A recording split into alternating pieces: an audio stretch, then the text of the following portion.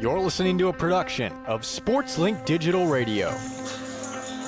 On a spectacular Saturday in Muncie, Indiana, the Ball State faithful have made their way to Schumann Stadium for the 98th annual homecoming game. It's the Ball State Cardinals hosting the Akron Zips for the first time in nearly a decade. Well, my name is Maxwell Gillie, thrilled to be joined by Roen Elbert. You'll get to hear from LJ Shrieve on the sidelines, as well as AJ Swiatek taking the way for play-by-play in just a few moments. But Roen, it is a great day for homecoming, 80 degrees outside. I can't think of a better way to have homecoming. It really is the perfect day to have homecoming, just not only with the weather, but the fans as well. Really all week you could feel it on campus. Everyone's ready, not just for homecoming, but for this game. I couldn't look forward to it even more. It's going to be a fun one for sure. Let's take a look at Ball State. They are 2-4 this year, 1-1 in the Mid-American Conference. Their only wins, well, they're at home against New Hampshire and Ohio. But before we talk about the season, we have to talk about last week at Western Michigan.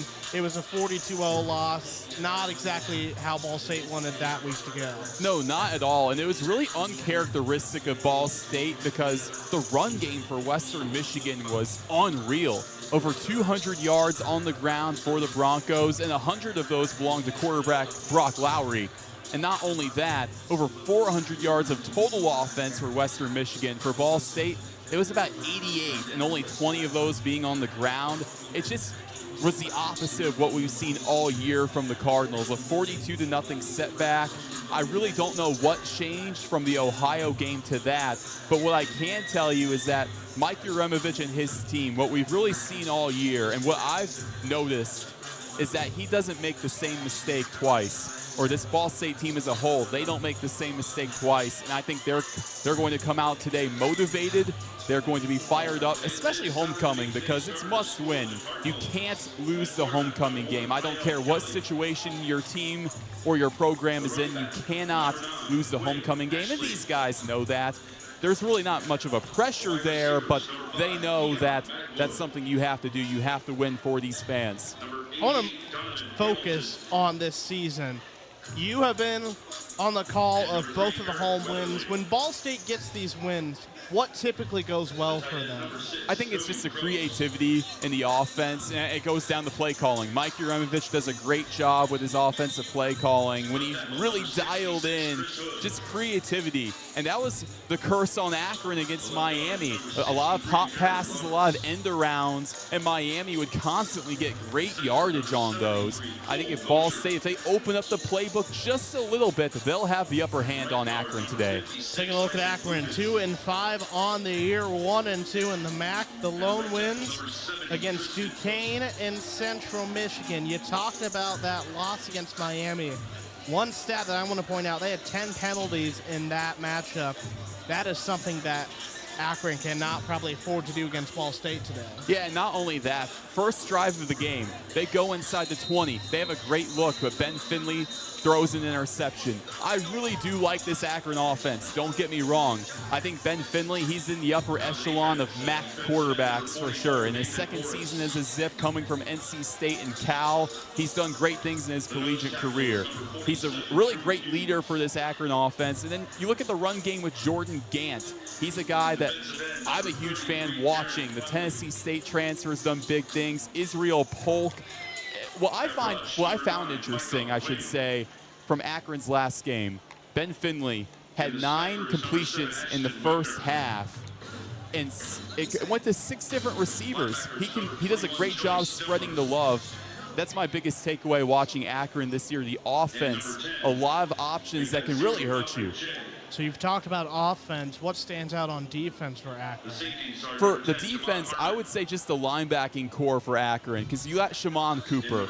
He's a really great will. He's been in the collegiate game for a long time. His freshman year at Illinois was in 2019. But a guy that gets slept on so much is their middle linebacker. I'm talking about Gage Summers. He was a preseason All-MAC for a reason.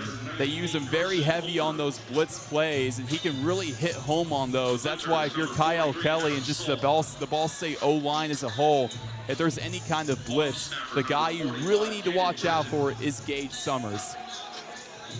So let's transition and focus a little bit about this series.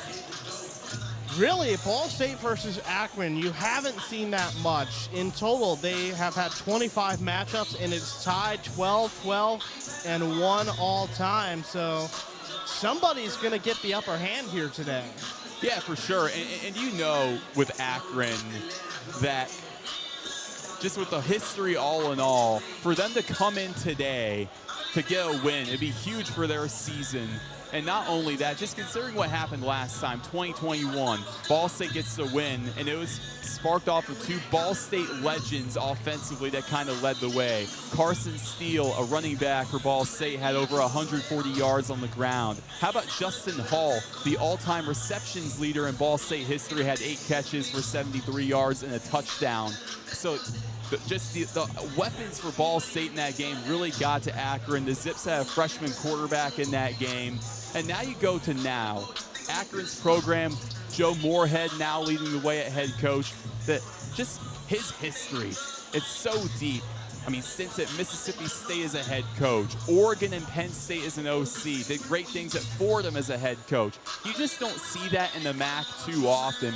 But ever since he's gotten here, it just really hasn't worked out. Only 10 wins as head coach of the Zips. What better way to turn it around than going into Ball State on their homecoming day and getting a big win? Because really, this is one of the toughest environments in the MAC you'll play in when the fans show out, especially for homecoming. That's the best crowd you're really going to get all of the regular season if you're the Ball State Cardinals. You can't beat homecoming, and that goes for a lot of programs, yes, but especially Ball State. I don't know how many other MAC teams do homecoming better than the Cardinals. These fans have been active all week. It's going to be tough for Akron, but man, it could be I'll even say it now, it could be a season-defining win for the Zips if they can come into Muncie today and get a big win over the Cardinals. That would be interesting for sure. And focusing on this homecoming aspect, I mean, as we were driving up here, it just feels different. You see a lot more people. There's a lot more school pride. That's going to definitely be something that this Ball State football team's probably going to notice. You know what? I was a little frustrated with the traffic. I'll tell you that, Max. But I'll take it if it means we have as many people coming to this stadium as possible. Ball State, yeah, you got to feed off the crowd. Some people, they'll play it cool and be like, yeah, there's not much of a home field advantage. Some people will say that. I highly disagree. It is a lot easier to play on your home field, especially on a week like this for the Cardinals. And you look at home field advantage, I mean, their lone wins this season have come at home in close matchups against New Hampshire as well as Ohio. I want to focus real quick on the last time Akron was here in Muncie. Got to go back to nearly a decade ago in 2016. They got the win there. And one thing that I want to focus on is the fact that Ball State and Akron, they really don't know each other. It's been 4 years. Does that make it a little more difficult to prepare, considering that most players on this Ball State team, probably outside of Keon Magwood, really haven't ever interacted with Akron? Yeah, you're absolutely right. I was just going to say that. I think Keon Magwood was the only Cardinal around the last time they played the Zips. I think in some ways, because if you think about it too, from a coaching standpoint, Joe Moorhead and Mike Uremovich, they both weren't with their respective programs in 2021. Moorhead, he was still with Oregon as their OC. Uremovich, he was just getting his career started at Butler around that time. So they really weren't in the picture yet. So I think no matter what, no matter the time, it's always going to be difficult. But at the end of the day, you still have all the best resources, all the best film. I think it really is no different. It's a little different than preparing for a non-conference opponent, but at the same time, when I've talked to Coach Uremovich in the past, he's told me that really my prep alone, it's no different from a non-conference opponent and a MAC opponent. It really is no different. It's going to be a fun one here for sure. This broadcast is produced by the students of Ball State Sports Link and presented by Victory Honda of Muncie. For your next new or pre-owned vehicle, drop by the showroom at the corner of McGalliard and Morrison Roads in Muncie or visit victorymuncie.com. We'll take a quick timeout. When we come back, we'll break down players to watch and coaches here on the SL Digital pregame show presented by Victory Honda of Muncie. You're listening to Ball State Football, streaming live with SportsLink Digital. Now back to the stadium.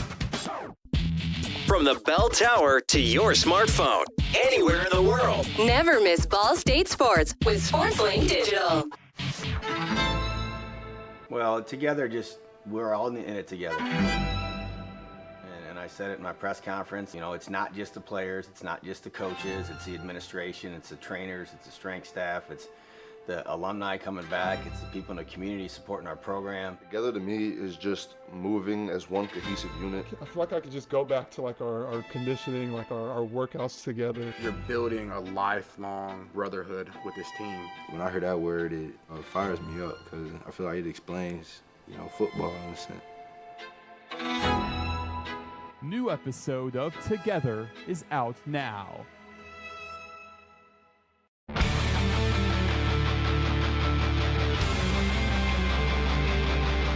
You're listening to Ball State Sports Live with SL Digital. This is Hadassah Harris with CBS's WLFI 18, a proud SportsLink alum. Chirp, chirp. Great to hear from Hadassah and so many of our other wonderful alumni have come back here for homecoming. That's one of the fun parts of homecoming is you never know who's going to get to come back, and that definitely makes it very exciting for sure. Well, you've already mentioned Joe Moorhead. Let's take a look at both of these coaches. Starting first overall with Joe Moorhead. He has only 10 wins here in Akron in 4 seasons, but he's 62-58 overall. You mentioned spent time at Mississippi State as the head coach and Fordham. And you look at the experience, Oregon, Penn State, UConn, Georgetown, Pitt. That is so very impressive to have that much experience. Oh, for sure, because with Joe Moorhead, and think about the players he's coached as well. Like at Penn State, as an OC, I'm sure he played a big role into the success of a young Saquon Barkley. So you think of things like that, it's really impressive, all the stops he's been, and just the amount of wisdom that he provides to this Akron team, a MAC team that they're looking to take that next step up. That's kind of what it's been the last few years. The last time they even had a season overall above 500, you have to go back to 2017. They're looking for that next step up, and Joe Moorhead, even though it hasn't been the best of go-arounds the last few years, he seems to be the right guy to lead them in the right direction. Meanwhile, let's take a look at Mike Uramovich. A little bit of a different story. Year 1 at Ball State, but he recently was head coach at Butler, coached at St. Francis, Temple, NIU, NC State. So unlike Joe Moorhead, Mike Uramovich really doesn't have as much head coaching experience. And with Coach Uramovich, people always talk about the Coach U culture. And it's real. It is a real thing. Just talking to players, just being around. What I've seen, everyone's very loose, very comfortable. And I think that's due in large part to Coach Uramovich and the environment he's created. He's really been a coach that's approachable for these players. And not only that, as an offensive play caller on the field, he's done some great stuff this year. I've been impressed with a lot of the play calling, especially in the Ohio game a couple of weeks back, and what might be, no matter what happens the rest of the season, that may go down as the biggest win of the year for Ball State, really the last couple of years, to be the team that was the reigning MAC champions. I even said it that day. The play calling in the second half was flawless. Coach Uramovich, he's still in the making, and he still has a lot of potential and a lot of room to grow, but he is an offensive genius in the making. And you remember the reason why Coach Uramovich was brought in. It was to turn around programs. He turned around Butler. He looks to turn around Ball State. And that win over Ohio definitely shows what can happen in the future. We've talked about coaches. Let's talk about some players. Want to start first with this quarterback matchup. It's going to be a really interesting one, starting out with Kyle Kelly. And boy, oh boy, has he had an interesting career, and it has finally been his moment this year. He has thrown for over 700 yards, has 4 touchdowns, he's rushed for 2 touchdowns. Kyle Kelly was waiting for his moment, and it finally arrived this year. And he's made the most of it. He doesn't have to do too much. I have to put that in there. He doesn't have to do too much with the arm. You would like that, and he's done it in the past in previous matchups, and they're trusting him more with his arms. I mean, the last 3 games, he has over 20 passing attempts, which he really hadn't had for his entire collegiate career up until that point. But use him on the ground as much as you can. The QB draws, I know at times it can be a little bit redundant, but go to those QB draws. When you have a guy with his legs and just his overall speed and athleticism, you have to use him. There aren't many quarterbacks in FBS like Kyle Kelly. He's very unique, very fun to watch too. That's great for us fans, just watching him from afar. But Kyle Kelly does a lot right for this Ball State team. Want to focus on Akron's Ben Finley. He's thrown for over 1,100 yards, has 8 touchdowns on the year, and the 6th-year senior has had quite the collegiate journey. Ben Finley, man, where hasn't he been? That's what it seems like. This is his 3rd school, final year of eligibility. Started off at NC State. I mean, his brother Ryan Finley, NC State legend, had a cup of coffee with the Cincinnati Bengals, filled in for Joe Burrow in 2020. So, like, you know the name Ryan Finley, especially if you're an ACC football fan. Ben Finley, he's there for a couple of seasons. Doesn't quite work out there. Goes to Cal in 2023. Starts a couple of games. The past 2 seasons at Akron, it's been up and down, especially this season where he's shown flashes of greatness. The turnovers haven't been a huge problem, but at the same time, at the worst times, it really has come back to bite Akron, especially in the red zone. But Finley overall, like I said earlier in the pregame, he's in that upper echelon of MAC quarterbacks, a good leader, and really one of the things that people sleep on, you could say, with Ben Finley is the mobility. He can really hurt you outside of the pocket. People don't talk about it as much. He's not a pocket statue whatsoever. He can really use his legs to make plays outside of the pocket. Watch out for that. Well, for the Mid-American Conference this season, all eyes were on Parker Navarro, but this is going to be a really fun quarterback matchup for sure. Let's turn our attention from the quarterback to just some players to watch both offensively and defensively. Let's start with home team in Ball State University. Who are some key players? Offensively, Eric Weatherly.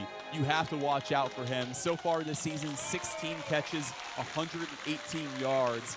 29 straight games in his collegiate career going back to his time at Bucknell with a catch. He's really been the most reliable receiver for this Ball State group as a slot guy. Weatherly's been so great, especially after the catch. What I would do as a play caller, just get him on a check down, have him on a comeback, and let him do the rest. Eric Weatherly has such great speed. You have to use him that way. Meanwhile, let's take a look now defensively. You talked about offensive. I mean, I think it's probably easy to bring up Nathan Voorhis. Oh, for sure. Nathan Voorhis leading the nation in sacks right now at 8. 9.5 tackles for loss. How can you not talk about Nathan Voorhis? A couple of weeks ago against Ohio, put on a show with 3 sacks. Really going into this season, coming from Bryant, we knew what Nathan Voorhis was going to do. We knew he would be an all-MAC caliber player. That's why he was preseason all-MAC. But Max, I don't think we knew it would be to the extent that it is right now, where Nathan Voorhis, I think we can legitimately talk about him being one of the best players in the entire Mid-American Conference. I mean, it's always impressive when you can be one of the top defensive players in the country. Let's turn our attention real quick now to Akron, who's some offensive players to watch. So for Akron, Jordan Gant, their running back, the redshirt junior, who's been so great for this team. Here's the big stat for me, 5.5 yards per carry. He's been so good for the Zips. They've used Sean Patrick as a number 2 running back quite often, but Jordan Gant has been very solid for the Zips. Meanwhile, let's turn our attention on the other end of the field defensively. So on the defensive side, there are a lot of options for this Akron team, but Julian LaVenture, a redshirt junior, an interior D lineman's been so good for them up front. Here's an interesting stat. This is his first Division I season. He was at Penn West, California the last 3 seasons.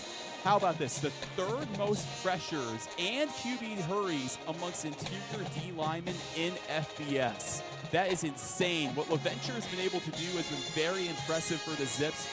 Already a team captain in just year 1 with this team as well. LaVenture makes such a big impact on and off the field.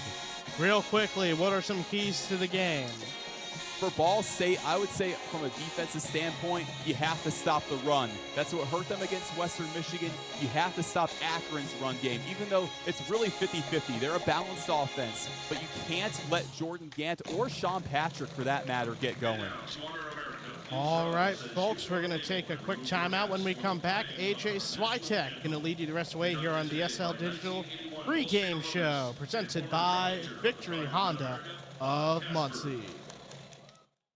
Victory Honda of Muncie. We're not just another car dealership, and here's why. We stand behind every car we sell and are dedicated to helping our customers save time and money. All our pre-owned cars undergo a rigorous 182-point inspection and come with a 90-day warranty to ensure that you're getting a Victory quality vehicle. Plus, you'll get 2 years of complimentary oil changes and tire rotations. We're part of a top 15 dealership group and have an enormous selection of vehicles with access to inventory at over 45 locations. You always get more for your trade and the best possible rates with us. We have an excellent relationship with hundreds of lenders. Our exclusive car dock maintenance and membership program will help you save hundreds of dollars in the process of maintaining your vehicle. Lastly, our state-of-the-art body shop and certified technicians perform high-quality repairs and paintwork on most vehicle makes and models. Victory Honda of Muncie. We're not just another car dealership. Well, together, we're all in it together. And I said it in my press conference, it's not just the players, it's not just the coaches, it's the administration, it's the trainers, it's the strength staff, it's the alumni coming back, it's the people in the community supporting our program. Together to me is just moving as one cohesive unit. I feel like I could just go back to like our conditioning, like our workouts together. You're building a lifelong brotherhood with this team. When I hear that word, it fires me up because I feel like it explains, football in a sense.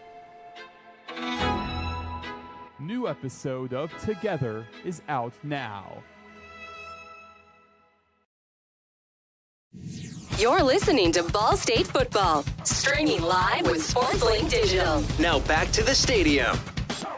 Victory Honda of Muncie. We're not just another car dealership, and here's why. We stand behind every car we sell and are dedicated to helping our customers save time and money. All our pre-owned cars undergo a rigorous 182-point inspection and come with a 90-day warranty to ensure that you're getting a Victory quality vehicle. Plus, you'll get 2 years of complimentary oil changes and tire rotations. We're part of a top 15 dealership group and have an enormous selection of vehicles with access to inventory at over 45 locations. You always get more for your trade and the best possible rates with us. We have an excellent relationship with hundreds of lenders. Our exclusive car dock maintenance and membership program will help you save hundreds of dollars in the process of maintaining your vehicle. Lastly, our state-of-the-art body shop and certified technicians perform high-quality repairs and paintwork on most vehicle makes and models. Victory Honda of Muncie. We're not just another car dealership.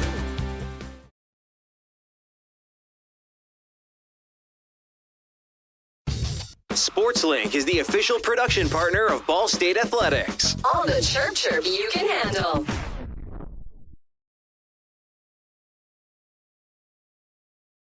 Undefeated at home this season and on a 3-game homecoming win streak, looking to make it 4 in a row. But the Zips stand in their way. The last time that the Zips played the Cardinals here on homecoming, they took them down. The Cardinals, in their history of being a football program, have yet to beat the Zips when it's homecoming. The Cardinals looking to make history today in 2025, and it should be a good one here in Muncie, Indiana. Gonna send it right up to AJ Swiatek and Roen Elbert for the call. Thanks, LJ. Great to hear from you, and happy homecoming, Cardinal Country. It is Ball State's 99th annual homecoming here in Muncie, Indiana. Looking to make it a 4th straight win in homecoming affairs. Also have an opportunity to get a 3rd consecutive home win for the first time since 2022. I'm AJ Swiatek, joined by Roen Elbert. Roen, great job on the pregame show. You guys touched on a lot of important things ahead of this matchup, but something that I'm interested in that I'd like to talk to you with is you guys talked the quarterback matchup a little bit, but how about the run game? This is a Ball State team that has given up a triple-digit carrier in all of their losses this season, and it's a defensive line that does a good job of getting to the quarterback, but what do you think the key is to win the trenches battle up front? For the Cardinals, you have to get Quay Ashley involved. If you look at the last 2 games, it's 18 attempts, 38 yards. Quay Ashley, a lot of that's not on him. A lot of it's because Ball State's trusting Kyle Kelly a lot more as a passer. So they might go a little more pass-heavy with their offense, or a lot more QB draws, stuff like that. But at the same time, Quay Ashley, you have a guy like him. He's a rare breed. A guy who's so elite on special teams as a returner. When you put him in the backfield, he can do such great things, because with a returner, what you see with a lot of the time is just a guy that just has pure speed. Quay Ashley has speed matched with strength. You just don't see that every day. You have to use him. And you look at Kyle Kelly in that passing game. They've revved up the attempts as the season's gone forward, but Ball State is still yet to have a 100-yard receiver here in 2025. It feels like if they want to find success through the air, they have to find that steady face, and so far it's been Keon Magwood. Keon Magwood, what can I say about what he's been able to do this season? 11 catches, 200 yards. Not only that, a passing touchdown, along with what might be the biggest touchdown of the season, the game-winning touchdown against Ohio. Keon Magwood, it seems like, at least from my standpoint, AJ, he's saving his best for last. His final season, he's been here since 2020. That was a great year for the Cardinals. Ball State won the MAC title that year. Keon Magwood, he's really seen it all as a Cardinal. I think he has saved his best for last. And Roen, there's really no such thing as a must-win game in October, but this feels as close to it as you can come. It's a 2-5 Akron team taking on a 2-4 Ball State team. The winner will have a couple of wins in the Mid-American Conference. The loser is going to have to try to scratch and claw their way to bowl season. Needs 6 wins to be bowl eligible, and you have a feeling this is the game that both teams has circled as one they've got to win. You really have to, especially for Ball State with the upcoming schedule. Next week, the final Bronze Stalk game against NIU. It's at NIU. Even though the Huskies, they've struggled this year, that's still going to be such a tough environment to play in. So you really have to get this win, knowing that next week is going to be a tough one. Same for Akron, going up against Buffalo next week on the road. Buffalo, this is a team where they've had some really good wins this year. And not only that, Buffalo, going back to their non-conference, they played pretty close to the Big Ten team in Minnesota. So Akron, this is so big for them, and for Ball State, really even bigger, because it's homecoming week and you can't lose homecoming. Fans continuing to pile into the shoe. It's a sea of red coming from the tailgate as Ball State runs out of the tunnel from right to left, led by the marching band. Roen, fans on their feet, they're excited. In my eyes, the biggest key to any Ball State football game this year, with all the new faces, with Coach Yaremovich trying to instill his era here and what that means to be a Cardinal under Coach U. This is a Ball State team that's not built to play from behind. You see the lopsided losses against teams like Purdue and Western Michigan, and I think those scores really got out of hand because this is a Ball State team that went down by multiple scores, has struggled this season. They are really built on the run game. Being big up front, it's important that this team strikes early. Oh, it really is important. But I do want to add about that is, yes, playing from behind, it's been difficult for these Cardinals, but they always fight. They always find a way to at least try and get back into a game. That's what I've noticed the most about this Ball State team. I know it's kind of a cliche. A lot of people will say it really about any team, and they're just kind of saying it. I'm not just saying this. Ball State, this team has a lot of grit, a lot of fight, a lot of moxie, I should say, too. Man, again, even if Ball State's behind by 2 touchdowns, this is a team you do not want to face down the stretch. Well, the Cardinals run the ball 62% of the time. That's far and away the most in the Mid-American Conference. For Akron, it's more of an even 50-50 split. This is a Ball State team that likes to control the time of possession. Their brand of football is trying to instill their will on you for 4 straight quarters, and they've done that in both of their home games this season. You saw it against New Hampshire in spite of a slow start. The group was able to possess the football and possess it well. And then against Ohio, it was a gritty comeback win where the defense really started firing on all cylinders. Complementary football, important for both sides. It really is. And going back to Akron, yes, it really is a 50-50 split. Very balanced football. And deferred. Ball State will receive. Have a good game, guys. But at the same time, going back to Akron, when it comes to their 50-50 split, a lot of their passes, they'll go to the short and intermediate passing game. And that could also bring that wear and tear, maybe not as much in the trenches, but also on your secondary. But Ball State, they really do dominate that time of possession with their run game. And I think we're going to see more of that today. Do I think Kyle Kelly might have over 20 passing attempts again? I think if we're going off of recent trends, yes. I think they're still going to utilize the passing game. A lot of it will be checkdowns. That's another way you can use Quay Ashley, going back to my previous point, in the receiving game, which we really haven't seen as much. Quay Ashley, he can get open in the flat quite often, so target him there. Really, Ball State, there's so many ways they can hurt you, but the run game is so important that you really have to get it started. You heard it from head referee Andrew Speciale. Ball State going to receive the opening kick as Akron won it and deferred to the second half. So it will be the Cardinals offense out there first. Ball State rocking their home look of red bottoms with red tops, white numerals, and white names on the back of the jerseys, topped by a white helmet with a red stripe down the middle and Charlie Cardinal on either side. For Akron, looking to play spoiler on the road at Ball State's homecoming game. They've got white all across the board, bottoms, tops, and helmets with Navy numerals and scripture on the black. Ball State starting with the football. We'll see how aggressive they want to get with Kyle Kelly. We'll be back after a quick break on Ball State SportsLink Digital Radio, presented by Victory Honda of Muncie. Well, together, we're all in it together. And I said it in my press conference, it's not just the players, it's not just the coaches, it's the administration, it's the trainers, it's the strength staff, it's the alumni coming back, it's the people in the community supporting our program. Together to me is just moving as one cohesive unit. I feel like I could just go back to like our conditioning, like our workouts together. You're building a lifelong brotherhood with this team. When I hear that word, it fires me up because I feel like it explains, football in a sense. New episode of Together is out now.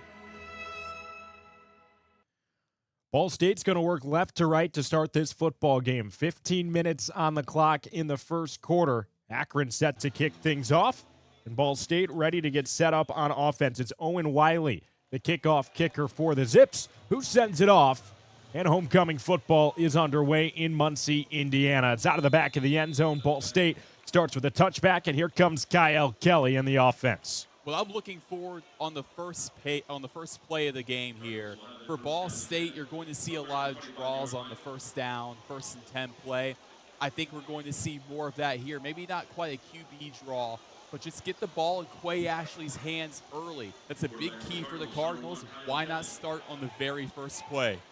Well, the Cardinals setting up just inside the outer hash. They're at their own 25-yard line. 2 men split out wide on the far side of the field, none on the near side. It's a jumbo set for Coach Hugh's group to open up the homecoming game. Kyle Kelly gives it right up the middle to Quay Ashley. There's not much to it. He breaks the initial shed of tacklers, but with a pickup of about 2. Elijah Reed finishes things off, and Ball State is set up in 2nd and long. That's the other great thing about Akron's secondary. You mentioned Elijah Reed, one of their top DBs coming in to make that stop, is that they can really crash in on plays like that where you want to stack the box. The secondary can crash in and make a big stop. Ruled 2nd and a long 7 for Ball State. Football directly between the hashes. Now there's 2 men on the far side, 1 on the near side, 3 out wide for Kyle Kelly. He gets the ball in the shotgun and looks to throw. Goes to the far side of the field. His pass is broken up immediately. It's Malcolm DeWalt, the 4th in on the deflection. And it's 3rd and 7 with 14:21 to go in the first quarter on Ball State's opening drive. That is the right idea for the Cardinals. A quick check down, especially when Akron's playing about 5 yards back with their coverage. Just get it out quick with the curl. Just couldn't quite hold on that time. So for Ball State, maybe time for some early creativity.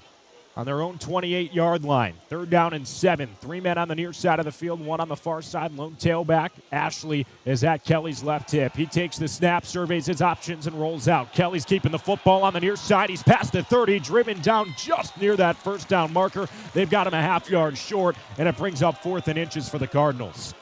That's why you can't let Kyle Kelly get outside the tackles. Even in this range right now, 4th and inches, why not go for it? You have one of the best run games in the MAC. If you're Akron, even though they bring a heavy blitz, there's no one on the outside because you know Kyle Kelly can get outside the tackles no matter what pressure you get. Looks like the Ball State coaching staff agrees with you. Ball State set up in the shotgun here, needing less than a yard. Kelly takes the snap and gives it straight to Ashley up the middle. He's hit by a wave of zips up front and doesn't have the line to gain.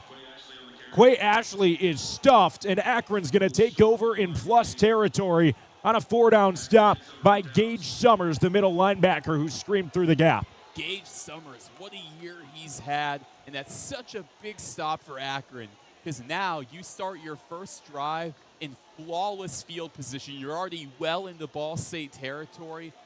Couldn't ask for a better start for Akron. Quay Ashley is a little shaken up. He's being attended to on the sideline after walking off under his own power. Here comes the Zips offense led by Ben Finley. Set up on the Ball State 34 with 13:38 to go in the first quarter. It's an opening down run to Jordan Gant, who takes the counter and is brought down at the line of scrimmage for a pickup of nothing. The Cardinals were all over that. Miles Walker, the slot receiver, he was in motion. He was kind of a decoy there to maybe serve as a quick pass, a quick dump off, a screen pass, but they read it. It was a run. The redshirt senior Ben Finley has a quick hitter on the outside. Israel Polk is open and puts on a nice move. He's able to get up to the first down. Caught the ball at about the Ball State 29. He's down at the 24, and that moves the sticks. Again, that Akron offense with the short intermediate passing game, they can really hurt you that way, especially after the catch with the former Pitt receiver Israel Polk. Gant at Finley's left hip. They're moving right to left. Pick up a quick first down, and now at the 24 near the red zone. Finley takes the snap, gives it right up the gut. Jordan Gant met by a wave of Cardinals after a pickup of 2 just on that outside hash, and it sets up 2nd down and 8.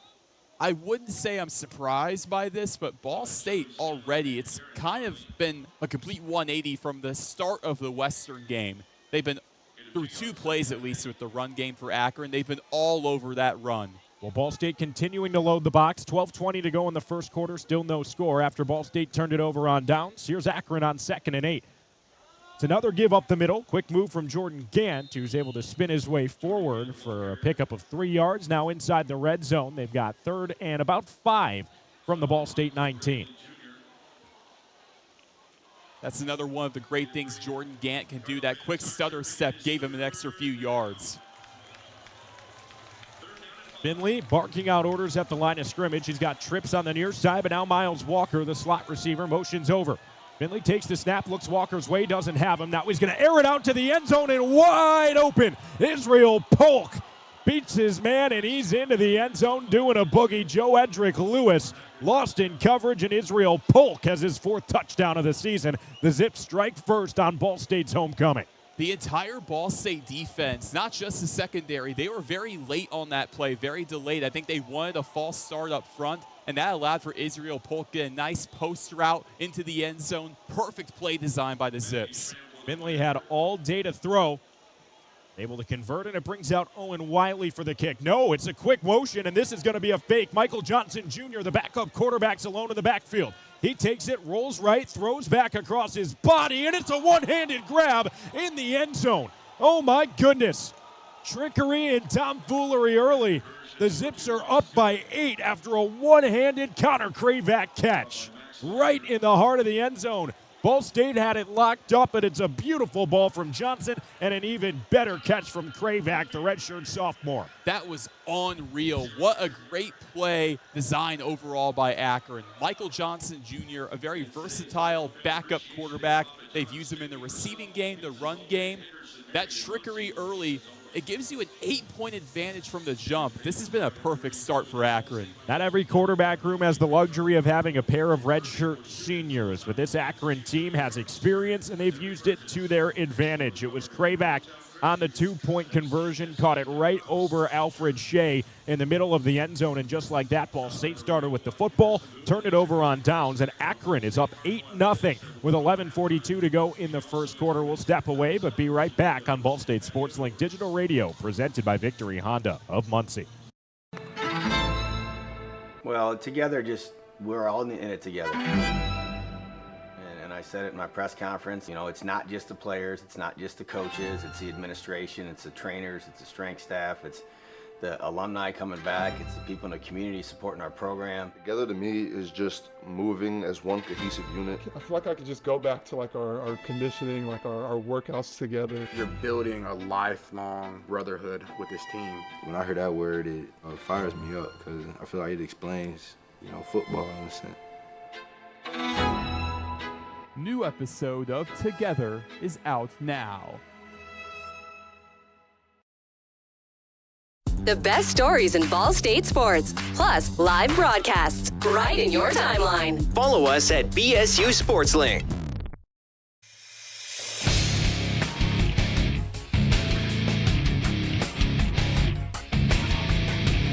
You're listening to Ball State Sports Live with SL Digital. This is Nick Yeoman from NASCAR's Performance Racing Network and IndyCar Radio, and a proud Sports Link alum from 2010. Go Cards!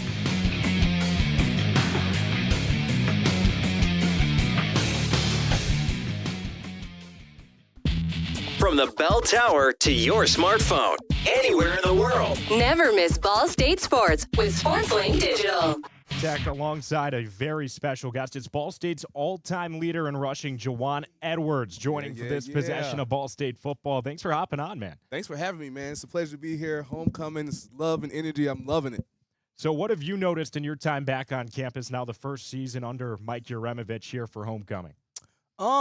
This is my first game really watching, paying close attention. I got to hear his pregame speech. I see the conviction that he's talked to the guys with, and I like that. I just hope they follow it and play a great game today. Well, Ball State trailing by 8. There's 11:42 to go in the first quarter. It's Owen Wiley to do the kickoff from right to left. Ball State's got a couple men deep, Weatherly and Ashley. First kick of the game went out of the back of the end zone. Now this one's off. Another good one into the end zone and bouncing through it, and Ball State will set up at the 25. I know you're a former running back yourself. What have you seen from Quay Ashley, not only early in this game, but this season? Very calm, cool, and collected, man. He's very chill. Like, I'm looking at him now. His demeanor is very just like, I got this, and he's just waiting on that big run to pop, man. And hopefully we can get that thing going today.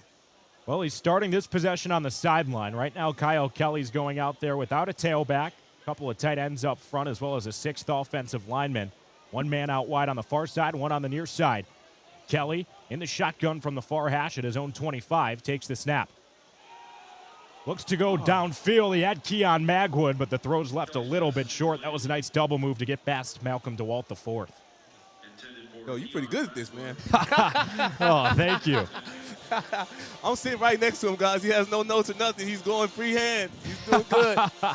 Oh, you're too kind. Well, there's 11:39 to go in the first quarter. Ball State looking to pick up their first down of the contest. And again, at least for the time being, there's no tailback alongside Kyle Kelly. Looks like they're trotting Quay Ashley out wide, and now it's a pop pass right at the line of scrimmage. Able to pick it up and pick up some yardage after contact on the near side, stumbling down out of the field of play and past the first down. There is Ball State moving the sticks on the popper. And I know you like to hear that fight song. Yeah.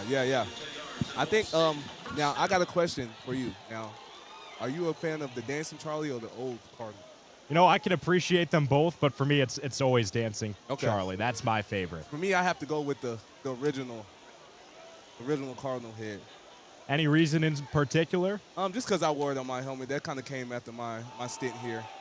First down from Ball State's own 35. It's a give right up the middle, and Quay Ashley stumbles forward on the near hash for a pickup of 7. It sets up second and manageable, and this is when the Ball State offense really shines. Yeah. Good run by him. Keon Magwood checks back into the game.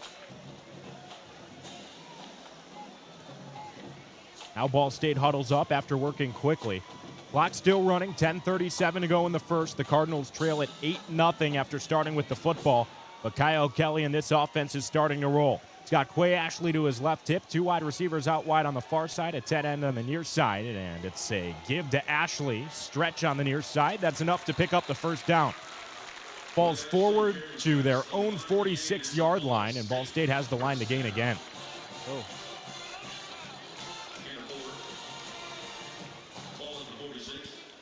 So I know as a former running back yourself, 1st and 10, you probably want to hear your number called here, right? Keep establishing that ground game.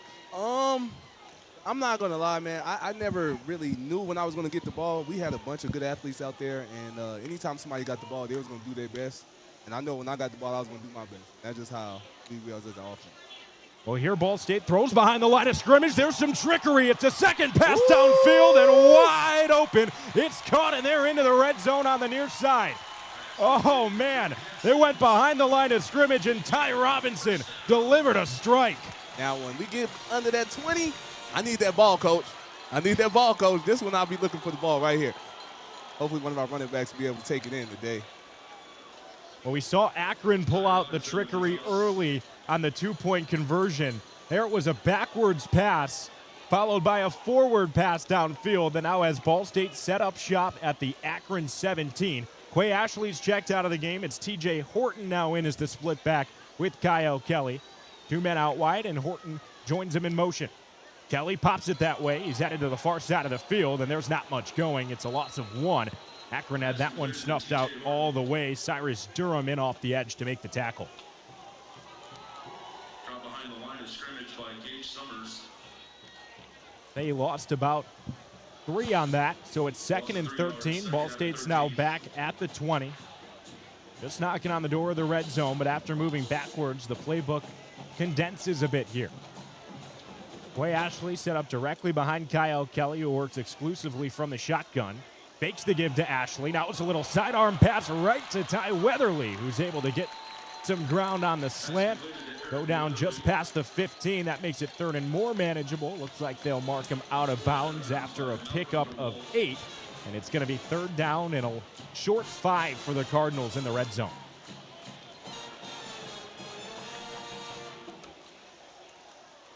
Clock continues to roll. 3rd down and 5. Eric Weatherly still out there. Agwood on the far side. They're going to let Kyle Kelly drop back to pass. It's a quick hitter to his tight end over the middle. Close to the line of gain. It looks like they'll give it to him, and Ball State has 1st and goal from inside the 10, call it the 7 of the Akron Zips. And now you've got to get the ball to the running back. We got to get in there. So much. Bro, I got to give you your flowers, bro. I love how you commentate this game, bro. Thank you, man. I really appreciate that. It's like, I don't see how you can do it. I thought somebody had some notes over here. You just go a cold turkey. Hey, you're killing it, too. It was Donovan Hamilton on the grab, by the way. Redshirt freshman from Fishers, Indiana. He's now set out wide. Kyle Kelly takes the ball in the shotgun. He wants to keep it himself up the middle. Slithers his way for a pickup of maybe a half yard, but Akron had that one read all the way through. Ronald Hull right up the middle. Didn't provide a lot of room for Kyle Kelly to work. Also Marcus Boswell. Quay Ashley coming right back onto the field. He's joined by Eric Weatherly. Out go Cam Anthony and Kobe Gross. So 2nd and goal at the Akron 7 for the Cardinals. 6:38 to go. Clock ticking here in the first quarter. Ball State's trailing 8-0 on their homecoming. But a promising drive looks to end in 6. Quay Ashley's set at Kyle Kelly's right hip. From the far hash, he's back to pass and rolling to the near side. There's a flag in the secondary. Kelly's just going to dirt that one. He had Ashley out of the backfield, but we'll see what the laundry on the field's all about. I think it was offsides. Defense. No, I think I'd probably trust your opinion on that. Offside, defense, number 10. Half distance to the goal, 2nd down. So after he had the big tackle earlier on the drive, Cyrus Durham caught offsides, and that makes that a little bit more of a testy decision from Kyle Kelly to dirt that one. He had the free play. Yeah. Ball State continues to switch up their personnel. 2nd and goal from just outside the 3. Long 3 yards for the Cardinals, 2nd and goal. Way Ashley in motion. Kyle Kelly keeps it himself right up the middle, and he's through the hole for a Ball State touchdown. Kyle Kelly, cooler than ice, and the Cards have 6 on the board. Yes, sir. We in there. Now, it's decision time for Coach U. It's early. Akron went for 2. It looks like they'll bring out the point after unit here to attempt to make it a 1-point game. Carson Homer, a perfect 7 for 7 on point afters this season. Now after Ball State's 8th touchdown. Looks to make it a 1-point game. 6:13 to go in the first quarter. Good snap, good hold. The kick is directly between the uprights. And Ball State's got 7. Akron leads it by 1 on the road. They'll get the ball when we're back. You're listening to Ball State Sports Link Digital Radio, presented by Victory Honda of Muncie. Well, together, we're all in it together. And I said it in my press conference, it's not just the players, it's not just the coaches, it's the administration, it's the trainers, it's the strength staff, it's the alumni coming back, it's the people in the community supporting our program. Together to me is just moving as one cohesive unit. I feel like I could just go back to like our conditioning, like our workouts together. You're building a lifelong brotherhood with this team. When I hear that word, it fires me up because I feel like it explains, football in a sense. New episode of Together is out now. Victory Honda of Muncie. We're not just another car dealership, and here's why. We stand behind every car we sell and are dedicated to helping our customers save time and money. All our pre-owned cars undergo a rigorous 182-point inspection and come with a 90-day warranty to ensure that you're getting a Victory quality vehicle. Plus, you'll get 2 years of complimentary oil changes and tire rotations. We're part of a top 15 dealership group and have an enormous selection of vehicles with access to inventory at over 45 locations. You always get more for your trade and the best possible rates with us. We have an excellent relationship with hundreds of lenders. Our exclusive Car Doc maintenance and membership program will help you save hundreds of dollars in the process of maintaining your vehicle. Lastly, our state-of-the-art body shop and certified technicians perform high-quality repairs and paintwork on most vehicle makes and models. Victory Honda of Muncie. We're not just another car dealership.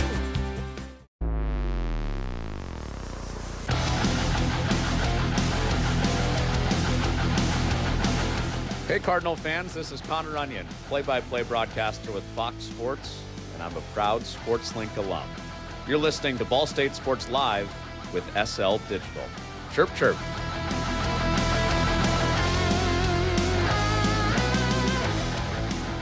After giving up the opening score, Ball State came back with a lengthy drive that ended in 7 points. I'm AJ Swiatek, now rejoined by Roen Elbert. Roen, thank you for giving up your headset for a Ball State great. Yeah, you know what? I want to apologize to the fans real quickly. I am not Juwan Edwards, but still, he was incredible. I'm glad you guys got to hear from him. What a great drive for the Cardinals. The creativity, that Ty Robinson pass. You just don't see that stuff every day. Coach Uremovich, like I said in the pregame, opening up the playbook, and it's paying dividends. An 8-7 ball game. 6:13 to go in the first quarter. Akron set to receive a kickoff that'll head left to right. Looking to add to their 1-point lead after they started in plus territory.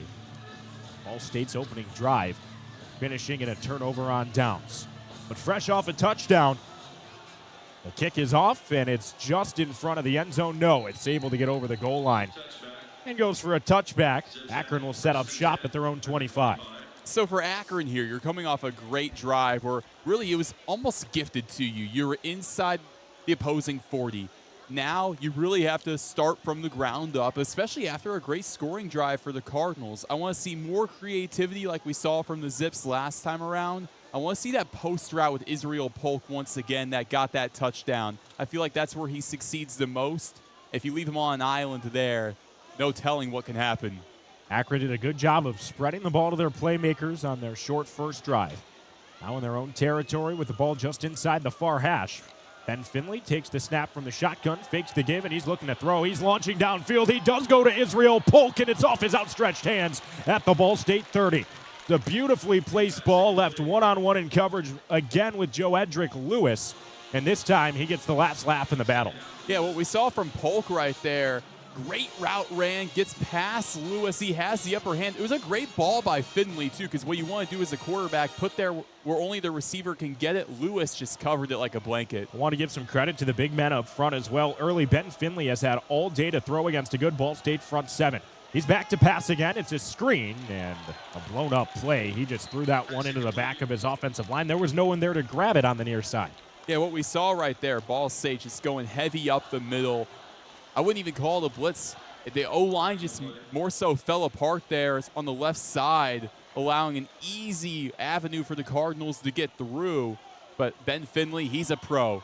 He's been there before. He's able to dump it away. Well, it makes it now 3rd down and 10. Downfield. Penalties declined. 3rd down. Here there was an ineligible man downfield as well, so that was just a completely broken play from the Zips. It's 3rd down and 10, still at their own 25, moving right to left. This is where it's Nathan Voris territory. These 3rd and longs where he just gets to pin his ears back and go to work. The nation's leader in sacks enters this one with 8. He's got 9.5 tackles for loss, and Ball State showing blitz. Finley's back to pass. Chased down by Joey Stemler. He gets rid of it just back to the line of scrimmage. Keon Mason caught it on his way out of bounds. Looks like they'll give him a pickup of 1.5 yards, and this brings out the Akron punting unit for the first time today. That was a great play design by the Cardinals. You have Joey Stemler. It looks like he's hanging back in coverage, but instead he goes full in heavy. It was a great play design by Ball State going with that.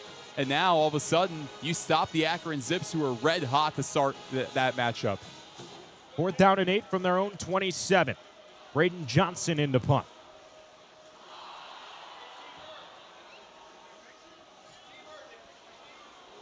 Clears the 40, now the 30. No fair catch called for. Also not much room to work. Ball State's return man dragged down just inside their own 40. We'll see where they spot the football. But with 5:16 to go in the first quarter, Ball State's going to have possession of the rock with a chance to take their first lead. They're trailing 8-7 here at home. Looks like it's a favorable spot for the Zips. They have them down all the way back at the Ball State 27.5. Kyle Kelly in the offense found some success with a trick play on their last drive. See if they can stay in rhythm. From the shotgun, he gives it right up the middle to Quay Ashley, who puts on a nice jump cut, but is brought down by the second wave of defenders, led by Bruno Dahl, to pick up a 4. What we saw there, Eric Weatherly goes in motion. And what that does is the safety that's guarding him, he has to switch sides. So all of a sudden, the left side, the weak side, is wide open for Quay Ashley to get an extra few yards. 4:51 to go in the first quarter. 2nd and 6 for the Cards on their own 32. Kelly's got Ashley to his left hip. No receivers on the far side. 2 on the near side. He's looking that way. Kelly uncorks it for Keon Magwood, and he's got it at his own 45. Spinning down all the way to midfield. Keon Magwood making his presence felt. The jump ball king gets another. He's ruled down at Ball State's 49. That's good for a first down. What more can Akron do there? They bring blitz. Kelly is hit, but Keon Magwood, that's a good ball. He's not wide open. They even have Bruno Dahl, the edge rusher, on him, and he's still able to make the play one-on-one with them. What a great play by not only Magwood, but Kelly as well. Just over 4 minutes to go in the first. Kyle Kelly gets the ball in the shotgun, fakes the give to Ashley, and he's feeling the heat. He shakes off the first sack, now another, but he's brought down. Cyrus Durham gets Kyle Kelly deep into the backfield. It's a first down sack that sets Ball State up behind the sticks. That play was busted from the beginning, AJ. Bruno Dahl comes in, their leading sack artist. He comes in, and Quay Ashley is on him, the running back. He immediately gets through him. That gives Cyrus Durham, the Arizona transfer, an easy way to get to Kelly. Here it is, a loss of 6. So Ball State's got 2nd and 16 now at their own 43. Quay Ashley gets a breather. TJ Horton, the redshirt sophomore from Lexington, Kentucky, into the backfield. Weatherly in motion across the formation. They fake the pop to him. Kyle Kelly keeps it up the middle, and he's got a minimal gain. Brought down right on the back end of Charlie Cardinal. About 4 yards shy of midfield, and that initial line of scrimmage, so it's going to be 3rd and very long for this Ball State offense. They're calling it 3rd and 13 from their own 46. The problem with that play for Akron is it's like pick your poison almost when you see Weatherly for a pop pass in transition, but then also knowing that Kelly might just taking himself on a draw. You can't really stop either, so Akron, they did what they had to do to stop Kelly in that range. Just over 2 minutes to go in the first quarter. 3rd and 13 for the Cardinals. Kelly takes the snap from the shotgun, but quickly the play is whistled dead. There was some movement up front. False start. Offense, number 70. 5-yard penalty, 3rd down. You got Tristan Cook there, a member of the 2025 preseason All-MAC team, redshirt freshman who missed the entirety of last season due to injury. And now it's 3rd and even longer for Ball State, 3rd and 18.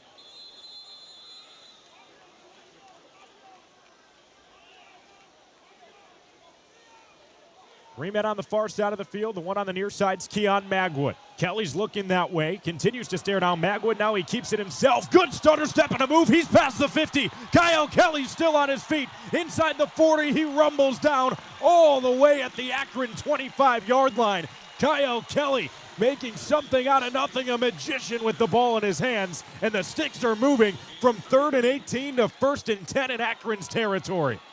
Akron's running a deep zone there, and what that does is, sure, it prevents the deep ball, but that gives Kyle Kelly room to run, and that's the last thing you want. It goes to show one of the most dynamic quarterbacks in the Mid-American Conference hurting you on the ground. Looked really good with the ball in his hands. Now with 1:45 to go in the first quarter, Akron up 8-7. Ball State has the ball at their 25, 1st and 10. Kelly takes the snap. It's a quick give to Quay Ashley up the middle, and he's swallowed up. Nothing going for Quay Ashley early. A number of zips in on that tackle for a pickup of a half yard. Ball carrier's forward progress was stopped. 2nd down. Ball came out after the play. Justin Anderson was in on the tackle. They had whistled it dead, and then he punched it out. He does already have a forced fumble this season. Yeah, Justin Anderson, last couple of games, he's stepped up. Roderick Hunter, usually that starting strong safety. He's missed the last 2 games now, including last week against Miami. And Justin Anderson, he's stepped up in big ways. Redshirt senior filling in for a redshirt freshman. Add some experience to the defense that's now set up for 2nd and 10 with their tails to the end zone. Ashley's in motion. Kelly fakes a pop pass to him. He wants to keep it himself up the middle. It's a fake pass, and he's still running. Kyle Kelly's inside the 15, inside the 10, and he's in to score. Kyle Kelly, a 2nd on the day, and the Cardinals have their first lead of homecoming in 2025 behind the man who wears number 1 and can run with the best of them. It's a 13-8 ball game after a 26-yard Kyle Kelly rushing touchdown. Faked a pass to the outside, got the edge to jump, and from there it was all Kelly's wheels that got into the end zone. Sends Carson Homer out for the point after. Ball State looking to go up 6 with exactly 45 seconds to go in the first quarter. Snaps good, holds down. The kick is up and through. Roen. Ball State's up 14-8, much of it due to Kyle Kelly in this offense. What more can I say, AJ? Kyle Kelly. I was talking about how he's one of the most dynamic quarterbacks in the Mid-American Conference. There's another reason right there. Just, again, the pump fake as he's just crossing the line of scrimmage. He made it look so convincing. That probably gave him an extra few yards on that, gave him that extra time. And if you don't have the angle on Kelly, then I'm sorry, sayonara, he's gone. Kelly's now got 2 rushes over 25 yards. 2 rushing touchdowns, 65 total on 7 tries today. It's still the first quarter. Kelly looking to make himself a homecoming hero. The Cardinals lead at 14-8 with 45 to go in the first quarter. We'll be back after this on Ball State Sports Link Digital Radio, presented by Victory Honda of Muncie. Victory Honda of Muncie. We're not just another car dealership, and here's why. We stand behind every car we sell and are dedicated to helping our customers save time and money. All our pre-owned cars undergo a rigorous 182-point inspection and come with a 90-day warranty to ensure that you're getting a Victory quality vehicle. Plus, you'll get 2 years of complimentary oil changes and tire rotations. We're part of a top 15 dealership group and have an enormous selection of vehicles with access to inventory at over 45 locations. You always get more for your trade and the best possible rates with us. We have an excellent relationship with hundreds of lenders. Our exclusive car dock maintenance and membership program will help you save hundreds of dollars in the process of maintaining your vehicle. Lastly, our state-of-the-art body shop and certified technicians perform high-quality repairs and paintwork on most vehicle makes and models. Victory Honda of Muncie. We're not just another car dealership. Well, together, we're all in it together. And I said it in my press conference, it's not just the players, it's not just the coaches, it's the administration, it's the trainers, it's the strength staff, it's the alumni coming back, it's the people in the community supporting our program. Together to me is just moving as one cohesive unit. I feel like I could just go back to like our conditioning, like our workouts together. You're building a lifelong brotherhood with this team. When I hear that word, it fires me up because I feel like it explains, football in a sense. New episode of Together is out now. Ranked number 1 in the nation by the Broadcast Education Association, this is Ball State Sports Link with SportsLink Digital Radio. Ball State's leading passer is a wide receiver. Their leading rusher is their starting quarterback. And get this, with 45 seconds to go in the first quarter, they've got a 14-8 lead. It was Kyle Kelly scampering in for a touchdown on their last drive. Ball State now set to kick left to right with Carson Homer. The offense has found its groove and then some. To say the least, the dynamic play calling, props to head coach Mike Yurimovich for that. Kyle Kelly's been insane. What a start for Ball State.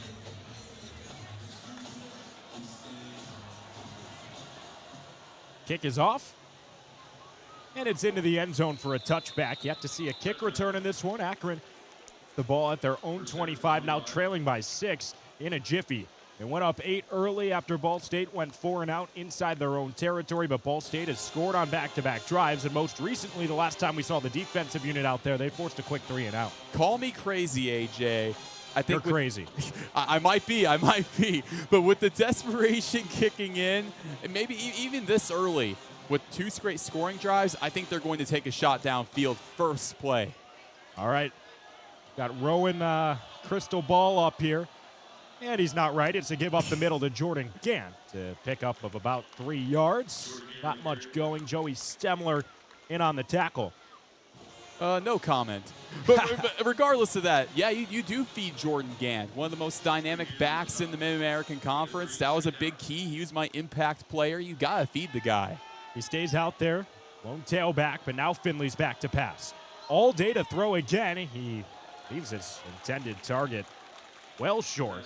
He had Cameron Montiero open at the Akron 45, but that pass fell about 5 feet short on the near hash, and it's 3rd and 7 after a rare misfire from Ben Finley. And Montiero, this is a receiver that he's listed as probably their 4th or 5th guy, but that doesn't really matter for Akron. They use really all 6 of their receivers. Props to them for the amount of ways they can spread the love. Interesting to see Montiero getting run early. He still doesn't have a catch yet this season. Now on 3rd and 7 with 17 to go in the first quarter. Finley's back to pass. He hits his dump off to Jordan Gant, and he trips himself up. The turf monster got him in front of the line to gain. Looked like he was going to roll on the far side of the field to get the first down. Instead, he's 2 yards shy.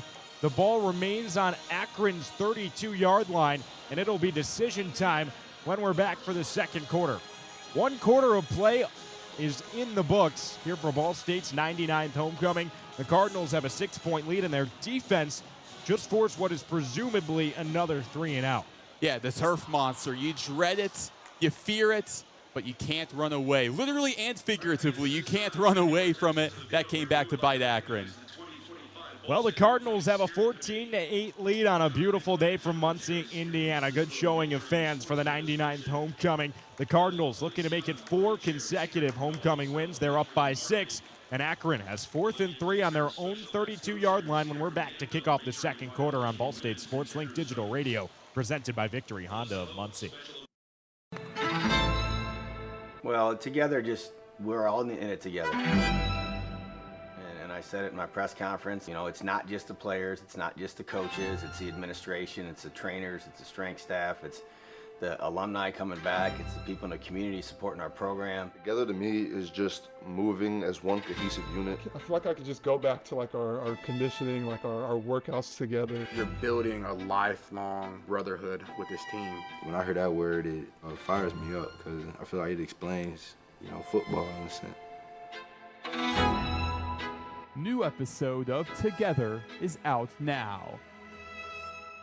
Victory Honda of Muncie. We're not just another car dealership, and here's why. We stand behind every car we sell and are dedicated to helping our customers save time and money. All our pre-owned cars undergo a rigorous 182-point inspection and come with a 90-day warranty to ensure that you're getting a Victory quality vehicle. Plus, you'll get 2 years of complimentary oil changes and tire rotations. We're part of a top 15 dealership group and have an enormous selection of vehicles with access to inventory at over 45 locations. You always get more for your trade and the best possible rates with us. We have an excellent relationship with hundreds of lenders. Our exclusive Car Doc maintenance and membership program will help you save hundreds of dollars in the process of maintaining your vehicle. Lastly, our state-of-the-art body shop and certified technicians perform high-quality repairs and paintwork on most vehicle makes and models.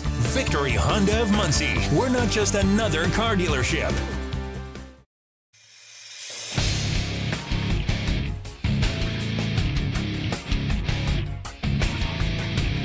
You're listening to Ball State Sports Live with SL Digital. This is Nick Yeoman from NASCAR's Performance Racing Network and IndyCar Radio, and a proud SportsLink alum from 2010.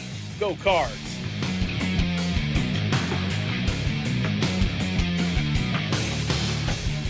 Ball State's on top 14-8. Akron possesses the football on their own 32 with a 4th and 3 coming up. Besides switch now, the Zip's going to move left to right. Ball State moving right to left offensively. And Roen, at least right now, Akron has not committed to bringing the punting unit on the field. It's desperation time in some ways. Now they do bring out the punting unit, but you don't want to give the ball back to the Cardinals because you know exactly what they can do with it. Really, the one drive that didn't go Ball State's way, it was that 4th and inches play that was halted by that great Akron D-line. They've got so many great pieces there. Honestly, Ball State's offense, other than that, they've really been flawless today. The punting unit does come onto the field. Joedric Lewis back deep for the Cardinals. Braden Johnson on the punt from the near hash. He gets the snap and sends it away. End over end. Lewis backpedals, now comes forward and falls on the football at around his own 35-yard line without a fair catch. That was a great play by Lewis to just get under that, knowing it was a little out in front of you. But now for Ball State on this next drive, what you have to do, just continue the creativity, continue to keep Akron on their toes. That's really what it does. Using your receivers in such dynamic ways, in such different ways, all in all. Use the run game to your advantage. Ball State has done it well, and you can even see it right now with T.J. Horton being lined out as a receiver. I mean, Ball State is doing it well. Horton, the lone receiver out wide on the near side. You got 2 on the far side and a lot of men up front. Horton motions across. Kelly fakes the give that way. He's brought down from behind. Kelly held onto the football for a tick too long. Didn't have anywhere to go with the football. Swallowed up in the backfield by Julian LaVenture, a captain on this Akron defense. LaVenture with his 3rd sack of the season. I mean, on that last play, Horton on the motion. He's open in the flat, but Kelly wanted to take a shot and ended up costing him because nobody could get open. It's a loss of 3 with Ball State up 14-8. They've now got 2nd and 13 on their own 32. Moving from the right side of the field to the left. Kelly sticks in the shotgun. He's got Horton to his right hip. They give to Horton up the middle. He stutter steps and is brought down after a pickup of about 5 yards. I wonder what the commitment is to T.J. Horton on this drive, and I like it for sure because T.J. Horton can do some great things on the ground, and he'll be used especially on in the future as a redshirt sophomore. I do like the move for Coach Uramovich, at least on this drive.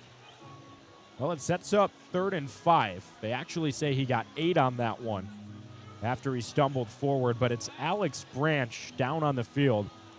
Redshirt senior from Twinsburg, Ohio, starting nickel cornerback for this Zips squad, as play stopped at 13:54 in the second quarter.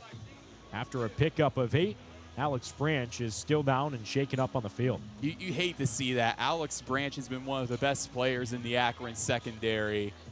The Kent State transfer, the former Golden Eagle, did some great things there. In his final year of eligibility, he decides to go to Akron, decides to play for Joe Moorhead. It's just a shame to see such a great player go down like that. It is. Both teams huddled on their own side as Branch is being attended to.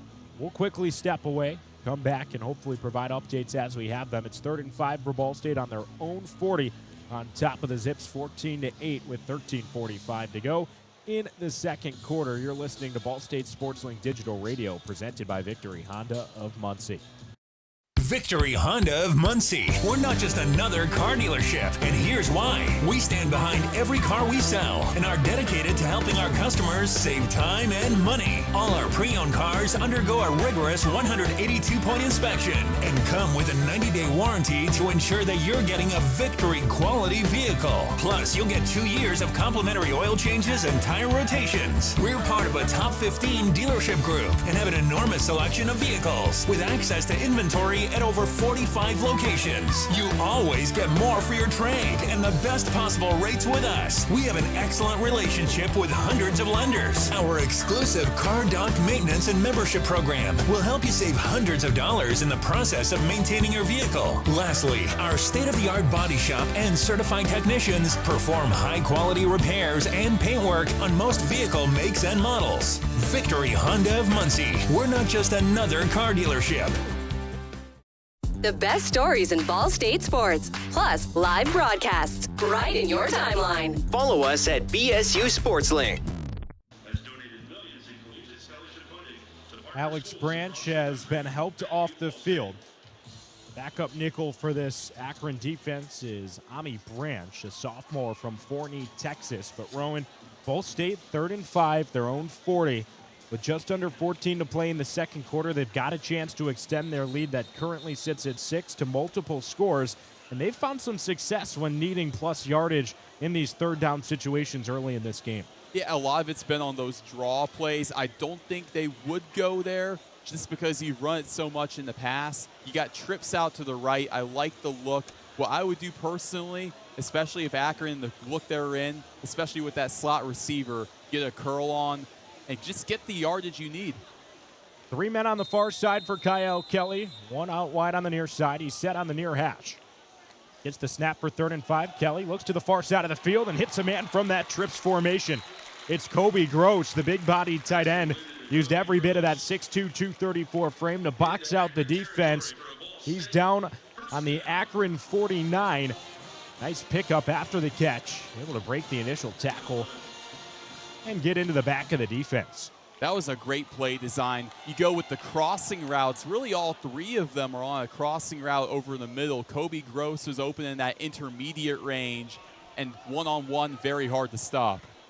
Fresh set of downs for the Cardinals on the Akron 49. Weatherly motions across. It's a give right up the middle to Horton, who sheds off an initial tackler and is able to fall forward for a favorable pickup of 7 on first down. The good early down run used from the Cardinals. Horton able to find some explosiveness into the hole. Finally rattled down by Julian LaVenture. Ball State quick on the football. They're turbo set. Kelly quickly takes it. He looks far side, doesn't like what he sees, now tries to escape the pocket, but can't. Bruno Dahl, with his 4th sack of the season, brings Kyle Kelly down hip high. Backs Ball State up now for a 3rd down and 7 on a sack that results in a loss of 4. It's almost like him and LaVenture are having a back and forth for that team sack lead. LaVenture took it earlier. Dahl takes it right back. That's a big loss for Ball State, but 3rd and 7, still very manageable for this Cardinal group. I wonder what they go with here. 12:15 to go in the second quarter. Ball State's on top 14-8. They've got 3rd and 7 at the Akron 47. Otherly again, the motion man, now winds up on the near side. Kelly takes the snap, and there's a free rusher. He's able to get away from one, but the ball's out. Kyle Kelly strip sack from behind, and the Zips fall on top of it. Shamad Cooper forces the fumble, and it's recovered by Marcus Boswell. It was a fumble recovered by the defense. First down. It sets Akron up on Ball State's side of the field. Kelly was moving backwards, nowhere to go with the football. After shaking off an initial tackler, he was drilled, lost the rock, and now Akron, for the second time in this game, will set up shop on Ball State's side of the field. How about the freshman Marcus Boswell? He came in with the initial pressure. Kelly's able to shed him, but then when Cooper comes in with that big hit, there's nothing you can do. 1st and 10 at the Ball State 39. Akron moves left to right. To give up the middle, now trying to bounce outside, but nowhere to go. Sean Patrick picks up 2, and it's 2nd down and 8.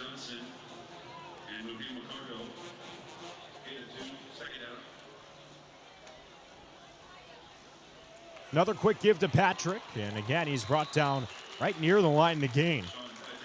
Drew Hughes and company fired up front. This Ball State run defense, after giving up all that damage on the ground, multiple 100-yard rushers, including Western Michigan's quarterback just a week ago, they have stifled a good Akron run game to this point. Especially the backup running back in Sean Patrick. They've used him as a punt returner up until really last week against Miami. So it's 3rd and 8 for Akron. 11 minutes to go in the second quarter. They trail by 6. Jordan Gant back into the game. He's in the backfield at Finley's left hip. He takes the snap, looks to Gant, throws his way, and it's a quick hitter, but brought down on the far side, well short of the line to gain. Jordan Gant is ripped to the ground by Alfred Shea. 3rd and 8 turns into 4th and 7. Nice open field tackle from Shea. He was one-on-one with the reigning MAC Offensive Player of the Week, an elusive back who just couldn't break through. And look at this, Akron's leaving the offense on the field. I like the call here because you get that turnover, you need points. Not long enough, it's too long for a field goal, I should say. I like the look. 4th and 7, we'll see if they're just trying to get Ball State to jump.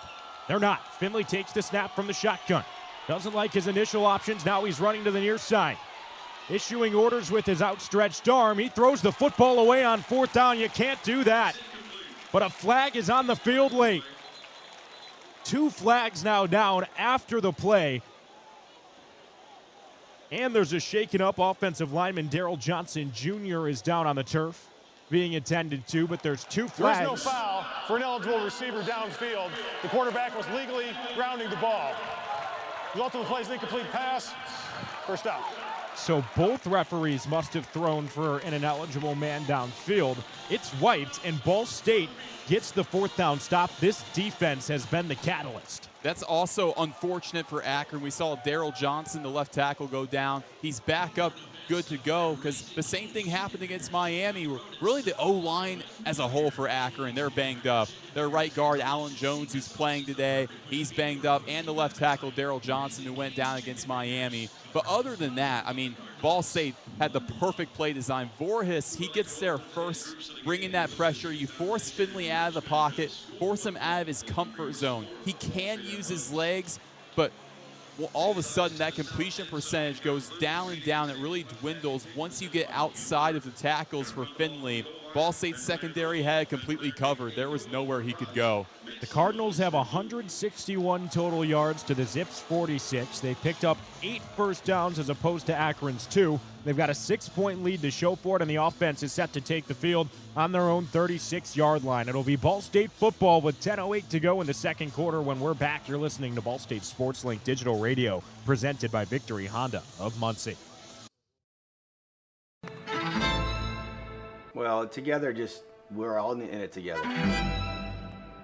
And I said it in my press conference, it's not just the players, it's not just the coaches, it's the administration, it's the trainers, it's the strength staff, it's the alumni coming back, it's the people in the community supporting our program. Together to me is just moving as one cohesive unit. I feel like I could just go back to like our conditioning, like our workouts together. You're building a lifelong brotherhood with this team. When I hear that word, it fires me up because I feel like it explains, football in a sense.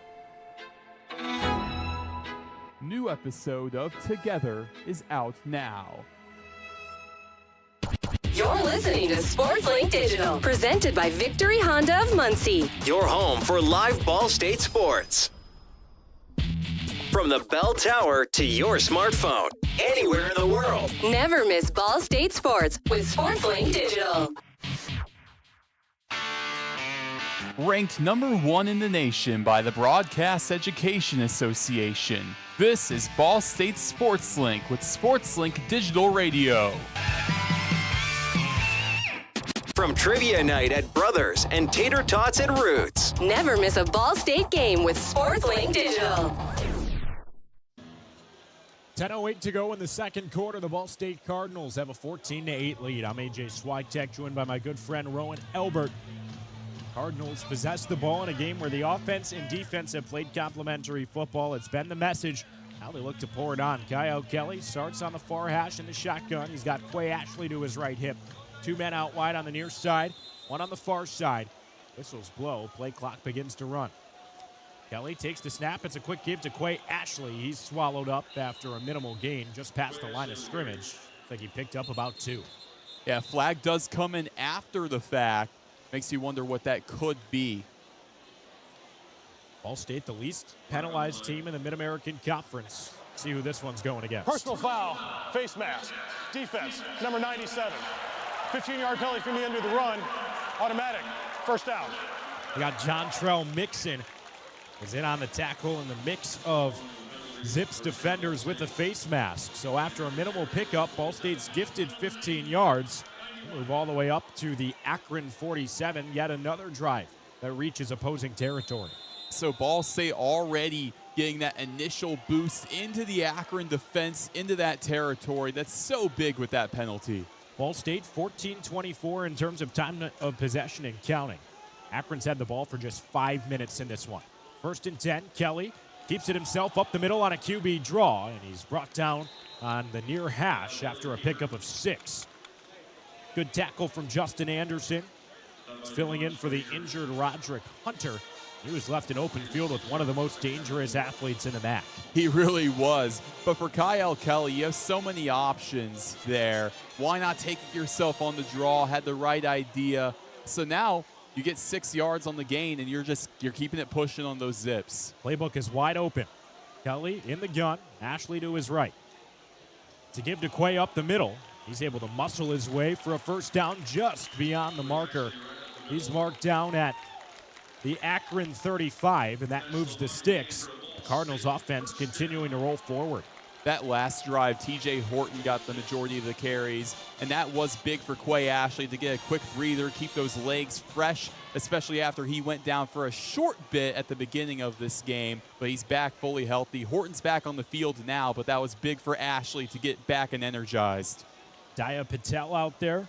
Redshirt junior has 1 catch on the season. It's an 11-yard touchdown for the Cardinals. This is 4th year with Ball State. First we've seen of him. Ball State in the spread. Kyle Kelly, QB keeper up the middle. Nowhere to go. He's brought down by a swarm of zips led by Bruno Dahl, the 6'7 redshirt sophomore from Germany. And it's a pickup of -2 yards for the Cardinals that pushes them back to the Akron 37.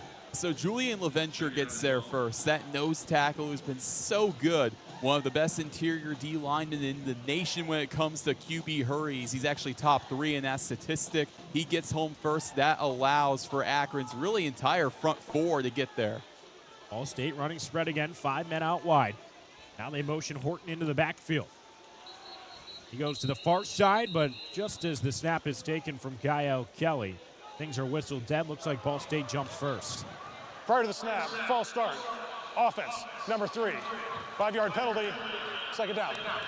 Second flag for Ball State in this one, now up to 10 penalty yards. Just 219 on the season, 28 total, both far and away the least in the Mid-American Conference. They've done a good job of not beating themselves to stay in these close games. I'll be honest with you, AJ. I think that was a blessing in disguise because Akron was right there with another heavy blitz on Kelly. It would have been hard to get away. Well, it does set up 2nd and 17 at the Akron 42, and it looked like this time maybe the Zips jumped early.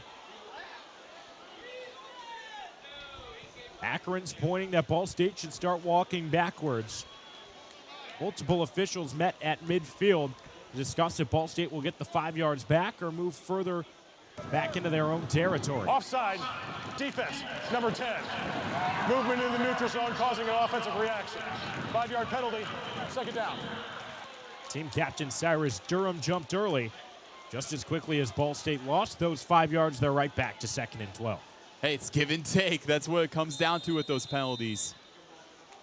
Way Ashley set up directly behind Kyle Kelly, who tries the hard count, but no one jumps. 17 on the play clock, 7:24 on the game clock in the second quarter. Kelly takes the snap. It's a quick hitter on the near side to Quay Ashley, who is brought out of bounds by Elijah Reed. Got just back to the initial line of scrimmage. Looks like it'll set up 3rd and a long 10. You know the Akron defense up front is going to close in. Those quick hitters, that's what you go to when you see that. Just get a quick out to Quay Ashley, a guy that can really work with after contact for one, but also just after catch. That's big for the Cardinals, even if it doesn't get the yardage you want. Sets Ball State's offense up with a 3rd and 11 on the Akron 36. Kelly takes the snap, surveys his options. He wants to go downfield and does, but it's out of the reach of Eric Weatherly, who was running a deep crosser. That was the right idea. Weatherly, it was a good ball, just a little bit behind him. DeMarco Johnson, the free safety, he was one of the only safeties really playing that far back. He starts cheating off to his left. He gets picked up by another safety, and it looked like the right idea, but now Ball State looks like they're going for a pretty long field goal. Carson Homer is yet to try a field goal longer than 50 yards this season. This one's from 53. His longest field goal is 23 yards. The redshirt junior from Avon, Indiana, looks to drill one. Snaps good, holds down. Homer's kick is up, and it's off the bottom crossbar. No good. Just didn't have the legs to get it from 53. That one was directly on line, but died out at the last moment. It gives Akron the football, still trailing by 6. I like the play call. I like the idea to have Carson Homer test the leg, which we really haven't seen him test that leg. 53, he hits it all the time in practice, but once you get into game action, it becomes that much harder. So Akron will have the ball at their own 36, trailing 14-8 with 6:41 to go in the second quarter. When we're back, I'm AJ Swiatek, joined by Roen Elbert. We'll hear from LJ Shrieve on the sideline shortly. Don't go anywhere. This is SportsLink Digital Radio, presented by Victory Honda of Muncie. Victory Honda of Muncie. We're not just another car dealership, and here's why. We stand behind every car we sell and are dedicated to helping our customers save time and money. All our pre-owned cars undergo a rigorous 182-point inspection and come with a 90-day warranty to ensure that you're getting a Victory quality vehicle. Plus, you'll get 2 years of complimentary oil changes and tire rotations. We're part of a top 15 dealership group and have an enormous selection of vehicles with access to inventory at over 45 locations. You always get more for your trade and the best possible rates with us. We have an excellent relationship with hundreds of lenders. Our exclusive Car Doc maintenance and membership program will help you save hundreds of dollars in the process of maintaining your vehicle. Lastly, our state-of-the-art body shop and certified technicians perform high-quality repairs and paint work on most vehicle makes and models. Victory Honda of Muncie. We're not just another car dealership. SportsLink is the official production partner of Ball State Athletics. All the chirp you can handle. Ball State had its first homecoming. It looked a little different. It contained a bonfire, pep session, dancing. There was no air jam or bed races, but one thing that has stayed the same, a football. Now in 2025, we are here at Schumann Stadium. With 6:41 left on the clock, I'm going to send it back up. The guys in the booth, rest of this half. Thanks, LJ. You know, I'm always in for a good bonfire, even if it was popular, 99 years ago? I don't think that one's ever going out of style. Okay, you can't beat a good bonfire, but again, you also can't beat a good bed race either. Lots of modern traditions as well. Happy Campus here for Ball State homecoming, looking to go home happier with the Cardinal victory. They're up 14-8. LJ mentioned it. 6:41 to play in the first half. Akron possesses the football, 1st and 10 on their own 36. Ben Finley's in the gun. Jordan Gantz at his hip. Finley's back to pass. There's a free rusher. He evades him, but not the second wave. Ben Marsh gets his first sack of the season. It's appeared in 4 games, hadn't recorded a stat leading into today, but there he's able to get Finley in the backfield for a loss of 5. The safety comes in full steam ahead on Finley. That gives Marsh that open running lane to get to him. What a big play for your first stat. Jalen Jones was the free rusher. Marsh finished things off. Now 2nd and 15 from the near hash. Finley back to pass. He uncorks deep, and it's off the target. Looked like he wanted Cameron Montiero downfield on the far side.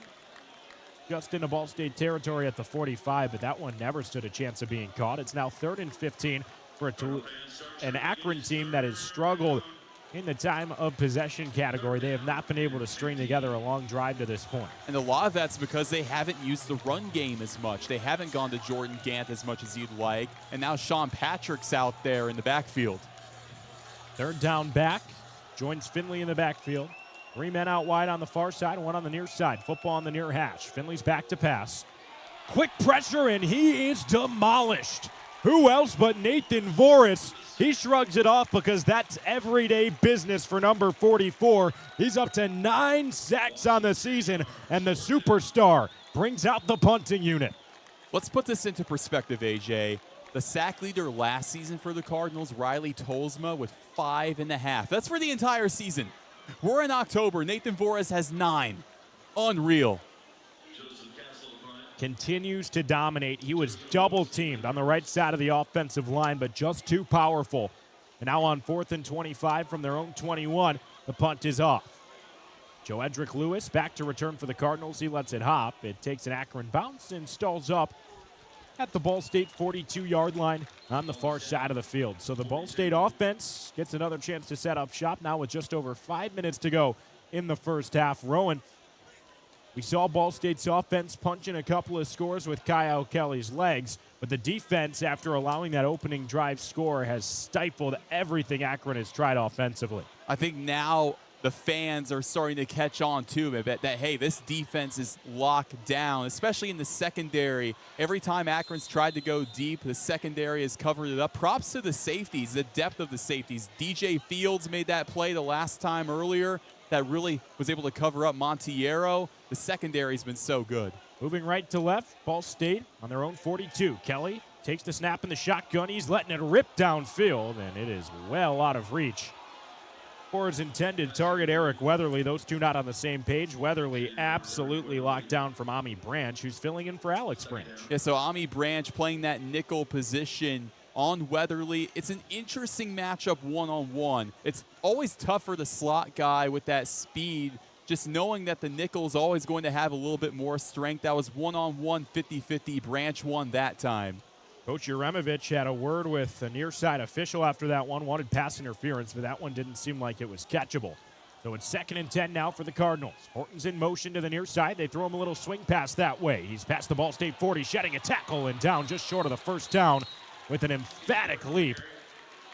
About 3 yards shy of the line to gain. It makes it 3rd and manageable on another quick hitter that's helping get Kyle Kelly into the rhythm of this game in terms of throwing the football. Yeah, way to get your running backs involved, even if it's not actually on the ground and through the air, letting them get that work after the catch. TJ Horton doing it that time. He has such a bright future, by the way, AJ. A redshirt sophomore who's already getting such great playing time, playing a little bit behind Quay Ashley, but so far today, it's been a committee between the two of them. Sets up 3rd and 3 for the Ball State offense. On their own 49, Kyle Kelly sees a loaded box, takes the snap, he's back to pass. Kelly lets it rip over the middle, and it's in and out of Keon Magwood's hands at the Akron 40. Decision time for the Cardinals. Seen them go for 4th downs already in this game, but on their own 49 with 3 to gain, here comes the punt unit led by Adam Saul. Adam Saul, great option as a punter, one of the best in the MAC, but at the same time, I've always said from 40 to 40, that range, that's go for it mode, especially when it's within 5 yards like that. You would have liked to see Ball State go for it, but I get the approach. You trust your defense. That they do. Saw Saul pin one within the 1 in Ball State's last home game. It led to a safety. Now on his own 49, a long of 67 this year. Saul boots it in the air. It's a good one. Wobbling inside the 10. Fair catch signaled for, but it's not made, and it's down by Ball State inside the 5. Jack Beebe on the special teams unit runs in and downs it at the 4. Adam Saul puts some backspin on that one. A little bit of English, Roen. I'm a punting nerd, a kicking nerd all through and through. Just seeing that, it really gets me pumped, seeing Adam Saul doing so much for his team. But they always say kickers are people too. How about punters making such a big difference in this matchup? You ever punted a football, Roen? I sure have. Any good? I was at one point. I'm not to toot my own horn, but I thought at one point I was pretty solid. All right, you heard it here first. Got a punter in the booth. I'll be open. I'm not good. So I've got the headset on. First and 10 for Akron on their own 4. 4:18 to go in the first half. It's a deep ball for Finley. He's going downfield, but launches it out of bounds. Intended target, Israel Polk. Had a little room to work on the far sideline, but again, Finley's off target, and he looks frustrated right now being greeted by his offensive line. He has not had it since that opening drive. Yeah, that was really the difference in the second half against Miami. In the first half, he had fair protection. Second half, it kind of crumbled, and that led to Miami scoring 20 points down the line in that second half. Starts with his feet in the end zone again in the shotgun. Finley takes the snap, fakes the give up the middle, and he's got a quick slant. Open receiver, it's caught. Keon Mason has it just at that first down line. It'll move the chains. Yeah, scrum after the play. Yeah, a little bit of extracurriculars after the fact, but Mason leading this team in catches. A redshirt freshman doing so much for the Zips. 10 catches in his last 2 games. Now he's involved here. First and 10 on their own 14. Left to right goes the Akron offense. Finley's back to pass again. Keeps it himself on the near side, runs through the B gap, and he's out of bounds past the line to gain. It's a pickup of 11. Finley opts to use his feet. Doesn't do it often, but there it works. It really is one of the most underrated aspects of Finley's game, using his legs to get the first that time, knowing that everybody's covered in the secondary. Another great job by the Ball State secondary. Finley, he sees an opening, you have to take it. So Akron's strung together a couple of first downs. Now with 3:19 to go in the first half, Finley takes the snap, throwing from the shotgun. It's a quick curl to Miles Walker at the Akron 29-yard line. Quick pickup of 4, sets up second down and 6. Clock continues to roll, now below 3 minutes. Good to see his name being called. Walker has been in this program for a long time. He's a redshirt senior, has been in here all 4 years. So on second and 6 with the ball on the far hash. This time it is a give up the middle. Jordan Gant gets through the initial line of defense, and he's spinning for a first down. All the way to the Akron 40. Gant picks up 11 and scampers to move the sticks. That's why you feed Gant. He was my impact player for a reason. After contact, he's able to shed 2 and stumble forward for that extra yardage after the first. That's big in a 2-minute drive situation. Clock's running, 2:25 to go in the second quarter. Akron's trailing 14-8, but they're driving on their own 48. Finley gets the snap in the shotgun, but he is brought down quickly. Darren Conley, his first full sack of the season, and he did it all himself up the middle. A big defensive tackle wrangles down Ben Finley. Ball State this season, or I should say more so in this game, after up front containing the run was tough against Western, you go into today not only with the pass rush but also containing the run. They've really shut it down for Akron. It's really been a complete 180 for this Ball State Cardinals team when it comes to stopping the run. The Zips call a 30-second timeout with 2:14 on the clock. Second and 17. Interesting use of a timeout. I'm honestly surprised when I heard the whistle. I thought maybe Ball State was using the timeout to try to sneak in an extra possession before half, especially with Akron getting the ball out of the break. Yeah, I don't get it, mainly because you have the 2-minute warning to your advantage, plus another 3 timeouts after the fact, but instead now you're limited to only 2. Especially now where you could have taken that last play to the 2-minute warning. I think the mindset here for Joe Moorhead and his group is going into that quick 2-minute halftime. You just want some kind of positive momentum. It's second and long. You want to make it third and manageable. This is a very big play for the Zips. Akron's 8 points came all the way back at the start of the first quarter. Now they're set up at second and 17 on their own 34, trailing by 6. Ball's on the far hash. Finley gets the snap from the shotgun. It's a three-step drop, and he's got plenty of time to hitch. Still trying to maneuver. He makes his way out of the pocket on the far side of the field. He's ripped out of bounds, and there's a flag. Jack Beebe brought him down out of play. Now both sides are chawing. On that Akron sideline, Zips quick to defend their quarterback. He had gone out for a loss of 1 after escaping the pocket. But if this should stand, they're going to get a free 15 and a first down. Jack Beebe did too much after the play, and now Coach Yaremovich is letting him hear it. Yeah, that just can't happen. Everybody knows that. After the fact, once you get past that white line out of bounds, you cannot touch them. I get there are times where you just have full momentum. You can't really stop yourself, but that really wasn't it that time. He was in there, that extra push, that just cannot happen. Still an extensive conversation. After the play, personal foul, late hit, defense, number 31. 15-yard penalty from the end of the run, automatic, first down. I think they got the number wrong there. Because they called it on Eccles that time. He wasn't out there on that play. So that was 100% on Jack Beebe. And Coach Yaremovich really preaching discipline. He immediately takes Beebe out of the game. Yeah, we've seen this time and time again. It's about that Coach Yaremovich culture. If you make a mistake like that, that's a wrong that in many ways can't be righted. That's really up to that Ball State defense when it comes to that. As you go into the 2-minute warning, that's the momentum Akron gets. Maybe that's why you didn't use that timeout. So great on Joe Moorhead there, or that's why you did use your timeout, I should say, earlier. But now for Ball State, you just can't let that last penalty hinder you. Because all of a sudden Akron, they're in a great position. You're at midfield. You have 2 timeouts after the 2-minute warning. You just cannot let them get into any kind of field goal range. I know Owen Wiley, he struggled this year as a kicker. He's 4 for 10 on the season. His long is 39. But you just can't let him get into field goal range because for Ball State now, Akron has the ball at halftime. If the Zips score with the PAT added in, presumably, it would be 15-14. This is such a big drive for Ball State. From a mental standpoint, you just can't let that last penalty define this drive. Here at Schumann Stadium on the far side of the field, there's a flag representing each of the teams in the MAC, and they are all whipping from right to left. Wind is picked up. It'll be in Akron's face on offense here. They'll have 1st and 10 out of the 2-minute timeout. The ball on the 49-yard line following the late hit called on Jack Beebe. Out of bounds, what would have been 3rd and long turns into a fresh set of downs for the Zips, who are starting to string together something on offense.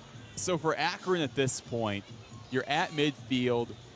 I wouldn't even say continue more so what you're doing because Ball State's had that plugged up for the most part. It was that gain of 15 that really changed everything.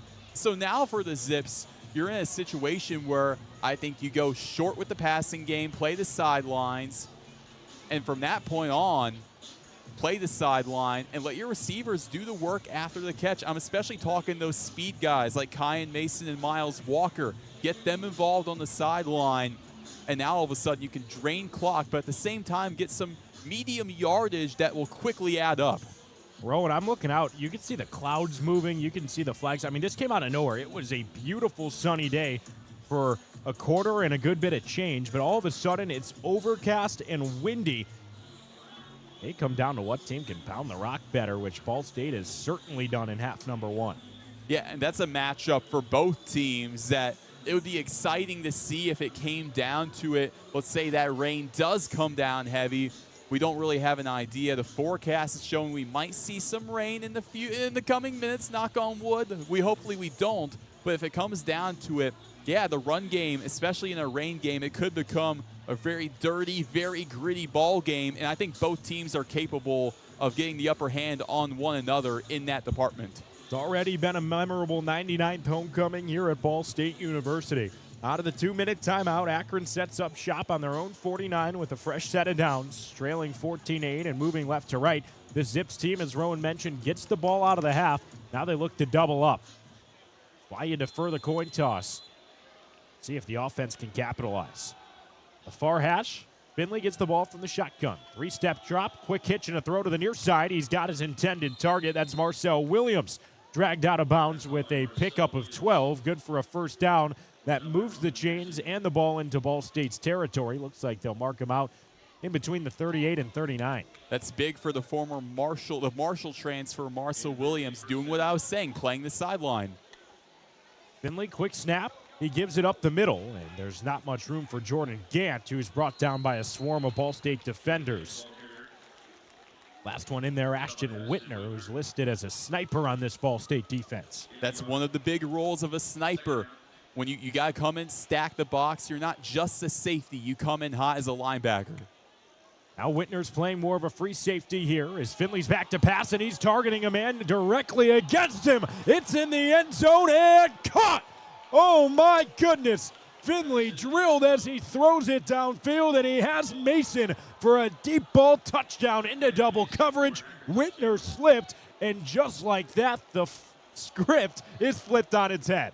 Ball State had the right idea there. It's double coverage. You have their top receiver doubled, but then he gets past the corner. Then it's one-on-one with Whitner. Whitner slips, and there's nothing Ball State can do. Here's the PAT unit. Game tied at 14, so this could give Akron the lead. 1:26 to go in the first half.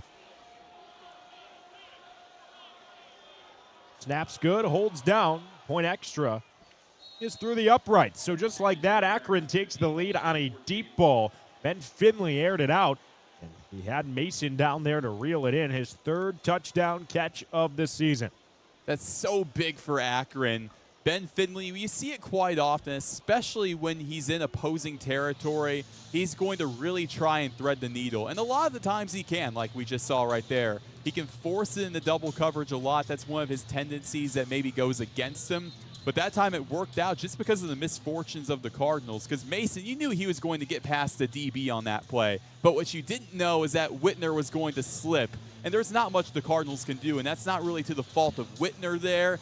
It's just something that happens, and Mason one-on-one, even no matter who it is for Ball State, he's going to be hard to stop. Well, I'm impressed by the wherewithal from the true freshman, not only to get open like that, but to hang onto the ball and get a foot in. That was in the back of the end zone, just under the uprights. Mason was able to corral it, and the Zips lead it by one. Ball State's offense will show how aggressive they want to get before the half as the kick's ready to get off from left to right. I'm glad you brought that up because I thought that pass didn't have enough mustard on it, but he was able to get under it at the last second. From the far hash, Owen Wiley sends it deep. This one's returnable. Takes a hop, and Weatherly's got it. Things are whistled dead after he grabbed it at the 20, went out of bounds at the 22. And there's a flag on the play. Those whistles came in early. Now a conversation going on Ball State's side of the field that'll affect where their offense sets up for the 2-minute drill. I guess it's an illegal formation just based on how quickly the whistles came. Kicking team, number 18, was not lined up within 5 yards of the ball. Be a 5-yard penalty, re-kick. Interesting, so it's a re-kick. Illegal formation on Akron. They'll have to kick from further back. That goes against DeMarco Johnson as well, a player that you don't expect to really make those mistakes, especially with how great he's been all season.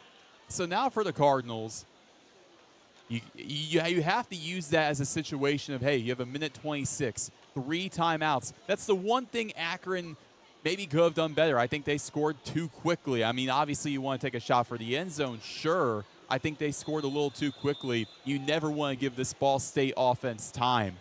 Well, we'll see if the Cardinals can capitalize and punish.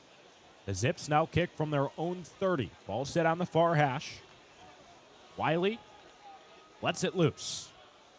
This one's got plenty of leg. TJ Horton fields it at the Ball State 12. Makes a move on the far hash. Now he's past the Ball State 25.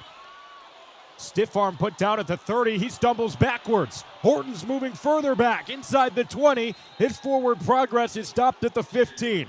There was a point in that return. He was at the 30, but the contact balance too good. He ended up moving backwards and then further back, and Ball State's going to be at their own 16 after a penalty that looked to have them in favorable positioning. When you see a swarm of Akron white coming to you, you're stumbling back. I feel like in some ways you kind of have to swallow your pride and just go down. But still, Ball State, you don't want to give them 3 timeouts in a minute 14. They can still make something out of this. So on their own 16-yard line, ball on the near hash. Kelly and Ashley in the backfield, Weatherly in motion. The gives to Ashley, who stumbles at the line and is brought down by a mass in the front. There was multiple zips in on that play. Cyrus Durham got the final tackle. Clock continues to run. Ball State huddles. Now under a minute to play in the first half. 2nd and 6. Kelly's back to pass. It's a QB keeper, but he's got a shoestring tackle in the backfield. Quick bring down from Gage Summers. And with 44 on the clock, whistles blow.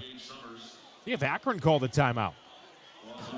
This is interesting because now the mindset shifts because you see what Ball State's doing now. They're trying to run this out almost at halftime. Joe Moorhead's like, no. Give us one last possession. Give us one last chance. You have the timeouts to do it. You have one more after that timeout. So now I wonder why Ball State's not getting too aggressive here. I think it comes down to the field position you're in. Had that been at the 25 or the 30 like previously anticipated, I think the Cardinals start taking shots down the field. But that isn't really the case here. Now I wonder, how does Coach Uremovich counter Moorhead's game plan? Because let's say Akron has one more timeout after this play. If Ball State, if they can't get the first down here, Akron's going to use it, and then the clock stops for a punt for Ball State. That's not what you want. I wonder what they draw up here. Akron up to 4 sacks now. Ball State has 3rd and 9 at their own 17, 46 seconds to go. Looking to move the sticks. One man out wide on the far side, 2 on the near side. Kelly claps his hands and takes the snap. Throws a screen pass to Weatherly, who stutter steps backwards and is brought down maybe a yard past the line of scrimmage, if that. Yeah, they'll give him about a half yard. Akron burns that final timeout. They are intent on getting the football with 38 seconds to play in the first half. It's their 3rd and final charge timeout of the half. So now you're in a position with 38 seconds left. Make it 41 now. But it'll probably go down to 38 with the punt, just in that general range. You're probably thinking 35-plus seconds. No timeouts. You do what you did last time. Other than that deep shot, you do what you did last time, and you play the sidelines, and you go to your top receivers. I'm talking Kyan Mason. I'm talking Marcel Williams. But how about a guy that we haven't really called his name all day today? Only the touchdown catch earlier, but since that touchdown, we haven't really seen much from Israel Polk.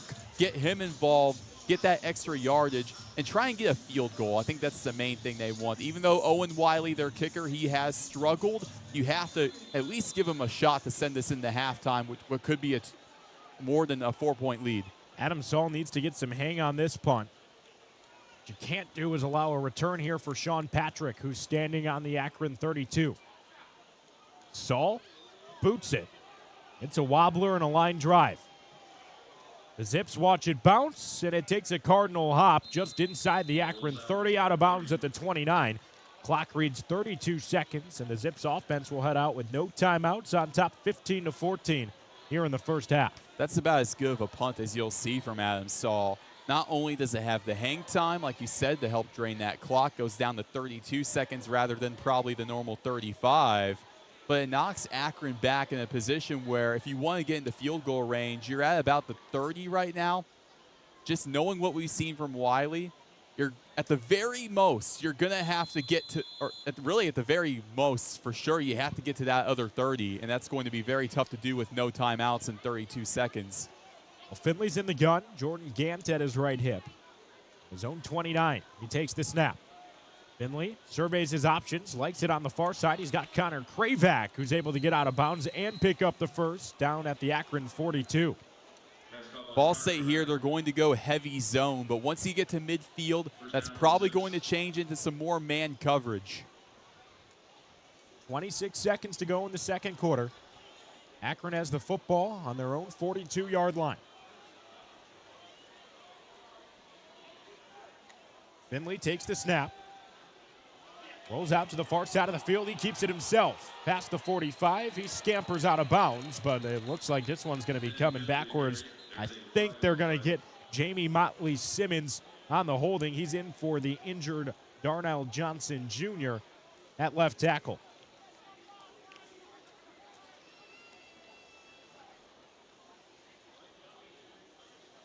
Wait for the official call, but it definitely looked like he had hands on Darren Conley. Holding, offense, number 77. 10-yard penalty from the previous spot, first down. It is Motley Simmons on the hold. He's a journeyman. He's played at North Alabama, Samford, and UAB. Now finds himself in Akron Zip, but that's a costly penalty that likely gets rid of any chance to get points on the board here. It really does, especially 1st and 20 now, 20 seconds to go. And not only that, you have no timeouts. Finley just gives it up the gut. It's Gant on the keep, and he gets it back to the initial line of scrimmage with a pickup of 10. There's no timeouts, and Akron's going to run it into the half. 5 seconds to go in the first half. That's it. Finley heads to the sideline. His Zips lead at 15-14. Looking to play spoiler on the road. Ball State was Western Michigan's homecoming match just a week ago. They lost 44-0. This is a highly competitive game through 30 minutes of action. The scary thing for Akron, though, is through Ball State's 2 home matchups against New Hampshire and Ohio, respectively, they've been a second-half team. We saw it. It was the 20 unanswered points against Ohio to win that game, down by 1.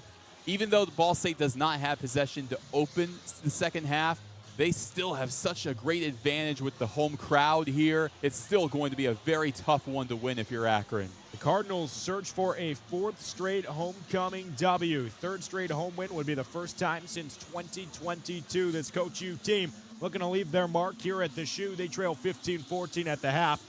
I'll be back after it, but when we're back on Ball State Sports Link Digital Radio, it'll be Max Gillie joining Roen Elbert to talk everything Ball State Akron and what he saw in the first half. That's coming up next on SL Digital, presented by Victory Honda of Muncie.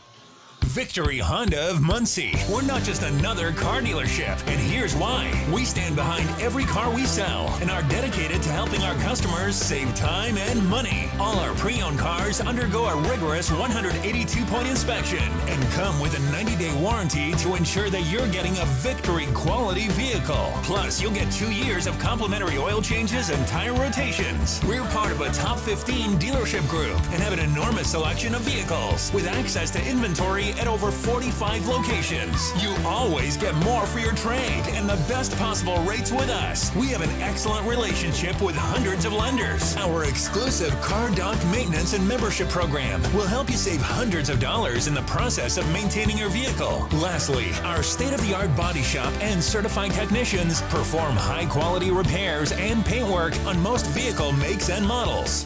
Victory Honda of Muncie. We're not just another car dealership.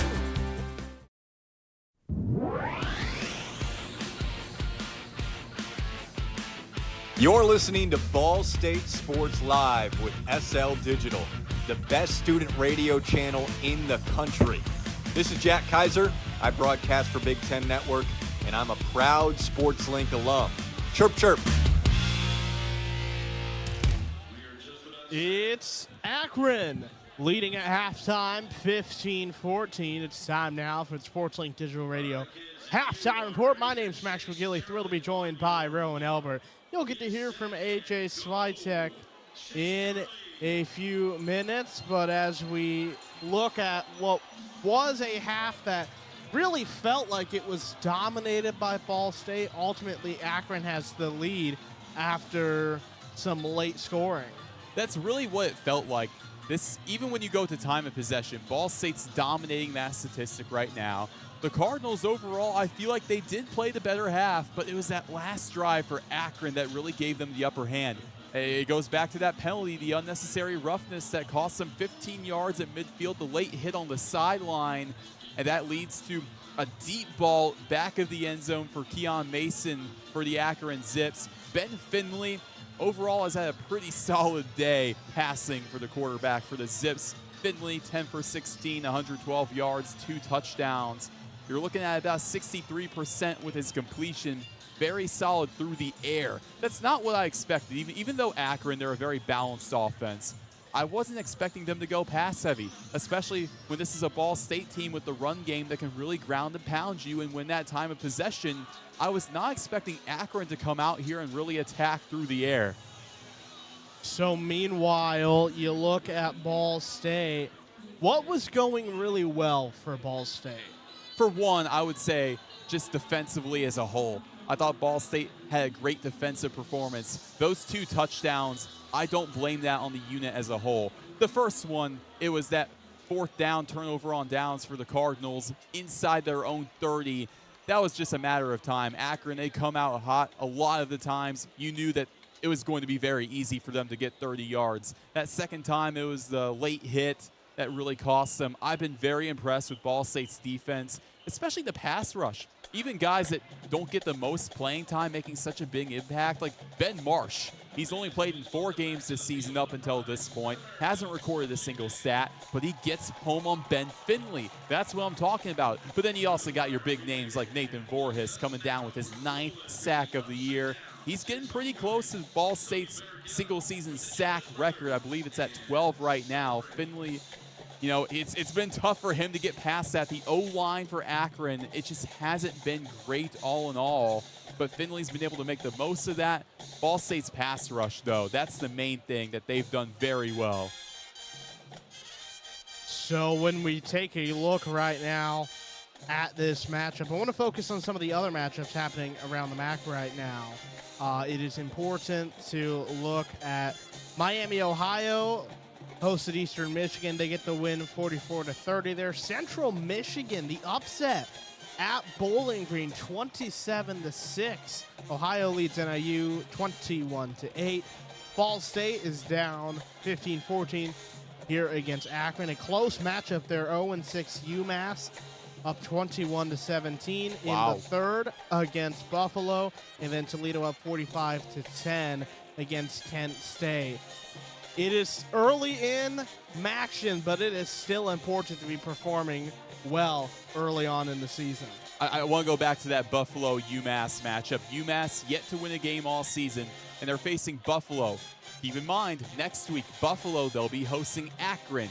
That's a big matchup for the Zips to keep an eye out for, knowing that, hey, if Butler falls to UMass, they might have a chip on their shoulder going into next week. Also for Ball State, they play NIU next week. The final Bronze Stalk game kind of brings a tear to my eye even thinking about it. But right now, 21-8 trailing at halftime. It just hasn't been NIU's year, but that's still going to be such a tough environment next week for Ball State to play in. You know, those fans, they know the history. They know the history between the Cardinals and the Huskies. Knowing that this is the last time in MAC play that they'll play each other, they're going to come out strong. That's going to be a really fun one, as are the rest of the games around the Mid-American Conference. For the best stories in Ball State sports, our latest videos and SportsLink program information, you can find it at ballstatesportslink.com. It is 15-14, Akron leading Ball State. Real quickly, we've talked about what's gone well. I want to focus on what needs to change. If you are Coach U, what's your message going to be to the Cardinals at halftime? It's just those little mistakes, honestly. That's what's cost Ball State, those little things. Because that's one of my favorite sayings, Max. The little things, in the end, they end up becoming the big things. And that's what it's been. I think that's really the reason why Akron's up. If you look at it just with how I saw the first half at least, I think this should be a 14-0 game. Ball State's defense has played so well, but those tiny mistakes have really come back to bite the Cardinals. And now Akron, all of a sudden, they come into the second half not only with possession, but a 1-point lead. Now, I have to say, Ball State, obviously a 1-point game. You know they're not out of it, obviously. It's still a very close game, but this Cardinal team at home, they've been a second-half team. They really have. Those 20 unanswered points against Ohio to win that matchup. They were down 14-0 at halftime. A lot of people wrote off the Cardinals at halftime, and Ball State came back and won that game, due in large part to that great defensive performance. Against New Hampshire, they were down at halftime once again, and they were able to come back and win that matchup against an FCS opponent, one of the better FCS teams in the nation in New Hampshire. For Ball State, again, if I'm in that locker room, being down by one, even with Akron's possession in the second half, I would be unfazed if I were the Cardinals. As a matter of fact, I would see it as a golden opportunity to come out here, especially in front of this great crowd, to come and get a huge win. This broadcast is produced by the students of Ball State Sports Link and presented by Victory Honda of Muncie. For your next new or pre-owned vehicle, drop by the showroom at the corner of McGalliard and Morrison Roads in Muncie, or visit victorymuncie.com. That is VICTORY Muncie.com. We talked about Ball State. Let's focus on Akron real quick. What has gone well towards the end of the game that they need to continue? Really for Akron, I go back to the passing game. That's one of the main positives about the Zips is that when it comes to play calling, they know how to use all of their receivers. Joe Moorhead knows how to get all of them involved, really spread the love. Their quarterback, Ben Finley, he doesn't really have a number one target. That's what I really like about this Akron offense, because a lot of the times when you're watching film, you zero in on one guy to see, okay, what can he do? What's the impact he can make? And a lot of the times, that is Israel Polk for Akron, who had that first touchdown. But also, how about Keon Mason? How about Marcel Williams, Cameron Monterio, Miles Walker? So many great options for the Zips, and they're all being utilized today. That's the main positive for Akron. A thing they can do better, however, you got to protect your quarterback. I know it's tough, especially down in the trenches. It's hard to beat Ball State. I know you're banged up as well. Last week, two of their top linemen, Allen Jones, their right guard, their left tackle, Daryl Johnson, went down against Miami. Daryl Johnson returned for this matchup, goes down again. You have to go to Jamie Motley Simmons, the North Alabama transfer. I know it's tough, but you got to hang in there. You got to give Finley some kind of time. What I would do if I were Akron to maybe prevent that kind of look, you got to run more RPOs. You got to go quick with it. The RPOs are really big for Akron in the first half against Miami. It was a 0-0 ball game. They really hung in there with a Miami team that was in the MAC championship last season. But going back to that last matchup in the second half coming up, Akron just fell apart defensively in half number 2. I wonder if we see more of the same here. Akron looking to snap Ball State's winning streak on homecoming once again. Ball State looks to win a 4th straight. We will see the second half of action coming up. This was the Ball State Sports Link halftime show presented by Victory Honda Muncie. I've been Max Gillie. That's Roen Elbert. When we come back, you'll get to hear from AJ Swiatek for the second half of action here on SL Digital Radio, presented by Victory Honda of Muncie. You're listening to Ball State Football, streaming live with SportsLink Digital. Now back to the stadium. Well, together, we're all in it together. And I said it in my press conference, it's not just the players, it's not just the coaches, it's the administration, it's the trainers, it's the strength staff, it's the alumni coming back, it's the people in the community supporting our program. Together to me is just moving as one cohesive unit. I feel like I could just go back to like our conditioning, like our workouts together. You're building a lifelong brotherhood with this team. When I hear that word, it fires me up because I feel like it explains, football in a sense. New episode of Together is out now. Victory Honda of Muncie. We're not just another car dealership, and here's why. We stand behind every car we sell and are dedicated to helping our customers save time and money. All our pre-owned cars undergo a rigorous 182-point inspection and come with a 90-day warranty to ensure that you're getting a Victory quality vehicle. Plus, you'll get 2 years of complimentary oil changes and tire rotations. We're part of a top 15 dealership group and have an enormous selection of vehicles with access to inventory at over 45 locations. You always get more for your trade and the best possible rates with us. We have an excellent relationship with hundreds of lenders. Our exclusive Car Doc maintenance and membership program will help you save hundreds of dollars in the process of maintaining your vehicle. Lastly, our state-of-the-art body shop and certified technicians perform high-quality repairs and paint work on most vehicle makes and models. Victory Honda of Muncie. We're not just another car dealership. SportsLink is the official production partner of Ball State Athletics. All the chirp you can handle. You're listening to SportsLink Digital, presented by Victory Honda of Muncie. Your home for live Ball State sports. From the bell tower to your smartphone, anywhere in the world. Never miss Ball State Sports with SportsLink Digital. Ranked #1 in the nation by the Broadcast Education Association. This is Ball State Sports Link with SportsLink Digital Radio.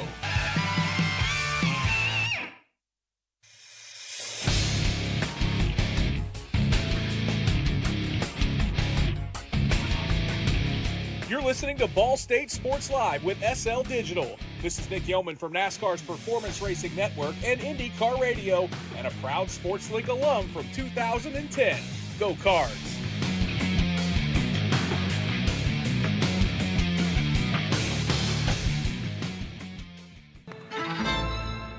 Well, together, we're all in it together. And I said it in my press conference, it's not just the players, it's not just the coaches, it's the administration, it's the trainers, it's the strength staff, it's the alumni coming back, it's the people in the community supporting our program. Together to me is just moving as one cohesive unit. I feel like I could just go back to like our conditioning, like our workouts together. You're building a lifelong brotherhood with this team. When I hear that word, it fires me up because I feel like it explains, football in a sense. New episode of Together is out now. Your home for live Ball State sports, streaming right in your timeline. This is SportsLink Digital. Welcome back to the half here at the Shoe. I'm AJ Swiatek, joined by Roen Elbert. Another great job by Max Gillie, your halftime host. The Cardinals trail 15-14 at home on their 99th homecoming against the Akron Zips, and the wind has not slowed down. There's some gloomy skies overhead, but both teams are out on the field, getting warm, preparing for what is likely to be another testy second half after the first one really provided sparks on both sides of the ball for both teams. It really did, but it still feels like Ball State, even though they're trailing by 1 right now, it still feels like they outplayed Akron in so many different ways. I feel like for Ball State, especially from a defensive standpoint, you have to continue what you were doing. However, Akron's defense, I got to give them credit. They won that battle up front against Ball State's O-line. Really through the trenches, both teams' defenses have been winning that matchup.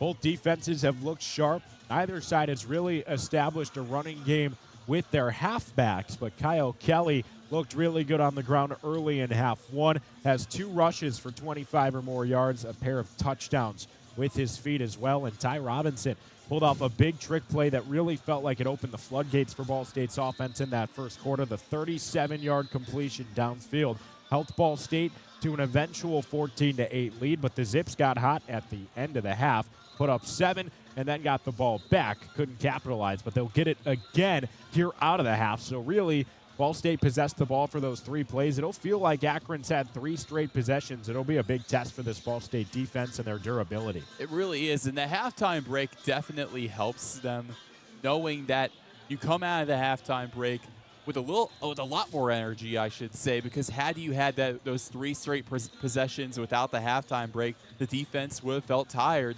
And it goes back to Ball State's offense. You got to keep your defense off of the field. You just have to. That's my biggest key.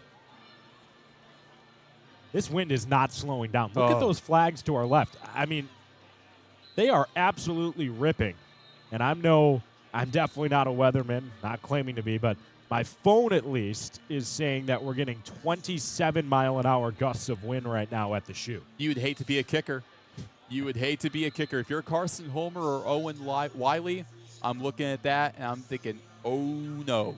Well, if I'm Carson Homer, I almost wish this wind was here earlier. It's headed right to left, the same direction he missed the 53-yarder by about a half yard, just didn't have the leg. Teams going from right to left, should the wind stay like this in the second half, are going to have it ripping at their back, and teams going left to right are going to have it straight in their face, almost unkickable. Yeah, it really is tough, and it also influences the decisions as a play caller of, okay, do we kick it here, even if it is a chip shot? Do you really kick it here knowing that the wind, if it's going right in your face, making a kick impossible, do you really run that risk or do you get aggressive? It's a good question, and it's a question that will be answered on the field. This is a Ball State team that really showed some good semblances on offense. 87 yards through the air, 96 on the ground. That accounts for sacks, of course. The defense was getting after Ben Finley, and when he didn't have time to throw, the Akron offense looked out of sorts. But really, the one deep ball is what has Akron on top in a first half that felt like it was controlled by the Cardinals. It really did feel like that. It's like I said in the halftime report, it was really two little mistakes by the Cardinals that cost them in the end.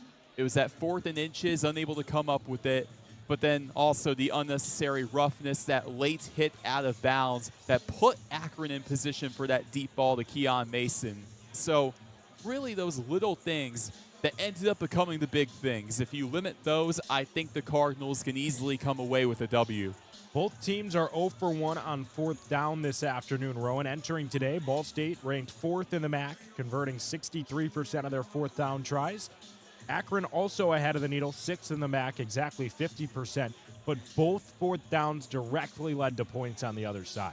Which really, it's made the difference. It really has for Ball State now to get this first stop. That's the big thing. You take it drive by drive.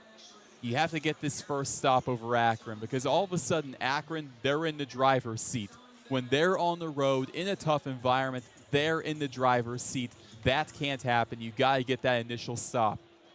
Aggressive winds move from right to left, but Carson Homer's got it kicked left to right. Both teams take the field. Akron set to return the kick to start half number 2. They've got a 15-14 lead on the road for Ball State's homecoming here at Schumann Stadium.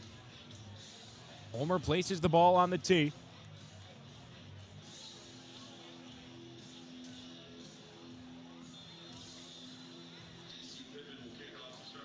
Akron's got a couple men back deep. Seeing Homer's kicks exclusively go out of the end zone in this one. But with the wind now in his face, we'll see if it's a factor. Second half's underway, and it's a squib kick. Homer not messing with the wind, just puts it straight on the turf and is able to drag down the runner himself. That's a nice play, but Akron will set up inside their own 35, call it the 34, after a squib kick to open the second half. Great job by Sam Feeney taking down the big man, Julian LaVenture, who picked it up. That's not easy to do. But the squib kick to start us off, that's an interesting approach. But now for Akron, you start from your own 35. This is solid field position. Shows you how big of an impact these teams feel the wind will make.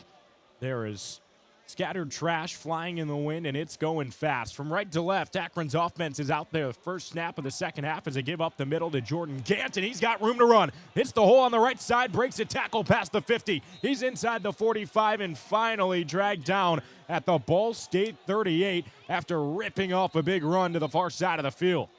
It's rare that you see Gant work outside of the – it's really rare that you see Gant work outside of the tackles. But when he does, it is so deadly. Vorez was slow to get up. He's back up. Really good to see, especially for Ball State, knowing that that's one of the best players on your defense. But not only that, one of the best edge rushers in the entire Mid-American Conference. Well, it was a give up the middle. Gant took matters into his own hands, bouncing it outside. Prior to that run, his long on the day was 12 yards. Now he completely flips the field with a big pickup. Vorez off the field for this play. If it keys Akron in on a pass. 1st and 10, Ball State's 38-yard line. Gant right back in the backfield. Finley takes the snap, and it is a give to Gant up the middle. This time, no room to roll outside. He's immediately met by Joey Stemler in the hole. Little extra effort and a push from the offensive line turns a gain of 1 into a gain of 3 and sets up 2nd and 7 at the Ball State 35. Yeah, you're almost always going to see Gant work up the middle. There's almost never a play design outside of the tackles. On that last run, that was all Jordan Gant bouncing it outside, and it led to such a big gain. The far hash, Finley's in the shotgun. He takes the snap, gives it to Gant up the middle again. And again, Joey Stemler's there with a tackle. Able to fall forward. Gant picks up another 3 yards, and it sets up 2nd down and a short 4 yards for this Akron offense. Now at the Ball State 31. But with it being third down here, I think they go back to the run. It's worked so well. The Zips, third and manageable, 3rd and 3. You got to go with the run.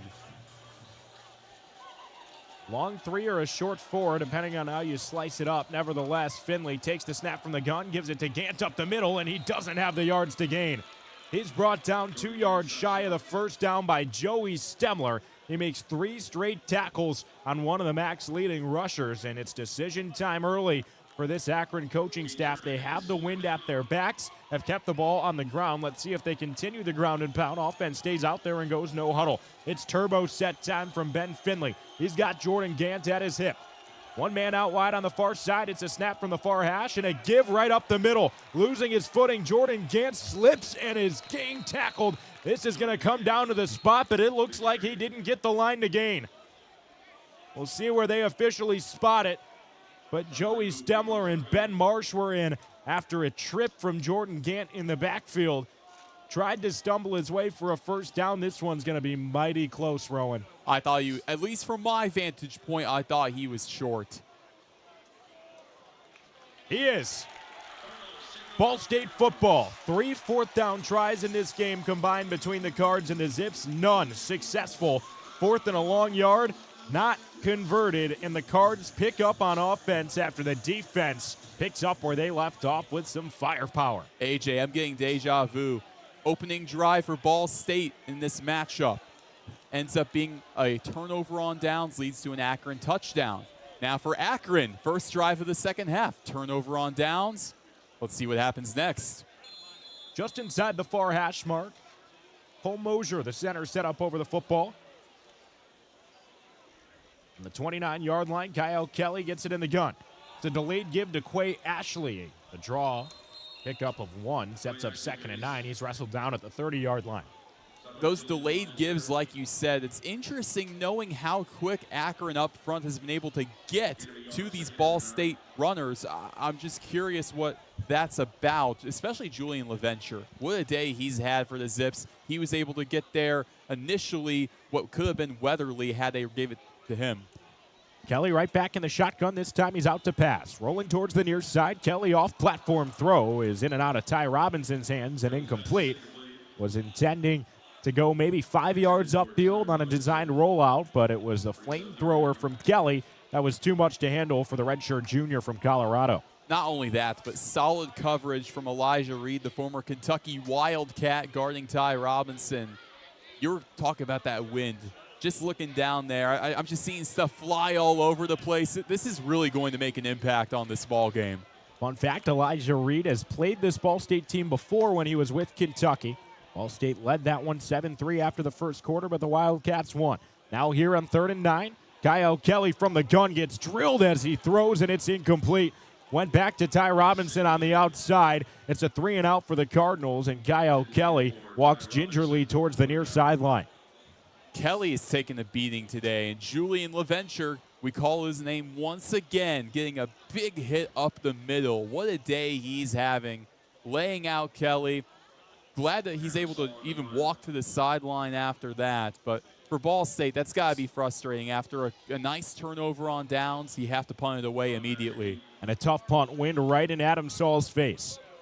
On his own 30, long snapper Caden Britton sends it back to Adam Saul, who lets it loose from the 24. It's nearly blocked. He gets it off. Wind stalls it up, but it's taken a Ball State hop. Lands at the 40, still rolling, and it's down at the Akron 31-yard line. With the wind right in your face, and also a guy nearly blocking that, a Zip nearly getting there, that's a pretty solid punt for Adam Saul to get it to that opposite 30. Saul's looked good, but the Cardinals trail 15-14. There's 11:48 to go in the third quarter. Akron's offense will set up shop at the 30 when we're back on SportsLink Digital Radio, presented by Victory Honda of Muncie. Victory Honda of Muncie. We're not just another car dealership, and here's why. We stand behind every car we sell and are dedicated to helping our customers save time and money. All our pre-owned cars undergo a rigorous 182-point inspection and come with a 90-day warranty to ensure that you're getting a Victory quality vehicle. Plus, you'll get 2 years of complimentary oil changes and tire rotations. We're part of a top 15 dealership group and have an enormous selection of vehicles with access to inventory at over 45 locations. You always get more for your trade and the best possible rates with us. We have an excellent relationship with hundreds of lenders. Our exclusive Car Doc maintenance and membership program will help you save hundreds of dollars in the process of maintaining your vehicle. Lastly, our state-of-the-art body shop and certified technicians perform high-quality repairs and paintwork on most vehicle makes and models. Victory Honda of Muncie. We're not just another car dealership.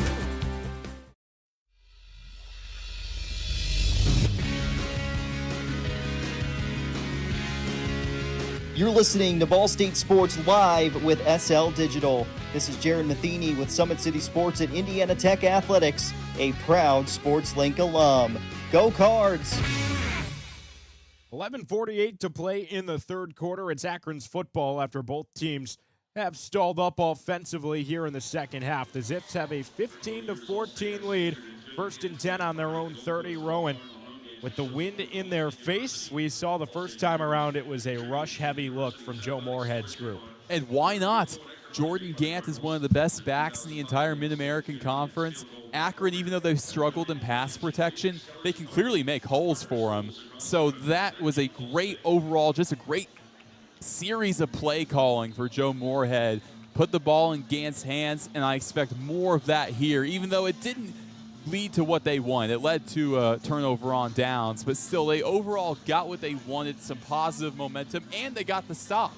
It's a Ball State defense called by Jeff Knowles. He was a high school teammate of Mike Uremovich. They're the only pair of offensive and defensive play callers who are high school teammates at the FBS level. They go way back, and Knowles' group has looked good today. They've held Akron to 15 points, now set at their own 30. Finley's in the shotgun on the far hash, and he takes the snap. Quick hitter on the outside. He's got his tight end Connor Kravac, who's dragged out of bounds by Joe Edric Lewis after a pickup of, call it 5 yards. So now for Ball State, you have to prepare for those short and intermediate passes. And that's usually a tell when you see Sean Patrick out there rather than Jordan Gant that they're probably going to go with those short passes, those quick dump-offs. 2nd and a long 5. Ben Finley from the gun gives it to Sean Patrick up the middle, who's able to stutter step and pick up about 2.5 yards. Went to the far hash.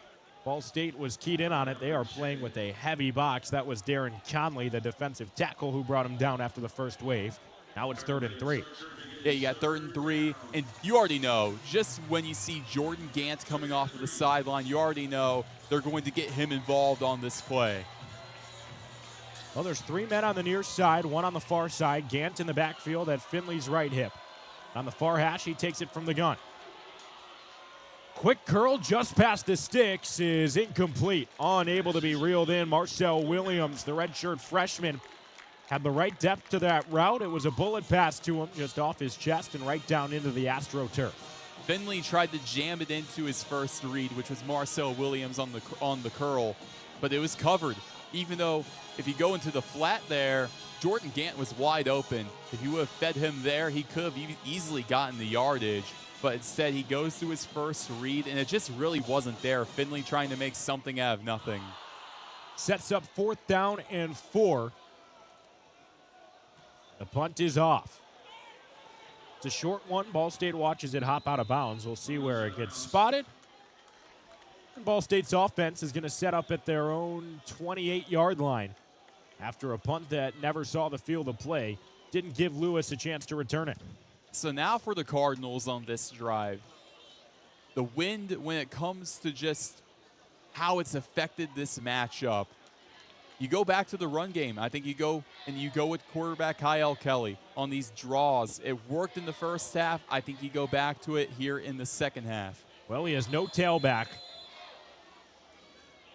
Kelly is joined in the backfield by a big-bodied blocking tight end, and he's going to keep it himself up the middle. Kyle Kelly brought down after a pickup of 4 yards right through the teeth of the defense following his left guard, Aaron Roberts. So now for Kyle Kelly, like we said, we continue that positive momentum. The Cardinals, this is where, when I see heavy wins like this, I see it as an opportunity to do what you do best, and that's run the ball and chew clock. Quay Ashley into the game, directly behind Kyle Kelly in the backfield. On 2nd and 6, Kelly gives it that way. It's a stretch to the outside. Ashley with a full head of steam gets past the 40. He's past the 50. Ashley's got room on the sideline. To the 20, to the 10. Quay Ashley stumbling into the end zone.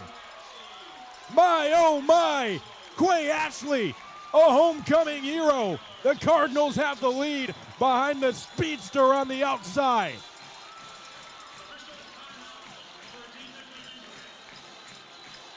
It was a matter of time before Quay Ashley broke off a big one. That's more than big, that's ginormous. With the wind in their face, Quay Ashley punches in the score, and with 9:54 to go in the third, the Cards lead at 20-15. That's why you feed Ashley. So, for one thing, the initial read there was to have Cyrus Durham pick him up. Durham can't get there, doesn't have the angle. And then he's able to speed off down the sideline. Malcolm DeWalt is the final guy to get there, but he never had the angle on Ashley. It was far too late. We await the extra point try. It is Justin Anderson being helped off the field by the training staff. Already down their starting strong safety. Akron's backup, the redshirt senior, is walking off the field on his own power. But how about Quay Ashley? It's one of those uh-oh moments if you're Akron's defense. After he got through that first wave, one man to beat, and he carried a defender with him for the last 10 yards of that play. He just wanted it more. This is a game of momentum, AJ, and Ball State just on one play took it right back. That's so huge.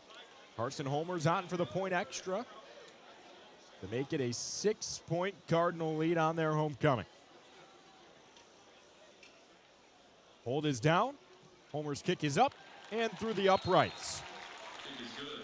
Ball State 21, Akron 15, 9:54 to play in the third. The Cards get their lead back with their third touchdown on the ground of the day. This time it's Quay Ashley on the outside making his presence heard. We'll be back after this on SportsLink Digital Radio, presented by Victory Honda of Muncie.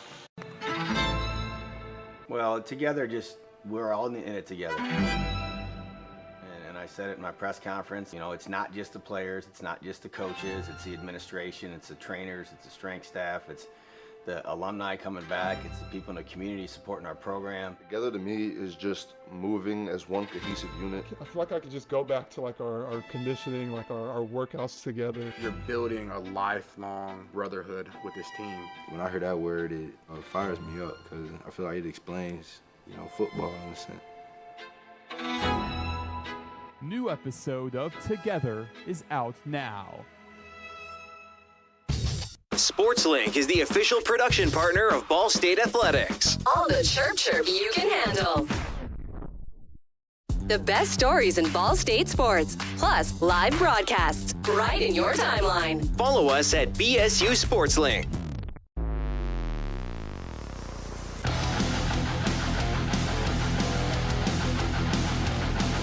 Hey Cardinal fans, this is Connor Onion, play-by-play broadcaster with Fox Sports, and I'm a proud SportsLink alum. You're listening to Ball State Sports Live with SL Digital. Chirp, chirp. Hey Connor, Ball State giving the Cardinals fans a lot to chirp about. It's a 21-15 lead after Quay Ashley ripped off a big-time run all the way down the sideline. And I'll tell you what, Roen, Quay Ashley, a difference maker with the ball in his hands. All it took was one. He got it with the wind in his face, carried defenders on the way, and just single-handedly put 7 on the board for the Cards. We have a series of playmakers on both sides that can make a difference. But Quay Ashley is such an interesting case because the last couple of games, his impact really hasn't been seen, and that's not entirely his fault. It's just really the way the game plan has been. But in this second half, Coach Uremovich, he's seen what Quay Ashley can do. He puts the ball in his hands, and he trusts his redshirt junior back to do what he needs to do, and that's exactly what he did, especially those last 5-10 yards. He was carrying Malcolm DeWalt on him, just showing that he wanted it more. He wanted to be the hero on homecoming. 69-yard rushing touchdown for Quay Ashley, his 4th of the season, as Ball State up 21-15 and set to kick off with 9:54 to go in the third quarter. I'm A.J. Swiatek, joined by Roen Elbert. We've had great pre- and halftime coverage by Max Gillie. L.J. Shrieve roaming the sidelines, and Ball State's looking for a 4th straight homecoming win. The kick is off, and this time it's in the air, not a squibber. It's into the end zone for a touchback. That is impressive leg strength from Carson Homer with the wind in his face. Yeah, going right into the wind, like you said, to even get that to the end zone is impressive, let alone the back of it. So now for Akron, I think you go back to the run game. I've said it all day, especially with this wind, and it hasn't settled down that much. You go back to the run game, you go back to Jordan Gant, but if you're in a 3rd and long position, you kind of have to swallow your pride and take a shot. On the far hash from the gun, Finley tries a hard count. No one jumps. 15 on the play clock. Jordan Gant's at his right hip. Fakes the give. It's play action. Finley wants to air it out and does. He goes down the field and it's caught at the Ball State 40. A leaping grab downfield. Completely flips it from their own 25 down to the Ball State 40 on a strike from Finley. What a catch by Greer, too. One-on-one with the safety to haul that in. Fresh set of downs. Finley back to pass again. He's airing it out towards the end zone. There's contact and a flag. That's a tough call. Looks like they're going to try to get a pass interference here, but that's a little ticky-tacky. I don't know. Pass interference. Defense, number 2. 15-yard penalty from the previous spot. Automatic, 1st down. It's a tough call on Michael Gravely Jr. because it looked like that contact came from both guys playing the ball. Yeah, that's exactly what it was. I think that's very much a ticky-tacky call by the officials. But the good news is this is the college game, not the NFL. So that's not from the spot of the foul, which would have been inside the 3. Instead, now Akron just gets moved up to about the 23-yard line. 1st and 10 at the 23. Finley in the shotgun, fakes the give. Back to pass, but he is wrecked. Immediate pressure up the middle from multiple Cardinals. It's a sack. Amir Glenn and company in on the tackle. It's his 1st sack of the season. Sets up 2nd and 15 on the BSU 28. Had you countered that pass interference, you come right back with a heavy blitz. Alfred Shea, Amir Glenn, both getting there in such a big way. Finley in the gun again. Got Gant at his left hip. Back to pass. Finley going for the sticks. He's got his man. It's Israel Polk.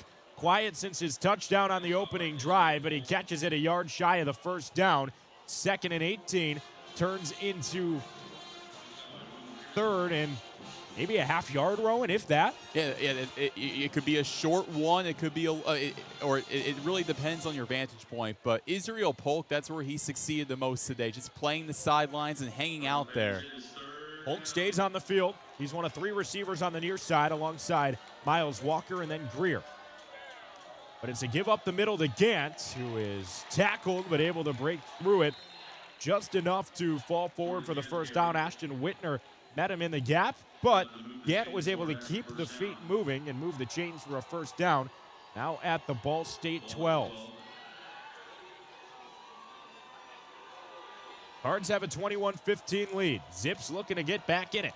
7:48 to play in the 3rd. Finley throws off his back foot. It's over Jordan Gant's head and incomplete out of the back of the end zone. Immediate pressure off the edge from Darren Conley.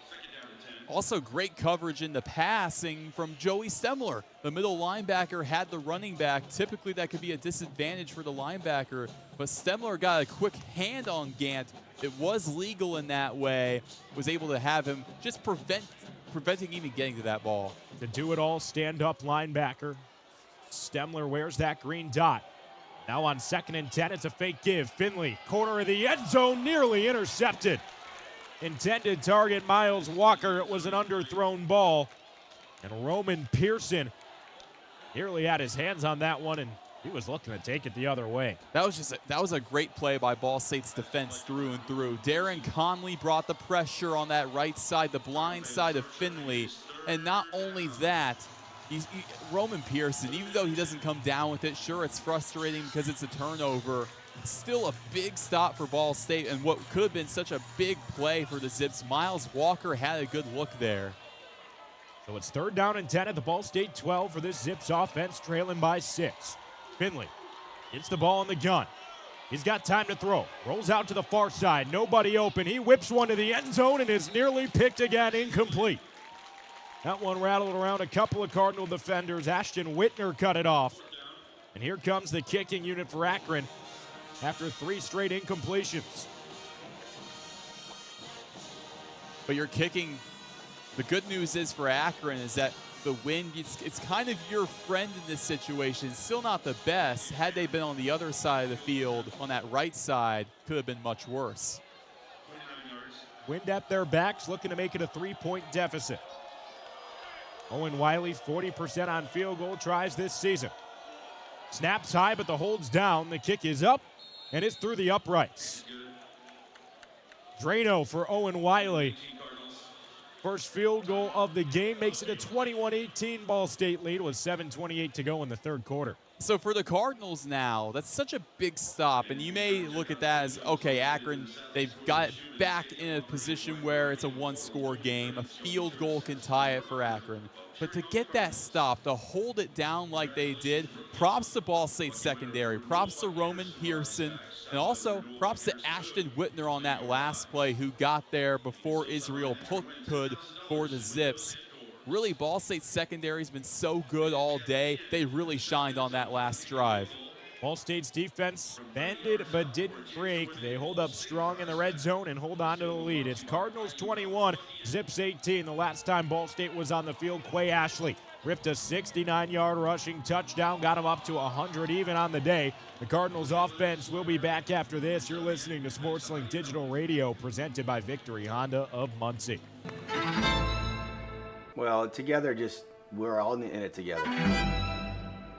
And I said it in my press conference, it's not just the players, it's not just the coaches, it's the administration, it's the trainers, it's the strength staff, it's the alumni coming back, it's the people in the community supporting our program. Together to me is just moving as one cohesive unit. I feel like I could just go back to like our conditioning, like our workouts together. You're building a lifelong brotherhood with this team. When I hear that word, it fires me up because I feel like it explains, football in a sense.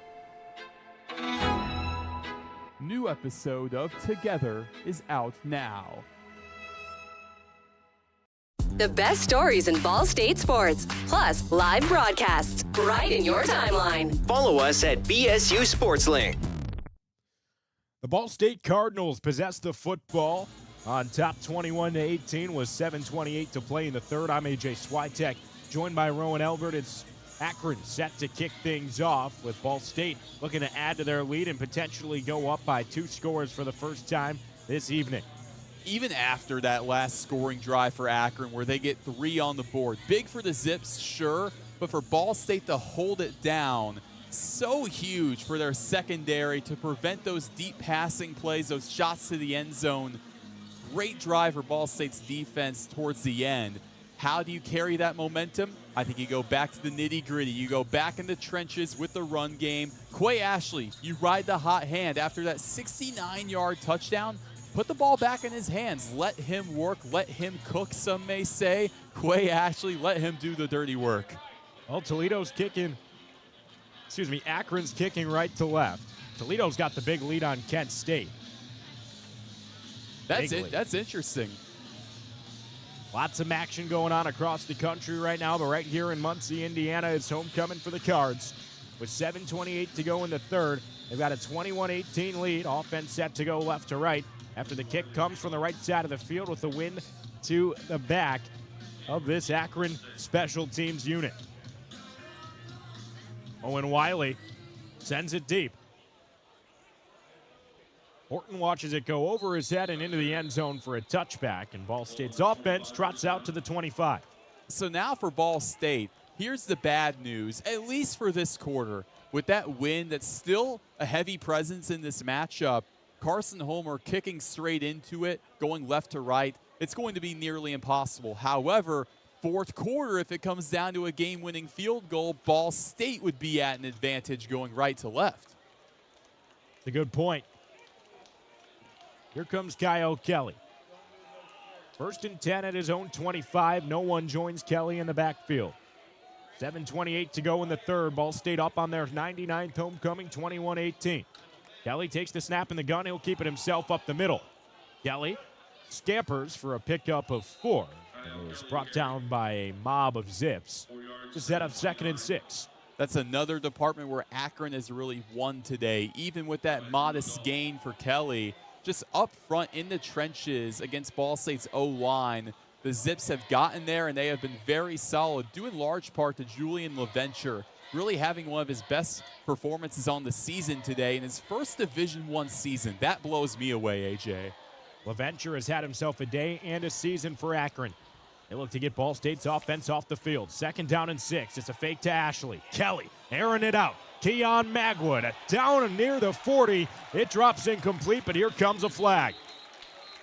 They're going to get pass interference. Elijah Reed is lobbying it should go against the offense, but they're signaling it's against the redshirt junior. Defense. That is the right call, AJ, I will say. And I like to look for Kyle Kelly there, one-on-one with Elijah Reed. You know that Keon Magwood's been very strong on 50-50 balls. That's what won them the game against Ohio. Why not throw it up there? Because at the very least, you get something like that. The play action, too. We haven't really seen it all day for Ball State. I want to see more of that. Like, the play action is such a big part of Akron's offense. Why don't we see that with Ball State as much? The 15-yard penalty brings Ball State to the 44. Quay Ashley's at Kyle Kelly's right hip. 2 men out wide on the far side, 1 on the near side. The ball just inside the far hash. It's a snap to Kelly and a give to Ashley, who puts on a move, and he's through the first wave. Quay Ashley's down past the 35, and he's inside Toledo territory. Finally dragged down from behind at the 29. This kid is ripping run after run, Roen. AJ, I have to say, that wasn't even a big hole, but he was still able to get the first down and then some through it. Such a big gain. I would say that was more of a sliver than a hole that Quay Ashley was able to get through, carrying Malcolm DeWalt once again like he did on that last touchdown run. Man, Quay Ashley has been so good in this second half.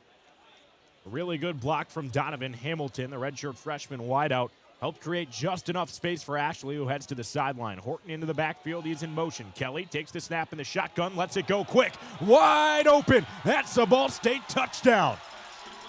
Kobe Gross, far side of the field, cuts towards the pylon, and Kyle Kelly puts the Cardinals up 2 scores with a dot. He read the defense perfectly, and the Cardinals lead at 27-18. Folks, let me welcome you to the Kyle Kelly Show, the Kyle Kelly experience. That's what it's been today. Now 3 total touchdowns. That's his first through the air. That's his 5th touchdown through the air on the season. Kobe Gross, how about that for your first touchdown as a Cardinal? Out comes Carson Homer for the point after try to make it a 10-point game with 5:52 to go in the third quarter. The good snap, holds down, kick is up, and directly through.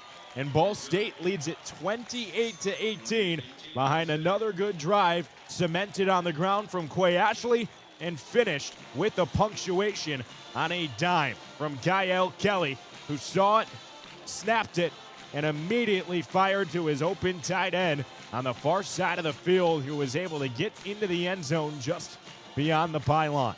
Gross was wide open on a post. It was just busted coverage from Akron in the secondary. A rare mistake on their safety's part. A safety room that's been very strong all year, but at the same time, they've been hampered by injuries. Roderick Hunter, he's out. Justin Anderson went down earlier in this contest, so now they're down to their 3rd-string safety. Ball State took advantage right there with Kobe Gross. Up double digits on their 99th homecoming. The Ball State Cardinals send the special teams unit out to kick it off. Homer, who just made that extra point, ready to boot it the long way.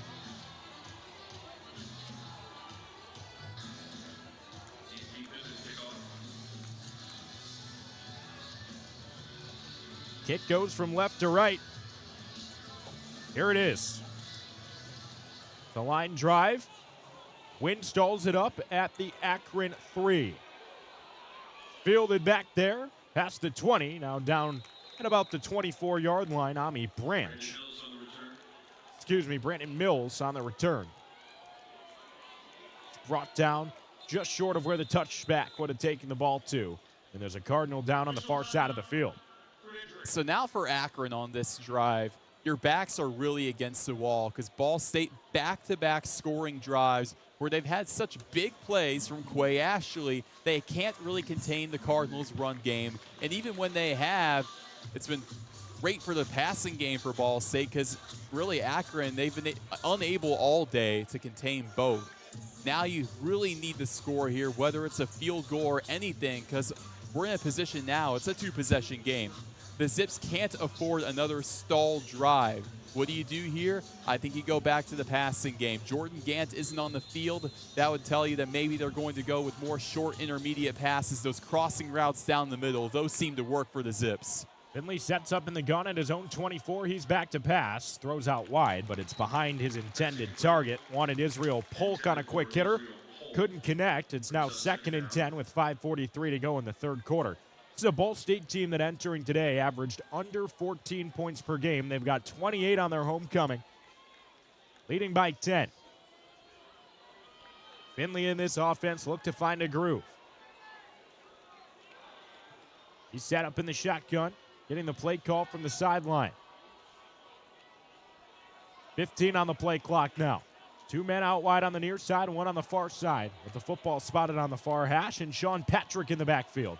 It's a fake to him and an RPO that works to perfection. They've got Greer on a slant over the middle. He's past the 45 and finally brought down just beyond the 50. That one takes him all the way into Ball State territory. Brought down on the feathers of Charlie Cardinal. It is Akron football at the Ball State 49 on a quick hit and RPO. Greer is really the number 6 receiver for Akron, yet he still has 2 catches today. It's insane the amount of versatility they have. Sean Patrick stays in the backfield with Finley. Moves from his left hip to his right. Finley takes the snap. It's a give to Patrick. He hits the hole with some speed, tries a hurdle, but he's wrestled down after a pickup of 8 between the hashes. That's the benefit of having a kick returner, punt returner in at running back with Sean Patrick, is that he's able to hurdle over those big crowds like that and maneuver past a defense that's down. Sean Patrick really is such a young player, and Akron, they've used him in such great ways these last couple of games. Creative with the football in his hands. 2nd down and 2 at the Ball State 41. It's a give up the middle to Patrick, and he's swallowed up. Ball State read that one all the way through. Who else but Nathan Voris? Now into the double digits in tackles for loss. He's got 9 sacks. He's one of the nation's best at what he does, and he does it again. Even with that small injury he had earlier, I've talked to Nathan Voris about stuff like that, and he always says, I have to stay in the game. I have to get back out there, and that is exactly why. Sets up 3rd down and 5. Ball State up by 10, under 4 to go in the third. Finley takes the snap in the shotgun. Tries to throw it over the middle, but it's behind Miles Walker. Finley took a hit to the hand by Nathan Voris. He's trying to shake it off. In coverage that time, Caden Johnson had things stifled. That was such a big hit on Finley, and he's up now, but he's still trying to think through it on this 4th down. It looks like they're keeping the offense on the field, and I like the look for Joe Moorhead and the Zips. Like I said, 40 to 40-yard line, that is go for it mode. And Akron, that's exactly where they are right now. 4th and intermediate, 5 yards to go. I like the look. Ball State can't jump off sides here. It's 4th and 5. On the Ball State 44, Finley takes the snap, rolls out to the far side of the field, tries to loft one downfield, and there's a flag in coverage. Miles Walker, the intended target. He was guarded tightly by Roman Pearson, but Laundry hits the deck, and now there's a conversation on the far side. That's interesting. Pass interference, I could see the case for it. However, they just haven't been letting these guys play. That's been the big takeaway. They really have not been letting either team play with those PI calls. There is no foul on the play. The incomplete pass, turnover on downs. I stand corrected. Ball State's defense is fired up. They come up with yet another fourth down stop. Zips 0 for 3 on fourth down tries, that one close. With Ben Finley throwing across his body. Tried to sneak one into his redshirt senior Miles Walker, but the target couldn't get it in. And now this is dangerous territory for the Zips. Already down by 10. They've given Ball State's offense the football at their own 44. Not only is time dwindling, we're towards the end of the third quarter, but if Ball State scores here, they have a massive advantage. Kelly in the shotgun, Ashley behind him. To give to Quay Ashley, who takes it to the outside. Ashley is brought down after a pickup of 5, maybe 4, in between the 48 and 49 of Ball State's side of the field. And there's a zip down. It's Justin Anderson again. And that is not good at all. Justin Anderson, who went down earlier, goes down once again. A safety room that's already thin, and a great player who has stepped up in big spots, a redshirt senior for the Zips. You just hate to see this. Last season, Anderson had 44 tackles, a sack, 3 tackles for loss, forced fumble. Now he's joined by really the heart of that Akron defense, the full D-line, huddled around their defensive back, hoping all's okay. It goes back to that camaraderie that you don't see really anywhere else but football. That, hey, if one of your 50-plus guys goes down, it's really a gut punch to you. And it makes you wonder for Akron now, how do you respond to that? Because for Justin Anderson, he's still down. He's surrounded by a sea of medical people checking in on him. And in a situation like this, AJ, you just kind of hope for the best. You're exactly right. Have to ball as well with Anderson. We'll step away. It's 3:33 to play in the third. Ball State up 28-18. You're listening to SportsLink Digital Radio, presented by Victory Honda of Muncie. Well, together, we're all in it together. And I said it in my press conference, it's not just the players, it's not just the coaches, it's the administration, it's the trainers, it's the strength staff, it's the alumni coming back, it's the people in the community supporting our program. Together to me is just moving as one cohesive unit. I feel like I could just go back to like our conditioning, like our workouts together. You're building a lifelong brotherhood with this team. When I hear that word, it fires me up because I feel like it explains, football in a sense. New episode of Together is out now. From trivia night at Brothers and tater tots at Roots. Never miss a Ball State game with SportsLink Digital. Victory Honda of Muncie. We're not just another car dealership, and here's why. We stand behind every car we sell and are dedicated to helping our customers save time and money. All our pre-owned cars undergo a rigorous 182-point inspection and come with a 90-day warranty to ensure that you're getting a Victory quality vehicle. Plus, you'll get 2 years of complimentary oil changes and tire rotations. We're part of a top 15 dealership group and have an enormous selection of vehicles with access to inventory at over 45 locations. You always get more for your trade and the best possible rates with us. We have an excellent relationship with hundreds of lenders. Our exclusive Car Doc maintenance and membership program will help you save hundreds of dollars in the process of maintaining your vehicle. Lastly, our state-of-the-art body shop and certified technicians perform high-quality repairs and paint work on most vehicle makes and models. Victory Honda of Muncie. We're not just another car dealership. SportsLink is the official production partner of Ball State Athletics. All the chirp you can handle. You're listening to SportsLink Digital, presented by Victory Honda of Muncie. Your home for live Ball State sports. Ranked number 1 in the nation by the Broadcast Education Association. This is Ball State SportsLink with SportsLink Digital Radio. Your home for live Ball State sports, streaming right in your timeline. This is SportsLink Digital. The best stories in Ball State sports, plus live broadcasts right in your timeline. Follow us at BSU SportsLink. You're listening to SportsLink Digital, presented by Victory Honda of Muncie. Your home for live Ball State sports.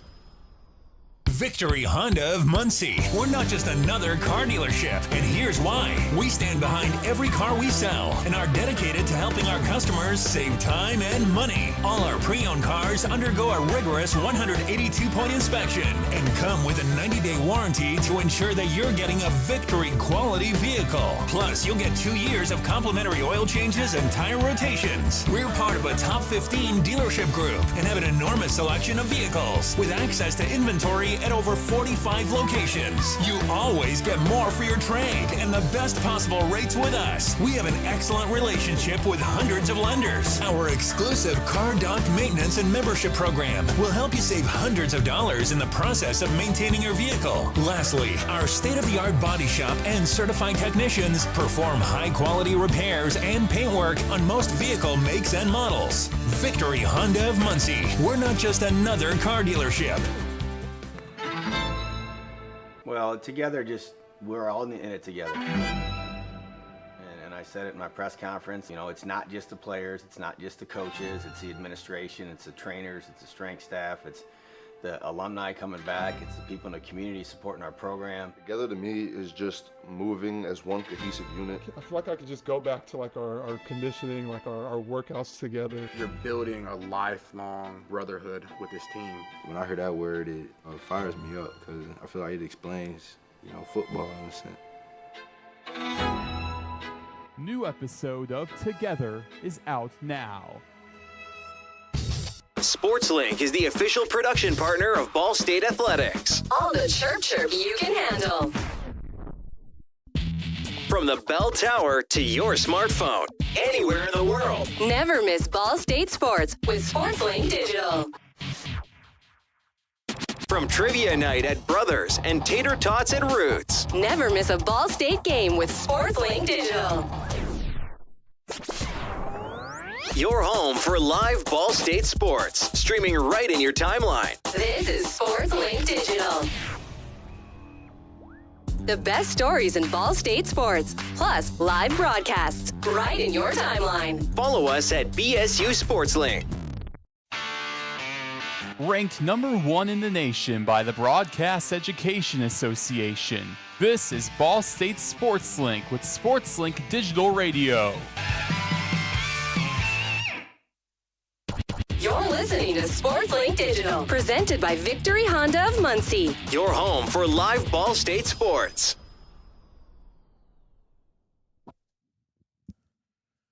Both teams knelt on the field as this has turned into a very serious situation, from Schumann Stadium. Redshirt senior Justin Anderson is being put on a stretcher and brought out of the playing surface in an ambulance.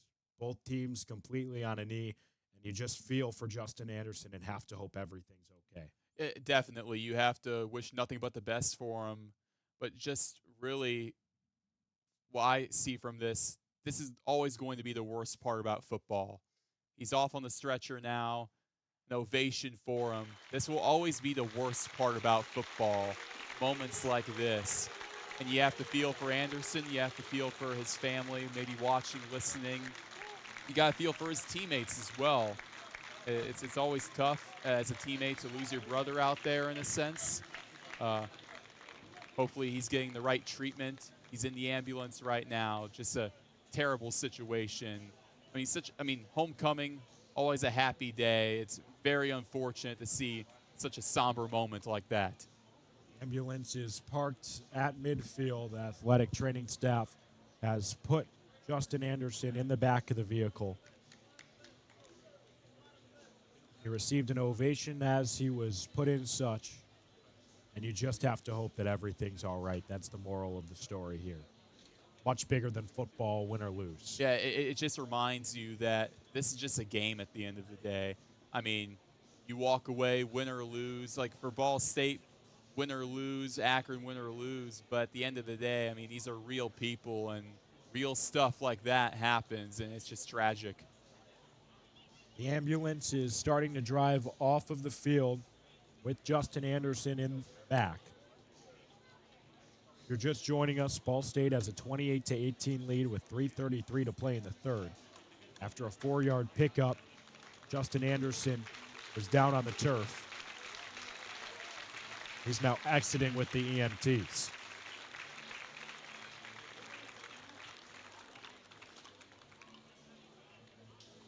Hey, and props to this crowd as well, giving that ovation. Definitely the right thing on that end. It's hard after something like that to go back to playing football, but unfortunately, it's kind of what you have to do at this point. And on Akron's end, you just have to go out there and play for your brother.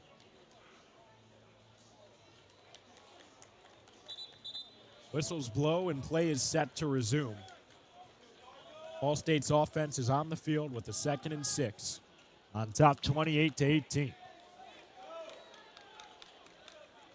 Kyle Kelly's in the gun. Quay Ashley at his left hip. Donovan Hamilton split out wide on the near side. Kyle Kelly gives it to Ashley. Doesn't have much room to run. 2nd and 6 turns into 3rd and 4 on a pickup of 2. On an outside run to the near side that wound up just beyond the hash.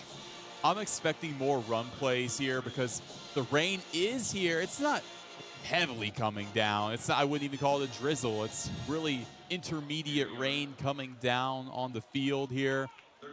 But I would expect more running plays, especially for the Cardinals when Quay Ashley's red hot. It's rainy, it's windy.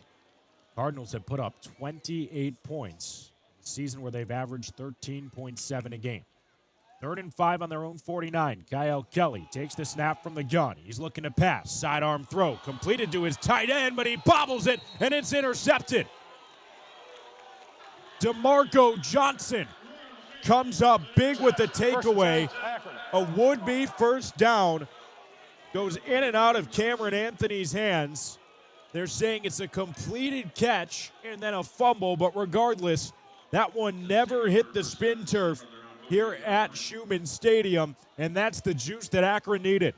Man, Cam Anthony, you got to feel for the guy, a redshirt freshman. Really, his freshman season, didn't play last season. Was looking for what could have been his 3rd catch of the year, but then just bobbles it. DeMarco Johnson, right place, right time. And now Akron, they're in a position where they can strike and get some momentum going their way down by 10. It's the Zips defense's first takeaway of this ball game. Gives the offense the ball on their own 48-yard line. Down by 10 with 2:40 to play in the third. Finley in the shotgun. He's back to pass. Looks on the far side. Now he tucks it and runs, and he's got room to go. Past the 45-40. Puts on a move. He stumbles all the way down to the 31-yard line in Ball State territory.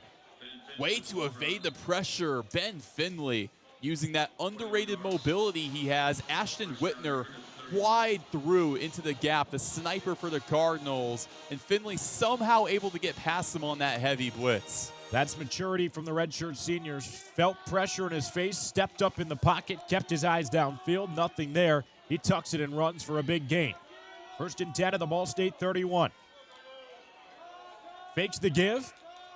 Now Finley rolls out again. He's on the far side of the field, slides at the hash with a pickup of 2.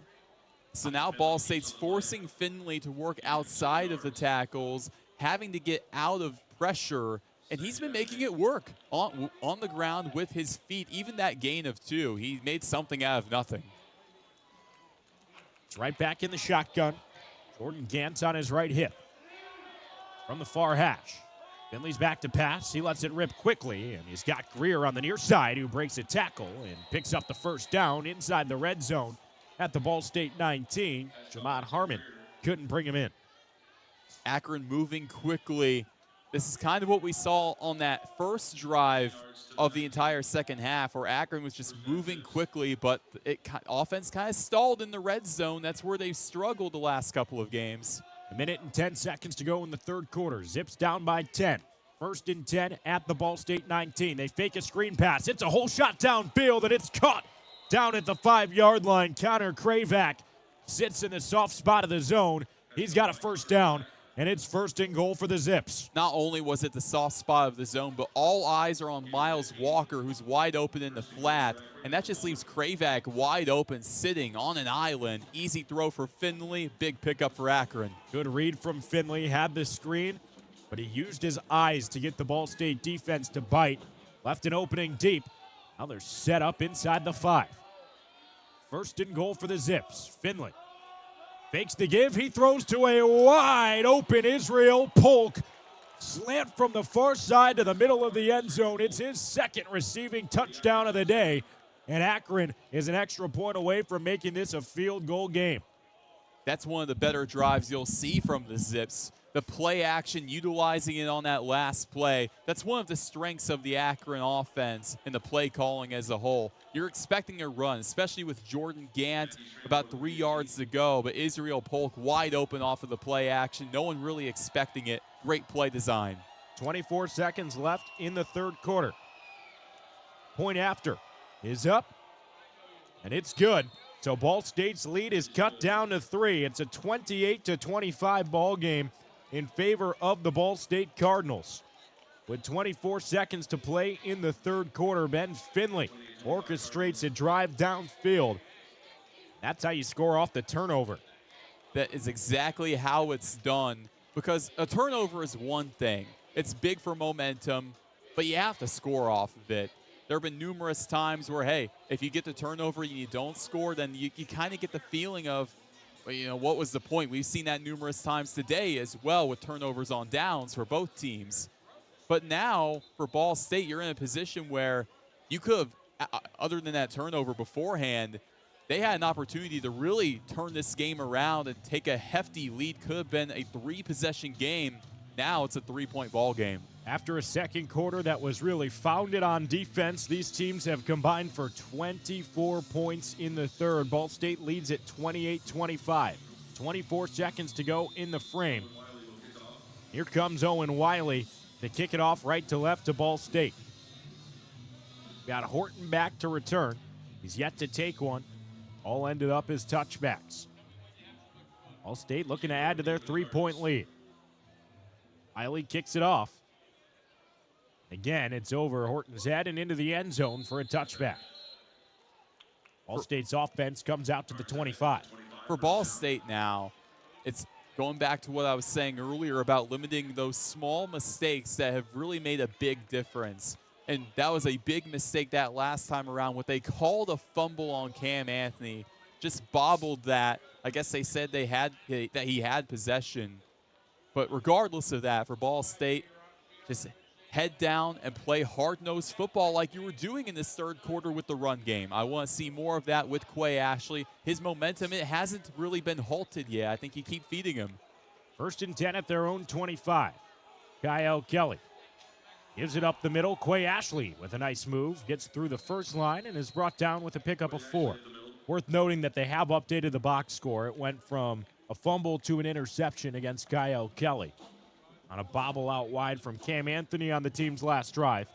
Ball State's content with letting the clock run out on the third quarter. So they'll have 2nd and 6 on their own 29 when we're back. 15 minutes to crown a homecoming champion here in Muncie, Indiana. It's Ball State 28, Akron 25 as we head to the fourth quarter on SportsLink Digital Radio, presented by Victory Honda of Muncie.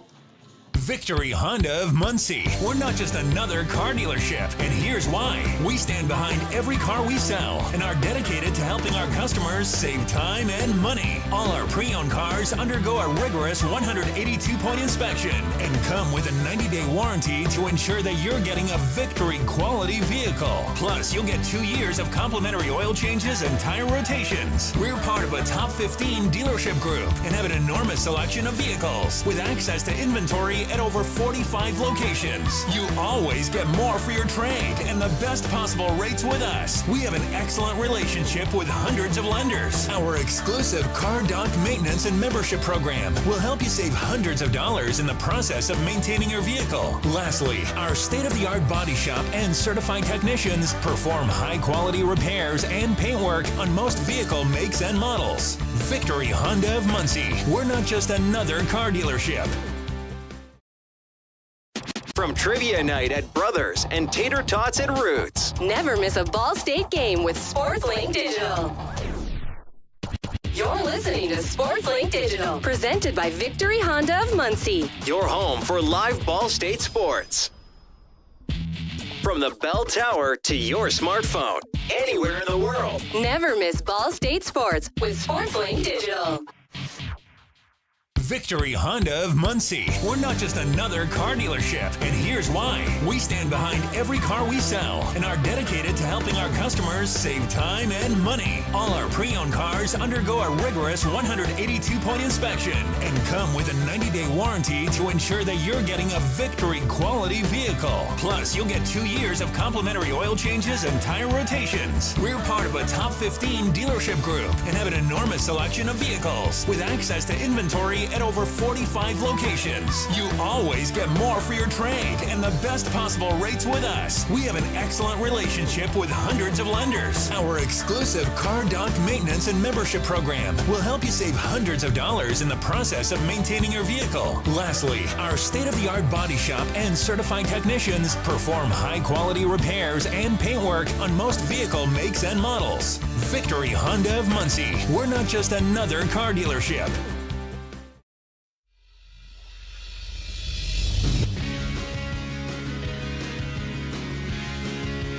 You're listening to Ball State Sports Live with SL Digital. This is Jared Matheny with Summit City Sports at Indiana Tech Athletics, a proud SportsLink alum. Go Cards! Ball State's homecoming court being recognized on the field. 15 minutes to crown a champion. The Cardinals have a 28-25 lead. They also possess the football. They're set up shop at their own 29 with the 2nd and 6. I'm AJ Swiatek, joined by Roen, Elbert, and Roen. Every time Ball State's played at home this season, it's been a barn burner. It really has been. It's been a pleasure to watch all 3 of those home games, really front row in a sense, to see how this Ball State team has persevered through a lot of adversity in the second half. It seems like when that fourth quarter comes, especially on the defensive side, that is where Ball State really shines. And I want to see more of that here. But on this drive, it's so pivotal for this Cardinal team. Right now, you're set up at your own 29, 2nd and 6, such a big spot. The team switched sides again, so Ball State now going right to left with the heavy wind. Kyle Kelly takes the snap and gives to Quay Ashley, the outside zone. Just gets back to the line of scrimmage, where he's met by Cyrus Durham. And it'll turn into 3rd and 6 with the clock beginning to run. Big for Akron, just stonewalling Ashley up front. So for the Cardinals now on 3rd and 6, I think you go with a quick pass. And I think they echo that statement. When you see a guy like Eric Weatherly coming onto the field, they know what to do. Those quick curls, even a crossing route over the middle. Just get that ball out quick and get the ball in whoever's hands, because they know they can make it work. 3 wideouts on the near side, 1 on the far side. Kelly in the shotgun on 3rd and 6. Takes the snap. He wants the one-on-one shot downfield, far side. It's broken up, and there's a flag. Oh, my. Akron's staff is irate. Wanted Donovan Hamilton, went in and out of his hands. Pass interference. Defense, number 14. 15-yard penalty from the previous spot. Automatic, first down. But they get Ben Kamara on a pass interference that gives Ball State more life on offense. That's the kind of mistake you can't afford. Everything was covered downfield. A good ball from Kelly forces another pass interference. Yeah, because if you're Kamara, you're probably thinking to yourself, what else can I do? Hope you can get away with one, especially one-on-one with the tall Donovan Hamilton. But, again, comes back to bite you. So now on their own 44. Kelly takes it in the shotgun. He rolls out to the near side. It's an off-platform throw that he just whips downfield into the turf and incomplete. I think everything was covered there for the most part. Weatherly had a little bit of an opening. It was off-platform, but I think Kyle Kelly knew he just had to get that ball out. Good awareness by the senior quarterback, knowing what he has to do. Well, Ball State just saw firsthand how turnovers can hurt you. They turned the ball over on their last possession, immediately turned into Akron 7 points and brought them back within 3. That's exactly how you take advantage of the opportunities given to you. Akron did a great job at that on that last drive. From the far hash, Kyle Kelly in the shotgun. Sends Weatherly in motion across the formation, and it looks like Ball State may have jumped early. False start. Offense, number 63. 5-yard penalty, second down. They get the Purdue transfer, Aaron Roberts, on the false start, so it's now 2nd and 15 on Ball State's own 39. Yeah, that's the second penalty on Roberts today.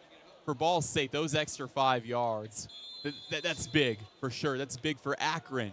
So now the Cardinals are forced to kind of go out of their comfort zone. Maybe not quite take a shot, but you have to kind of rely on the passing game. Way Ashley, the lone setback. Kyle Kelly just got a jump.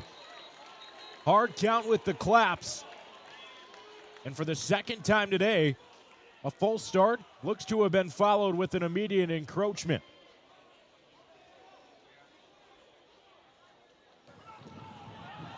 Offside, defense, number 16. Movement into the neutral zone causing an offensive reaction. 5-yard penalty, second down.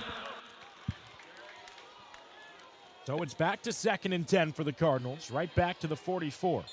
Once again, give and take for both teams. That, like you said, that's the second time we've seen that. Akron, you have a big advantage there, immediately taken back.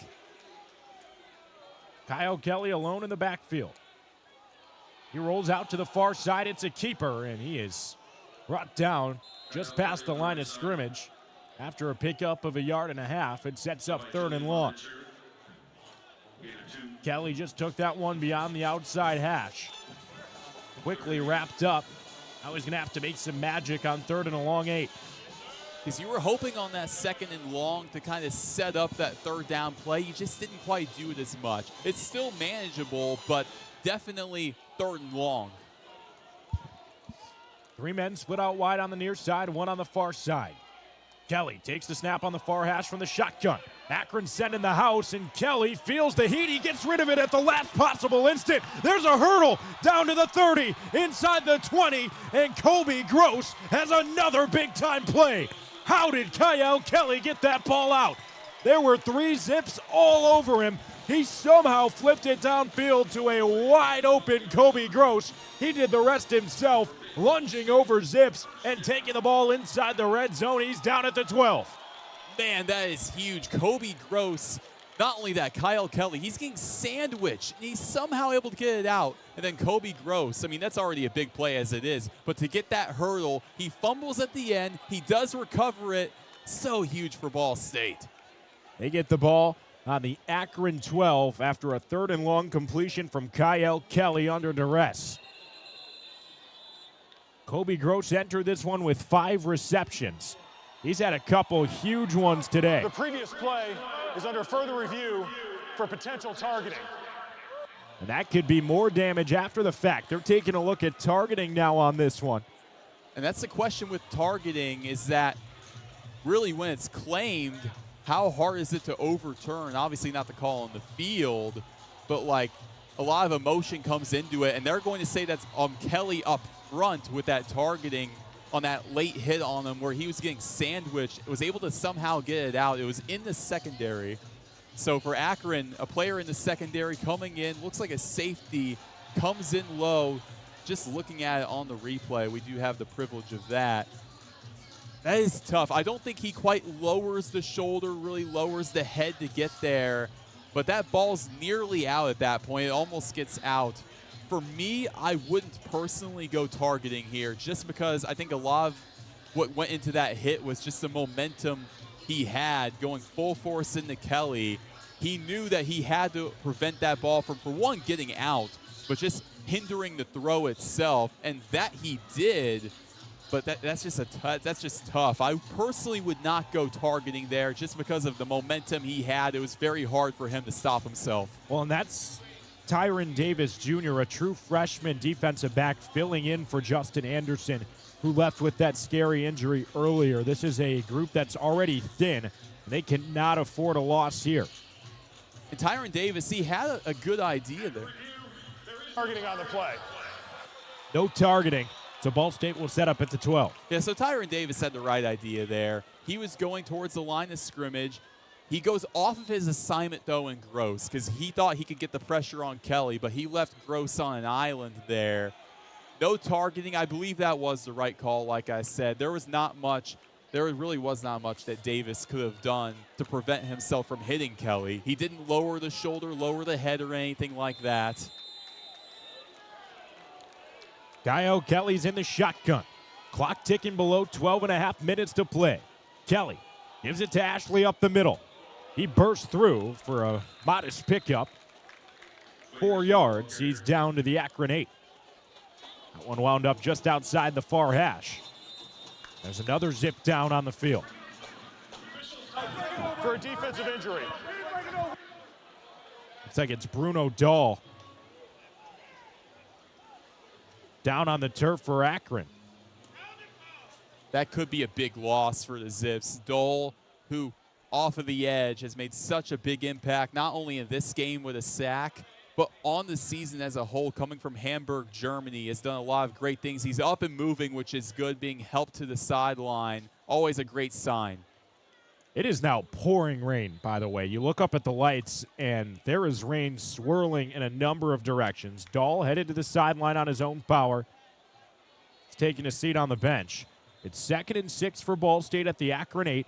12:24 to play in this contest. Ball State's 99th homecoming comes down to this. The Cards have a 3-point lead. They're looking to make it a 2-score game here.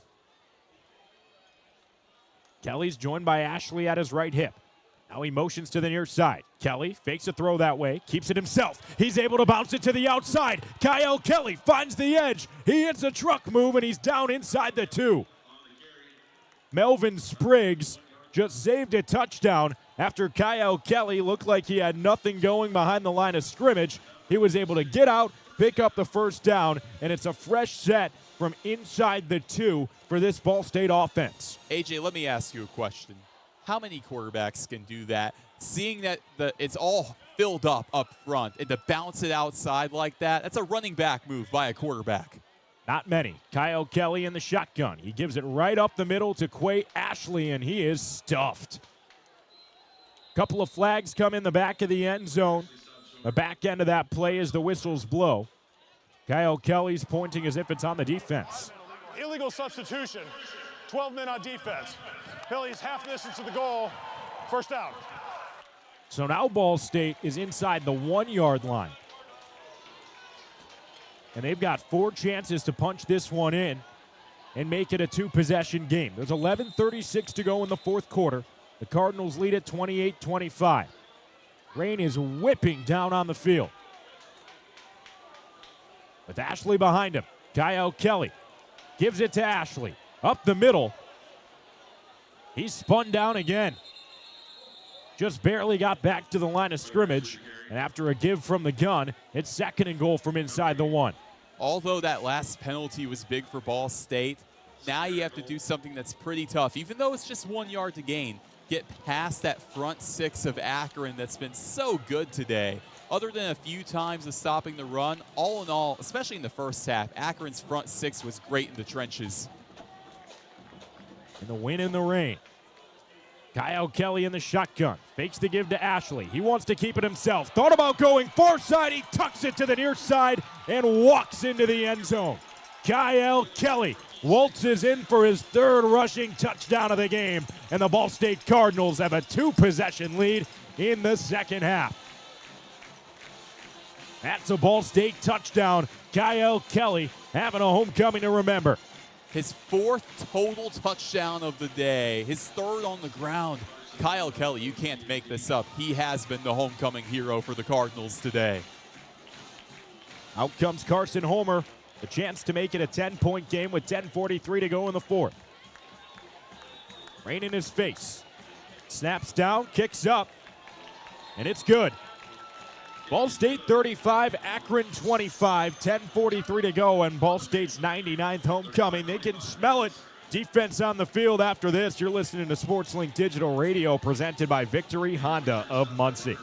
Victory Honda of Muncie. We're not just another car dealership, and here's why. We stand behind every car we sell and are dedicated to helping our customers save time and money. All our pre-owned cars undergo a rigorous 182-point inspection and come with a 90-day warranty to ensure that you're getting a Victory quality vehicle. Plus, you'll get 2 years of complimentary oil changes and tire rotations. We're part of a top 15 dealership group and have an enormous selection of vehicles with access to inventory at over 45 locations. You always get more for your trade and the best possible rates with us. We have an excellent relationship with hundreds of lenders. Our exclusive Car Doc maintenance and membership program will help you save hundreds of dollars in the process of maintaining your vehicle. Lastly, our state-of-the-art body shop and certified technicians perform high-quality repairs and paintwork on most vehicle makes and models.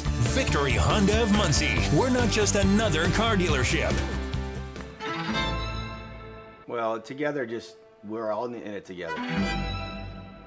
And I said it in my press conference, it's not just the players, it's not just the coaches, it's the administration, it's the trainers, it's the strength staff, it's the alumni coming back, it's the people in the community supporting our program. Together to me is just moving as one cohesive unit. I feel like I could just go back to like our conditioning, like our workouts together. You're building a lifelong brotherhood with this team.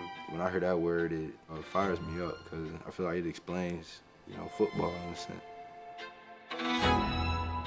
New episode of Together is out now. Ball State football fans are standing strong, proud, and tall in the rain. Shirts are coming off as it is pouring in Muncie, and Kyle Kelly has given the Cardinals fan base a lot to chirp about. It's a 35-25 Ball State lead here on SportsLink Digital Radio. I'm AJ Swiatek, joined by Roen Elbert. Roen, 10:43 to go. Ball State can almost taste it, and they've got to lock in defensively. For one, these fans, they're making me want to put a sweater on right now. Taking the shirt off is crazy, but after a Kyle Kelly performance like we've seen, that probably gave those fans a shot of adrenaline. They probably don't even feel the cold at this point. I'll tell you, I'm feeling fortunate to be up here in the booth. It is coming down at the shoe. Not showing any signs of stopping, neither are the fans. More and more shirts are coming off in the student section. 4-touchdown day for Kyle Kelly. The offense has scored 5 of them. It's a 10-point lead for Ball State. They kick off right to left.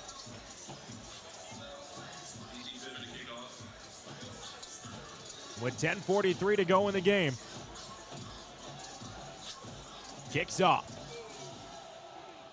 Line drive into the end zone. It's a touchback. Akron will set up at the 25. This feels like a drive they've got to come away with some points. Yeah, you must score. Obviously, you would like a touchdown here. That would make it a 3-point game. But even a field goal here will suffice. It's going to be tough with the wind because you're going right into it. It's blowing right into you. Other than a chip shot, you really can't get much of anything with a field goal.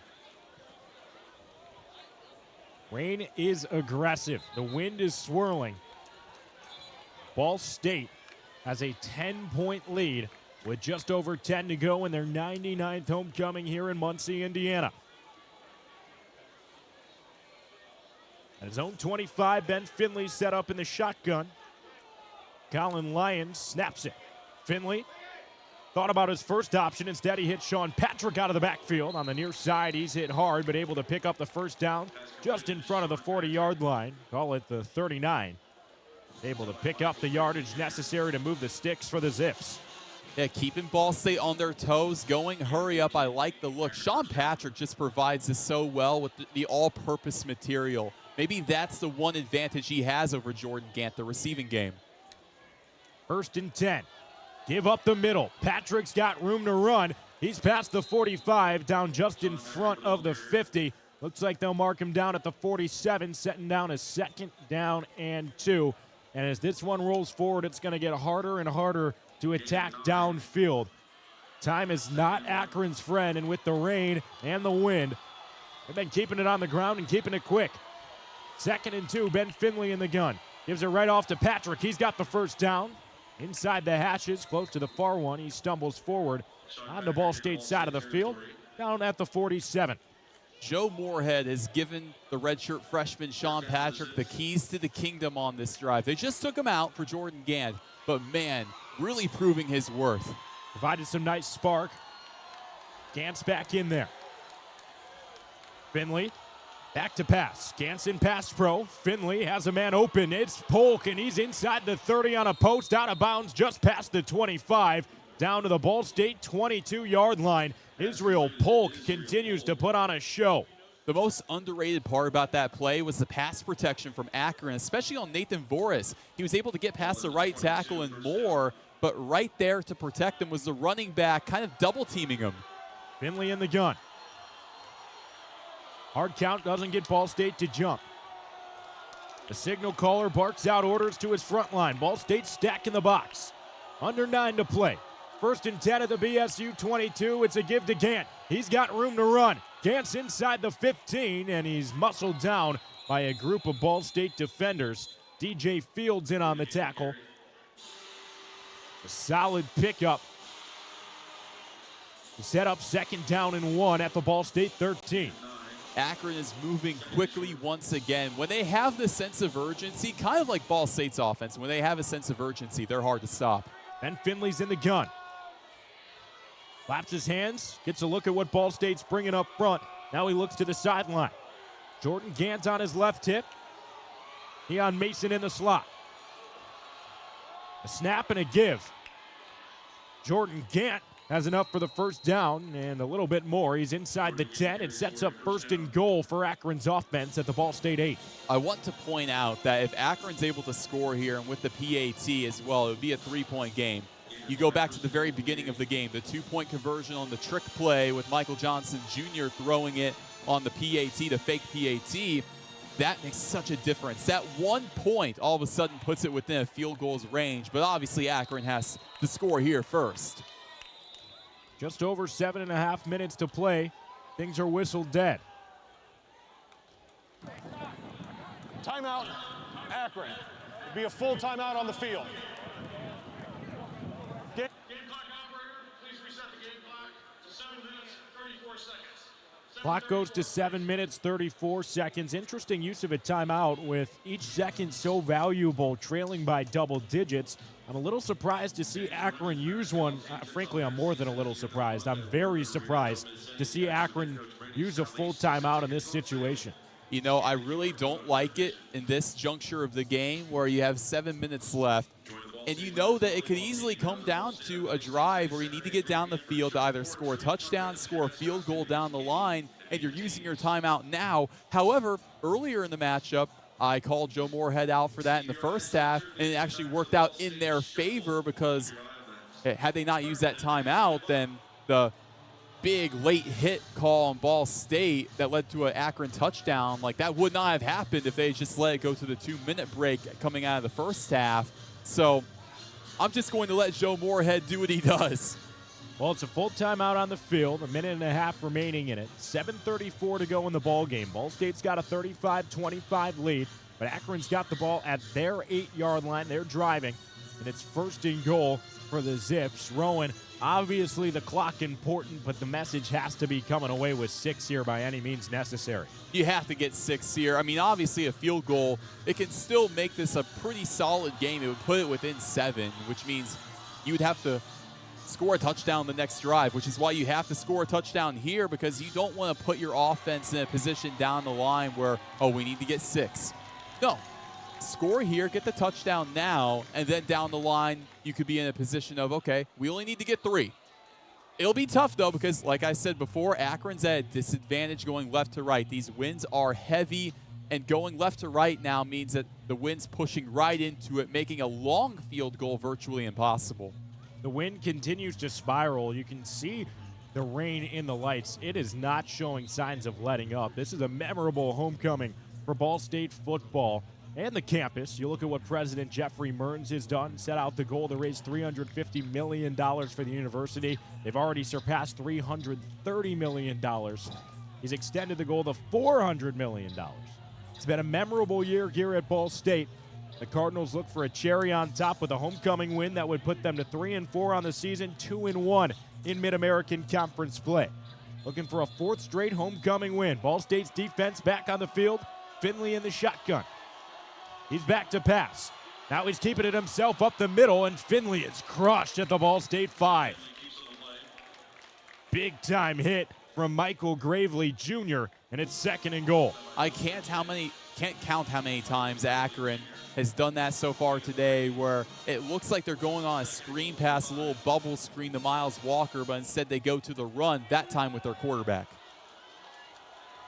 This time, Finley hands it off. Dance got it, and he dances his way inside the 1-yard line. It'll be 3rd and goal, needing about a half yard. This is a battle of the trenches with now under 7 to play in Ball State's 99th homecoming.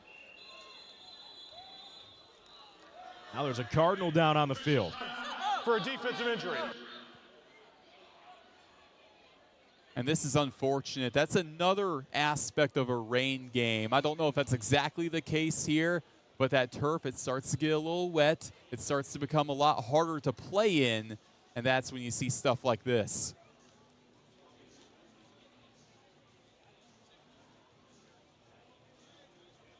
But at this point in the ball game for Ball State, 3rd and 1 for Akron. Need to get 6. You're expecting to go all out here in preventing the run. But we've seen Akron in the past. They've gone to the pass, the play action right at the goal line. I wonder if we see more tomfoolery, if you want to call it that. I wonder if we'll see a little bit of that on the goal line. Still trying to identify who's down on the field. Got to thank our fearless pregame and halftime show host, Max Gillie, just passed me some binoculars. And oh no, that's Joey Stemler on the field for the Ball State Cardinals. The leader of this defense who calls things from the middle is still down. That's unfortunate because I talked to Joey this week, and he was telling me, hey, this is my last homecoming. It means the world to me. I didn't think I'd be in a position this quickly to be in my last homecoming. It really does fly by. This is what he was telling me. And he said, you got to walk away with a W. Joey was very excited about this game. He's made an impact today for Ball State. Good to see him back up. On his feet, walking very gingerly to the sideline. Joey Stemler's just such a great story. Lost multiple siblings at a young age. Inspired him to get where he is today. And with 6:52 to go, this game is suspended due to lightning in the area. How about that? We've seen games all across the state of Indiana in delay. IU football down in Bloomington, they were in a delay earlier. Now Ball State. So the Cardinals, they're running to the locker room. So is Akron. Everyone's got to get inside. This is interesting. 6:52 to play. Ball State leads at 35-25. And as if we didn't have enough flair for the dramatics already, we are in a lightning delay in Muncie, Indiana. Don't worry, you'll stay entertained. I'm sure Max Gillie will have some words from you. But in the meantime, there is a delay. Under 7 minutes to play in Ball State's homecoming game. It's a 35-25 Cardinal lead. But this one enters a lightning delay with Akron possessing the football inside the 1-yard line, set for a 3rd and goal on SportsLink Digital Radio, presented by Victory Honda of Muncie. Victory Honda of Muncie. We're not just another car dealership, and here's why. We stand behind every car we sell and are dedicated to helping our customers save time and money. All our pre-owned cars undergo a rigorous 182-point inspection and come with a 90-day warranty to ensure that you're getting a Victory quality vehicle. Plus, you'll get 2 years of complimentary oil changes and tire rotations. We're part of a top 15 dealership group and have an enormous selection of vehicles with access to inventory at over 45 locations. You always get more for your trade and the best possible rates with us. We have an excellent relationship with hundreds of lenders. Our exclusive Car Doc maintenance and membership program will help you save hundreds of dollars in the process of maintaining your vehicle. Lastly, our state-of-the-art body shop and certified technicians perform high-quality repairs and paintwork on most vehicle makes and models. Victory Honda of Muncie. We're not just another car dealership. Well, together, we're all in it together. And I said it in my press conference, it's not just the players, it's not just the coaches, it's the administration, it's the trainers, it's the strength staff, it's the alumni coming back. It's the people in the community supporting our program. Together to me is just moving as one cohesive unit. I feel like I could just go back to like our conditioning, like our workouts together. You're building a lifelong brotherhood with this team. When I hear that word, it fires me up because I feel like it explains, football in a sense. New episode of Together is out now. From the bell tower to your smartphone, anywhere in the world. Never miss Ball State Sports with SportsLink Digital. SportsLink is the official production partner of Ball State Athletics. All the chirp you can handle.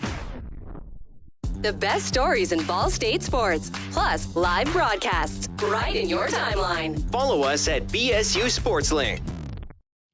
Back from Schumann Stadium, the Ball State Cardinals taking on the Akron Zips. We're in the fourth quarter, about 6 minutes, 52 seconds left. Ball State with a 35-25 lead over Akron. The Zips were marching. They were inside the 5-yard line getting ready to score, but then rain delay. Not just rain delay, lightning delay, a weather delay we're in right now, inclement weather. Everyone evacuated, nothing but empty seats now at Schumann Stadium. Really a surreal sight. This is so interesting. Max Gillie now with us. Man, the rain coming in hard. We saw it all day, really all throughout the second half. The rain coming in hard, the wind just spiraling through. Now finally lightning has run its course and we are in a delay. No idea when we will return, but the radar, it hasn't looked great, but you were telling me, Max, that there might be a window where we can get this game in?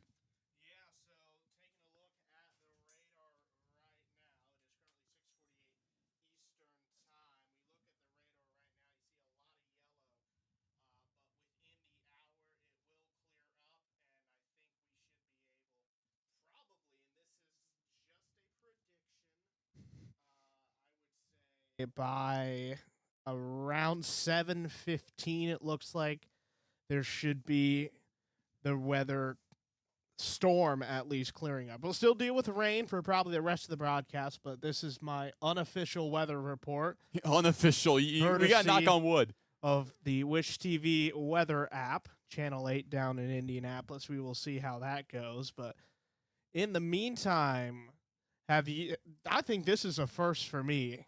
I've never had like inclement weather here at a Ball State sporting event in my time here. I don't think we're going to be able to find it, but is this the first time a homecoming game has had a weather delay in nearly a century? Probably not, but who knows? It may be. I have to point something out, though, Max. We were on Cardinal Kickoff, which you can tune into every Friday at noon on Ball State SportsLink's YouTube and Twitter accounts. We were on that today or earlier this week, you and me, and I said, hey, knock on wood that we don't have any bad weather, and you knocked on a leather chair. So here we are now, Max. America, this is not my fault. All right, here we go. I've always had this prepared.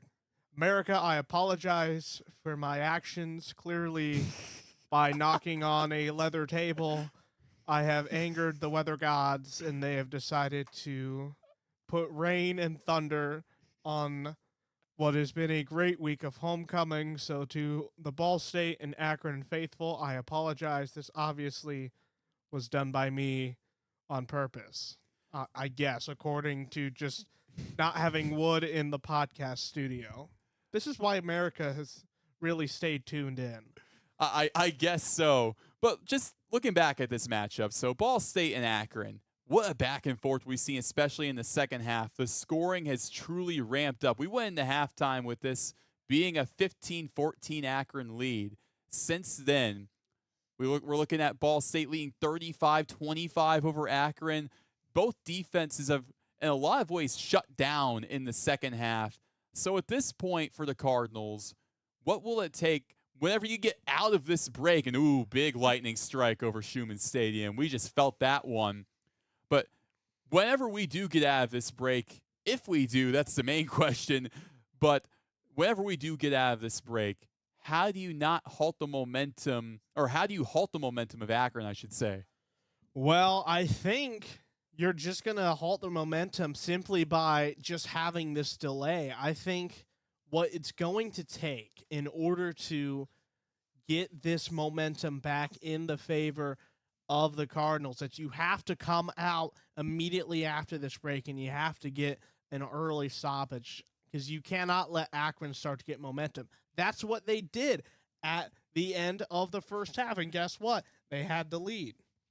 So Akron, all in all, in the second half, they've played a solid game, even with a lot of the possessions like that turnover on downs to start the second half. Like, they've had some solid drives all in all, but it's been the Kyle Kelly show for Ball State today. You're looking at his current stats right now.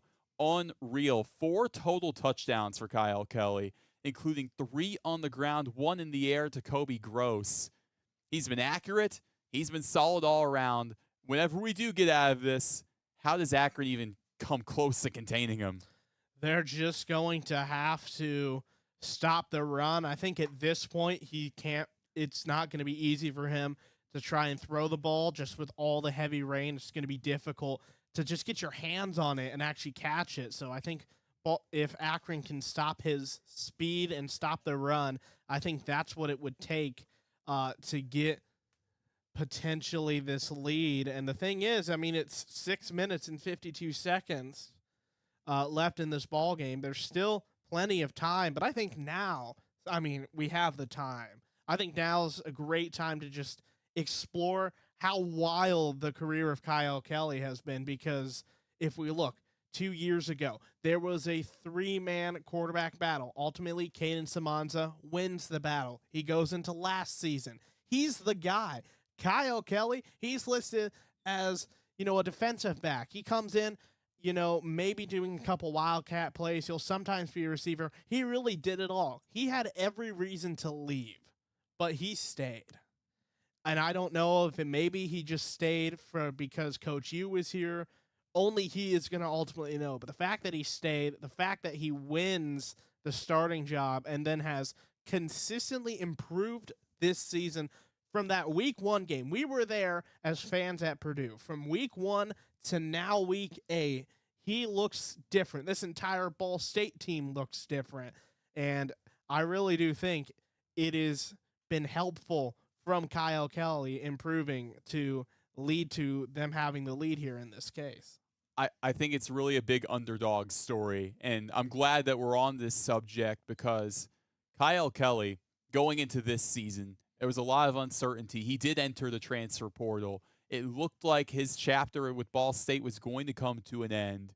However, Mike Uremovich, when he came in, he wanted one quarterback, and he wanted one quarterback only, and that was Kyle Kelly. He saw the vision the whole way through, and now here we are, leading Ball State in a 10-point lead now on homecoming with 6 minutes, 52 seconds left in this contest. Akron, they're on the doorstep of scoring. Another big lightning strike. Everyone could see it over Schumann Stadium. The sky has gone pitch black. What started as a sunny day, the tailgates were booming. The parade, everything was perfect for homecoming. Sunny skies. Then ever so slowly we got to this point, and now here we are where a stoppage, we don't know when, a stoppage in the rain, I should say, we don't know when it will come or if it will come. But at this point, Ball State with a 10-point lead. The lightning in the area is the big thing. I think once you clear the lightning, then you can play through even with this rain. Oh, yeah, 100%. I mean, we would still be playing, but we have to think about safety. I mean, we've seen now 2 big lightning flashes. You cannot have anyone on these metal bleachers. That's just a recipe for disaster. It's a tough decision. I know nobody from Ball State wanted to have to make this decision, but you got to keep everybody safe. You got to keep the players safe. You got to keep the band safe, the fans, everyone on the sideline safe. And that has led us to being here. And it, like you mentioned, we were out there. We decided, you know what? Let's get here early. Let's see the vibes at the tailgate. It was great. This is the most passion I have really seen for Ball State fans this year during this homecoming day. And that really helped because, before halftime, when we started seeing some sprinkles, that was a pretty good, student section, which has really struggled this year. Now, it's not because the students haven't wanted to be there necessarily. Game 1, rain. Game 2, it was over fall break. Game 3, now we're dealing with more rain. So we will see how this continues. But, man, oh, man, who would have expected this? Really, again, homecoming, it's almost like rain on your wedding day. You just don't like to see rain on homecoming. It's egregious, but at the same time, for either squad coming out of this, it's going to be so tough. Akron has the momentum right now. I mean, whenever we come out of this, it'll be 3rd and 1. They have 2 plays to score from the goal line, and they've done a great job at the goal line all day.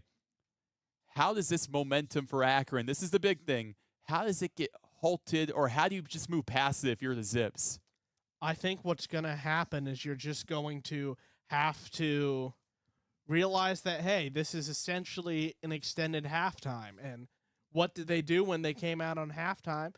They still played pretty well. So you're just going to need a chance to talk in the locker room, just make sure everybody understands the vision. It's great because everyone finally gets a breather. It was getting pretty fast paced there in the second half of action before you had some stoppages just because of injuries or now the rain. So if you can just come out, fired on all cylinders, I think that's what it's going to take. And this goes for both teams. Whoever can come out of this delay 100%, fired up, ready to go, they're going to get the win.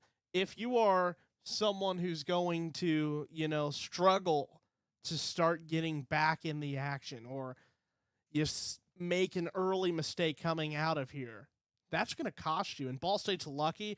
They have this 10-point lead, so it's going to take 2 opportunities for Akron to get the lead, but Ball State cannot afford to do any errors, which they did at the end of the second quarter.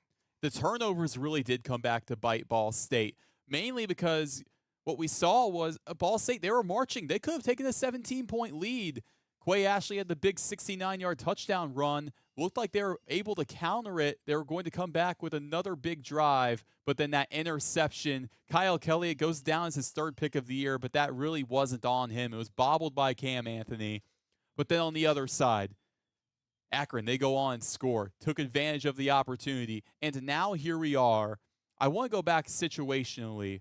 The Zips, if they score a touchdown on this next play, whenever we do get to that point, if we do, because who knows with this rain and this lightning. I mean, it's really a red flag when you see a pitch black sky turn purple. That's what the lightning is, what we've seen over Schumann Stadium today. But Akron, if they score and then you add the PAT, all of a sudden it's a 3-point game. Earlier in the contest, the Zips score on their opening drive, and then they go for 2 on a trick play, faking the PAT, going to their backup quarterback, the former Syracuse backup quarterback, and Michael Johnson Jr. getting 8 on the board. That makes the difference of it being a field goal distance and then needing a touchdown. That's so big for the Zips. Just want to remind folks that we are currently in a lightning delay. We have seen 3 strikes. Score is 35-25, 6:52 left in this ball game. Advantage Ball State. Want to remind folks, for the best stories in Ball State sports, our latest videos and SportsLink program information, it can be found at ballstatesportslink.com. And one thing, I guess, since we have the time, we might as well advertise. If you are a high school senior and you are, for some reason, at nearly, 7:01 on this wonderful Saturday tuning in, you might as well go to ballstatesportslink.com, put your application in, and who knows? You could be like all of us. I mean, we are all students here at Ball State. You're a sophomore. I'm a junior. We got a sophomore in LJ who was on the sideline. He's back in. We want to make sure everybody understands he's out of the weather. And then we have our senior in AJ Swiatek. So, I mean, come join us. Be a member of SportsLink. Come take my job. No, I'm kidding, but definitely apply. This is a program that will offer you endless opportunities and really give you the jump start to the sports media career, whether it be in broadcasting, whether it be with social content, whether it be in live broadcast production. Whatever you want to do in sports, SportsLink has it covered. You might as well apply. But at this point, Max, 35-25 Ball State in front. For the Cardinals, whenever they do get possession on that next drive, after Akron presumably scores, it seems like kind of a layup for them to score. What do you think the play calls are going to look like on a Ball State drive where really they can seal the deal with a touchdown?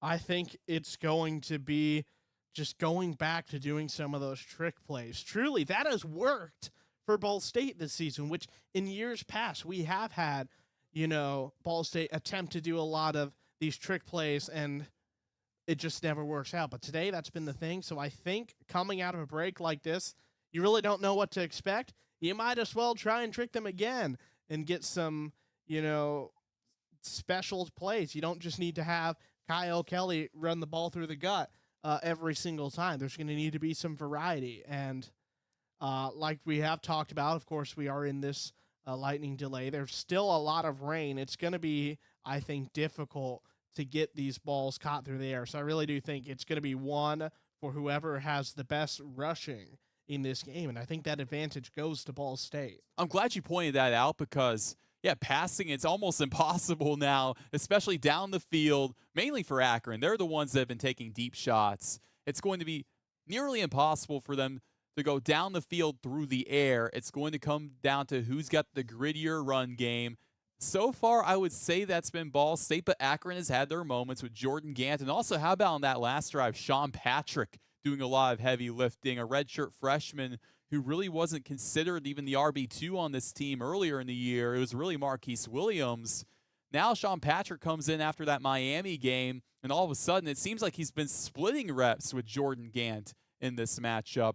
I do want to ask you, though, Max, what do you think in both locker rooms right now? What's going through these teams' heads right now? Well, one, I think they're probably understandably annoyed that they don't get to finish this game by now.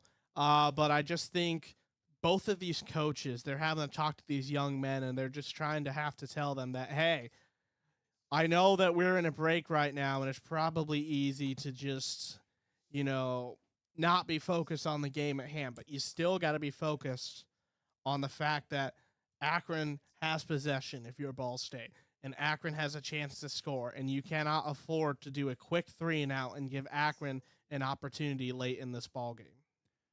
We're going to take it to a quick commercial break, though. The Ball State Cardinals leading 35-25 over the Akron Zips with 6 minutes and 52 seconds left. We are currently in a weather delayed. No idea when we will resume play. But for the best stories in Ball State sports, our latest videos, and SportsLink program information, this can all be found at ballstatesportslink.com. We'll be right back. You're listening to SL Digital Radio, presented by Victory Honda of Muncie. Well, together, we're all in it together. And I said it in my press conference, it's not just the players, it's not just the coaches, it's the administration, it's the trainers, it's the strength staff, it's the alumni coming back, it's the people in the community supporting our program. Together to me is just moving as one cohesive unit. I feel like I could just go back to our conditioning, our workouts together. You're building a lifelong brotherhood with this team. When I hear that word, it fires me up because I feel like it explains, football in a sense. New episode of Together is out now.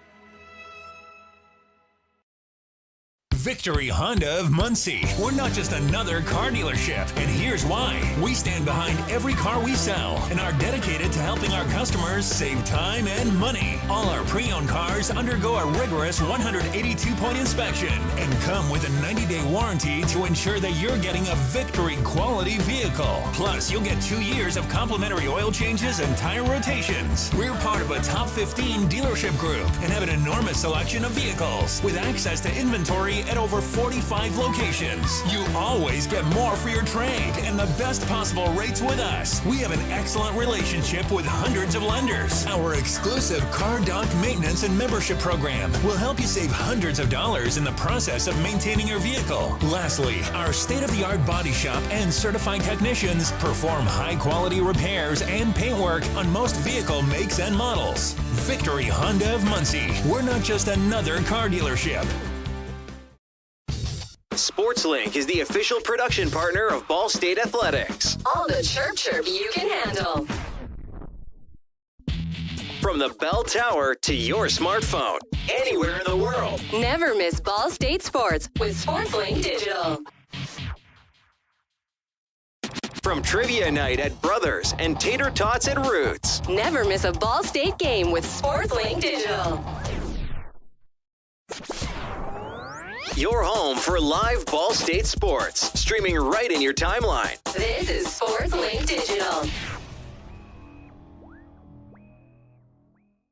The best stories in Ball State sports, plus live broadcasts, right in your timeline. Follow us at BSU SportsLink.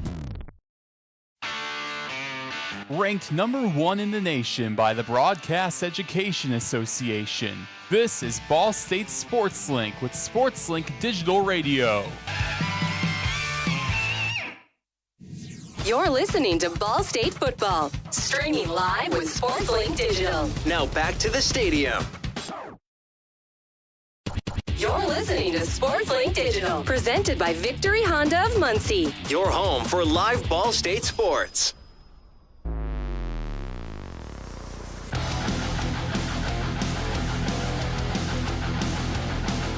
Hey Cardinal fans, this is Connor Onion, play-by-play broadcaster with Fox Sports, and I'm a proud SportsLink alum. You're listening to Ball State Sports Live with SL Digital. Chirp, chirp.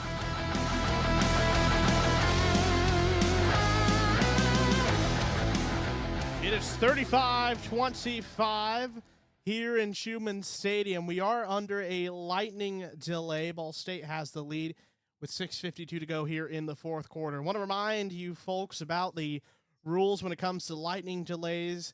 We have been told you have to wait 30 minutes between lightning strikes in order to have the fans be able to come back in the stadium. Again, everyone was evacuated because there was lightning in the area.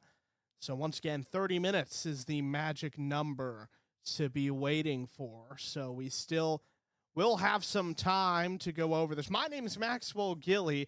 Thrilled to be joined by Roen Elbert. You've been hearing from AJ Swiatek leading play-by-play. We have, of course, brought our sideline reporter, LJ Shrieve, back upstairs. So he is no longer out there in the elements. But Roen, we want to take a look real quickly at the Mid-American Conference standings. Of course, we are under this lightning delay. Ball State up 35-25 here in the fourth with 6:52 to go. Every other game in the MAC, though, it's gone final. Let's start first with what was a close game we had our eyes on. It was Buffalo at UMass. UMass was leading. They have not won a game at all this year. Ultimately, Buffalo scores 8 points in the fourth. They win 28-21. Buffalo winning at UMass.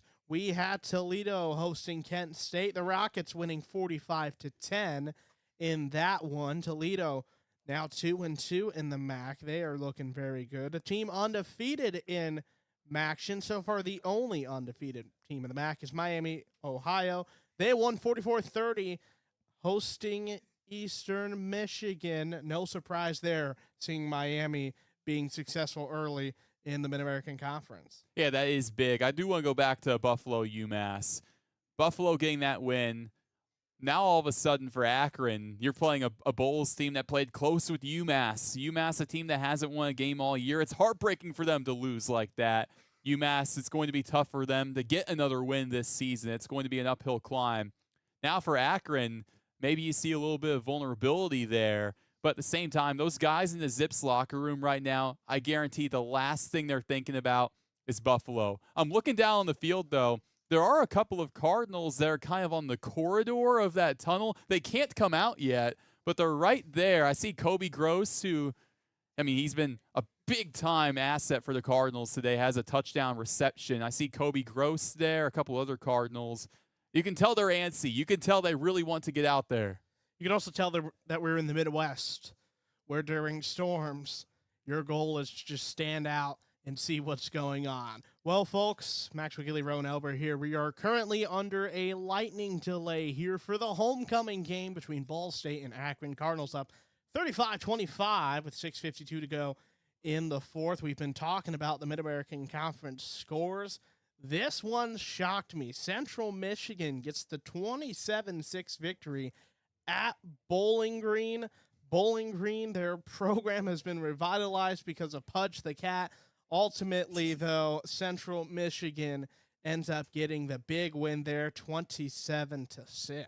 I'm surprised. I will say with Bowling Green, I love what Eddie George has done with this program. A head coach that it was a curveball to a lot of people when he got hired, including to me. But Eddie George has done such great things. The former Tennessee Titans back has done a lot of great things for the Falcons. But Central Michigan, this is a team that's been an up and down season, but all of a sudden they moved to 2-1 in MAC play. And to get a blowout win like that over Bowling Green on the road 27-6, that's so huge for the Chippewas moving forward in MAC play, when really, in my eyes, the Mid-American Conference is wide open, especially Ohio a couple of weeks ago falling to Ball State. That's huge. That's the reigning MAC champions. Miami's undefeated. That's big. They're probably the front runners right now. The Mid-American Conference is wide open. Hey, I'll even say it right now, Ball State or Akron, they could be in the thick of things, especially Ball State. If the Cardinals can get this win, if they can hold on to the 10-point lead they have right now, now all of a sudden they're 2-1 in MAC play. And it is important to point out that the lone loss for Central Michigan, Akron, earlier this year. We mentioned Ohio. They won 48-21, hosting Northern Illinois. The lone loss for Ohio, that's Ball State as well. So you go back to the MAC, just how competitive it is. And Northern Illinois, 0-3 in MACtion. That's something Ball State's going to be paying attention to. They're only 1-6 this year. Next week, the final Bronze Stalk game. It's really sad to hear, but the time has come next week. The final Bronze Stalk game between the Ball State Cardinals and Northern Illinois Huskies. It'll be played at NIU. Obviously, last year, it was actually homecoming for the Cardinals when Jackson Corville drilled a game-winning field goal against NIU to win it in the final Bronze Stalk game at Schumann Stadium. Little did we know at the time. But Jackson Corville getting it done for the Cardinals now at Ohio State. But you go back to the history of that matchup. Even other than that, such a storied rivalry. It comes to an end, at least for now with MAC play. It comes to an end next week. But going back to this week, Ball State, I see players are still coming out of that tunnel area. They're getting antsy. You could tell. I think everyone in the booth, all the fans that are still here, they're getting antsy. They want football, and they want it bad, especially in such a great game like this where Akron, if they do finish on this drive, we're looking at a 35-32 game, Max, where really Ball State has an opportunity. Let's just give a hypothetical. It'll probably be around 6:40 on the clock. It'll be in the 6-minute range. They have all 3 timeouts. You're not really thinking timeouts in a situation like that. But Ball State, they're going to go back to the ground game you'd expect with Clay Ashley, who's been so good today. That 69-yard touchdown was a play where Akron had all the momentum. They were up at halftime. Clay Ashley just sucked it immediately away. Back to Ball State. Really made the difference, and it's a big part as to why Ball State's up by 2 possessions right now. I want to remind you, it is 35-25, Ball State leading Akron, the homecoming game. 6:52 left here in the fourth. We are currently in a lightning delay. Folks, this broadcast is produced by the students of Ball State Sports Link and presented by Victory Honda Muncie. For your next new or pre-owned vehicle, drop by the showroom at the corner of McGalliard and Morrison Roads in Muncie or visit victorymuncie.com. And we have the time. I think it would be great for us to talk about. We've already talked about the Cardinal Kickoff podcast, which you can see on SportsLink's social media, hosted by Roen Elbert. And then it's usually Sam Klug and myself on there on a bi-weekly basis. But another SportsLink production, Together, the all-access SportsLink documentary. It's available right now, and I mean, here's what you can do. You can just keep us in the background as we give you updates during this weather delay, and hey, I think you have 11 minutes. You might as well tune into, what is it, I think episode 7 or 8 of Together, which you can do right now on SportsLink's social media pages. This week's episode of Together, I have to say, great episode, recapping the Western Michigan game, a matchup where really the Broncos dominated and showing kind of how Ball State, okay, you bounce back, and what homecoming means to a lot of guys, including Joey Stemler. Also, Darren Conley, you get a close look at Darren Conley and his love for gardening in this latest episode. There's a lot to talk about with Together. I'd recommend you give it a gander. So going on gardening, I guess my question is, he must be happy with all of this rain. Well, you would think, but those plants are in his house, so I know, it's rough. Well, it looks like he's going to be unhappy now because we are in a lightning delay. It's 35-25, 6:52 to go here in the fourth quarter on this homecoming game. Again, we're going to be waiting 30 minutes between lightning strikes, so hopefully get this game back out here. And folks, want to remind you, for the best stories in Ball State sports, our latest videos and SportsLink program information can be found at ballstatesportslink.com. We're going to take a quick timeout, and when we come back, who knows what's going to be going on here, but just want to remind you, of course, we are in a lightning delay. In all seriousness, we're having a great time here. It's homecoming. It's been a great week. There was bed races on Friday, air jam. I know was rocking, as it always does.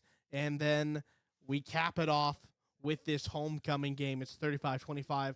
Ball State holds the advantage with 6:52 to go here in the fourth as the Cardinals look to win their fourth straight homecoming game. Meanwhile, Akron looks to win on Ball State's homecoming for the fourth time in 26 matchups.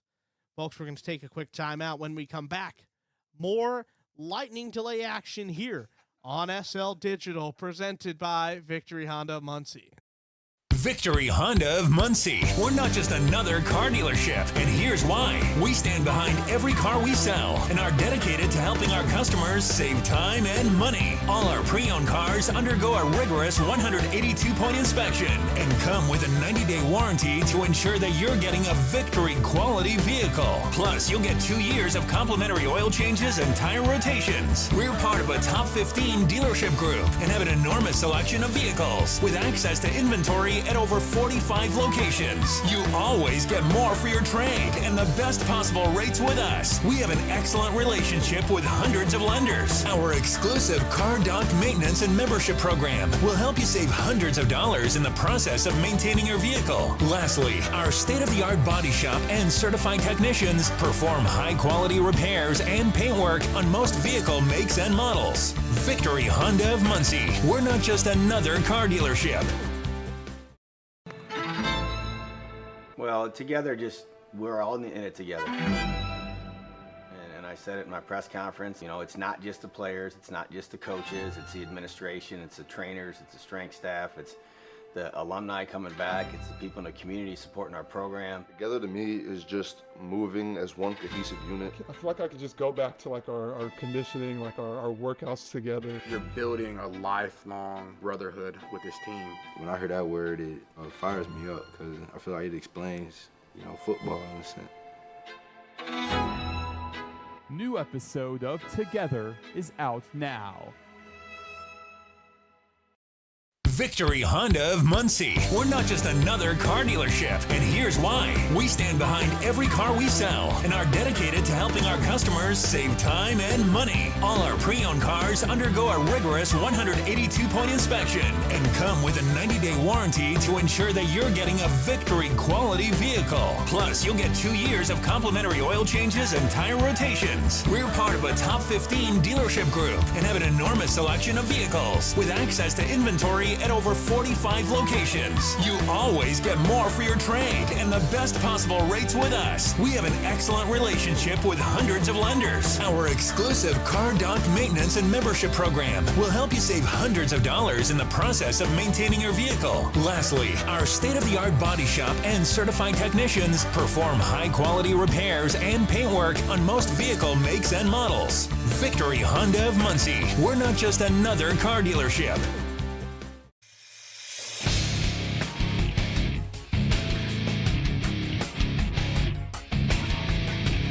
You're listening to Ball State Sports Live with SL Digital. This is Nick Yeoman from NASCAR's Performance Racing Network and IndyCar Radio, and a proud SportsLink alum from 2010.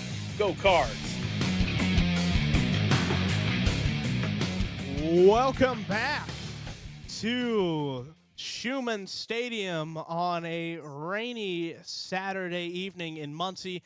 We are currently under a lightning delay. It is 35-25 with 6:52 to go in the fourth quarter. Ball State leading the Akron Zips during the homecoming game. Maxwell Gillie joined by Roen Elbert. And the latest update we have heard is that players, they will be out at about 7:32 with game time. Should be starting back up 10 minutes later at 7:42. So about 10 more minutes until we should start seeing players come back out. Again, we are under a lightning delay. You had to wait the 30 minutes between lightning strikes. That's the latest update we have been hearing. But when we come back out, it will be very interesting to see, you know, how quickly everyone can get back to, you know, game speed, because you would think, and we've already discussed this, but if you're just now joining us, we are under a lightning delay. You would think that it's going to be difficult to, within 10 minutes, have to immediately go back in the action after having about an hour off. It's almost like these players, in a way, are thrown into the fire. And it's not really their fault or anyone's fault at all, because you come out here, you have 10 minutes to prepare, and then it's like, hey, 20 minutes from now, you're back out there. It's a weird thing, but these players are ready. They've been ready. You could tell, like Ball State, they had players in that hallway just dying to get out there. They needed to get out there. They wanted to. They want to finish the game for the fans. I mean, the fans obviously evacuating Schumann Stadium. We'll see how many return. It was such a great crowd today, too, I will say. Great crowd on hand. But for Ball State now, in a situation like this, where you come back out of the break, you're going to think they would play, and really for Akron's point, too, they're going to play some of their most energized football. That's the expectation, but we'll really have to wait and see, Max. Strategy, it is going to be quite simple, as we have, it looks like Evan Cummings from the SportsLink program, for some reason, out there on the field right now during the lightning delay. He can't be there. He can't be there. We can't stop him. This is live digital radio for you folks. But we are currently in our lightning delay. It is 35-25 advantage Ball State during the homecoming game. We are in the fourth quarter with 6:52 to go in the ball game, and we've heard that 7:32 is when we are going to see players back on the field, and game time should be resuming at 7:42 on what has been an incredible week of homecoming. And going back to our conversation about, you know, coming back out and having a lot of energy, the biggest thing is, we had this discussion earlier, Ball State can't afford to make any mistakes.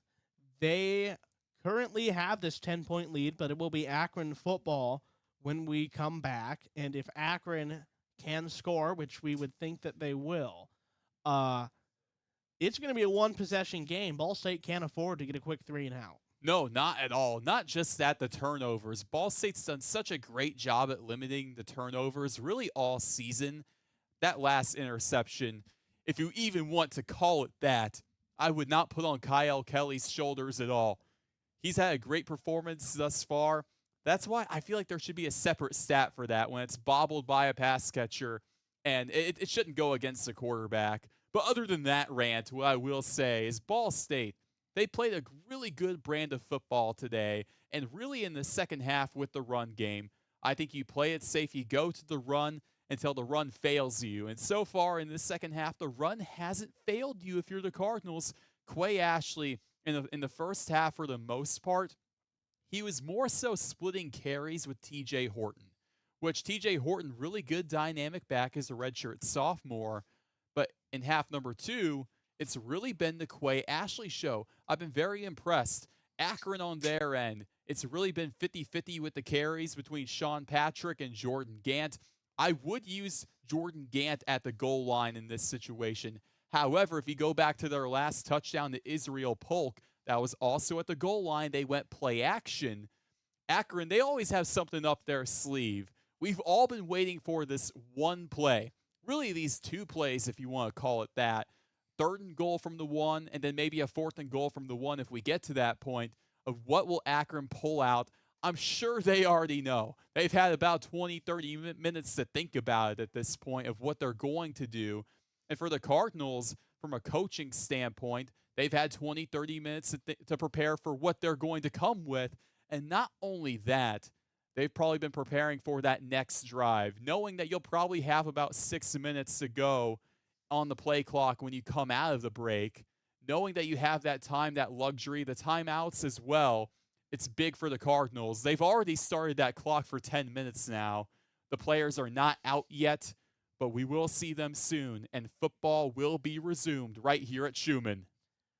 Wanted to remind you that it is 35-25. Ball State leading Akron with 6:52 left in the 4th quarter. It's the homecoming game. We were in a lightning delay. Again, we've been told 4 minutes from now at 7:32, that is when players will be back on the field, and we should be getting back in the action at 7:42. So for those keeping track at home, with a 3:32 kick, we will have reached the now 4-hour mark of this game. And one thing that this weather reminds me of, it reminds me of some midweek action, which on the 5th of November, Ball State hosts Kent State for some midweek action.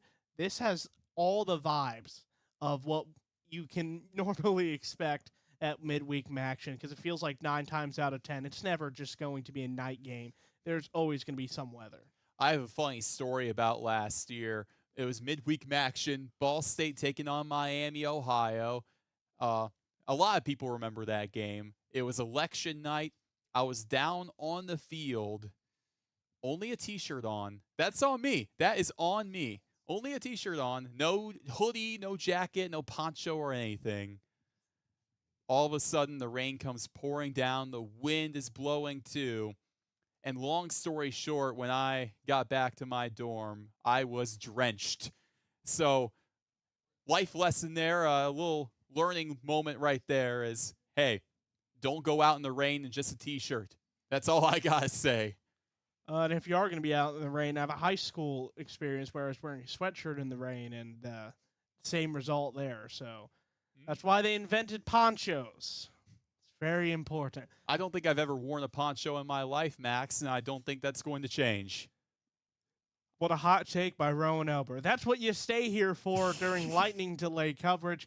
Ball State leads 35-25 with 6:52 left in this football game. It is Saturday, now Saturday night action, as it is Ball State versus Akron. You see coaches and staff from Akron starting to make their way to the field. Again, we've been told 2 minutes from now, 7:32, is when players will be brought back onto the field with a 7:42 return to action. It will be Akron football with 6:52 left in the ball game. As again, Ball State holding that 10-point advantage, 35-25. As we were under weather delay coverage, people are starting to return. You're seeing the coaches run out as well. So this has been your impromptu SportsLink Digital Radio weather delay coverage. I've been Maxwell Gillie. That was Roen Elbert. He will be joined by AJ Swiatek to take the reins of play-by-play. When we come back, we'll get ready to see Ball State and Akron players back on the field, and we will get back to action at 7:42. You're listening to SL Digital Radio, presented by Victory Honda of Muncie.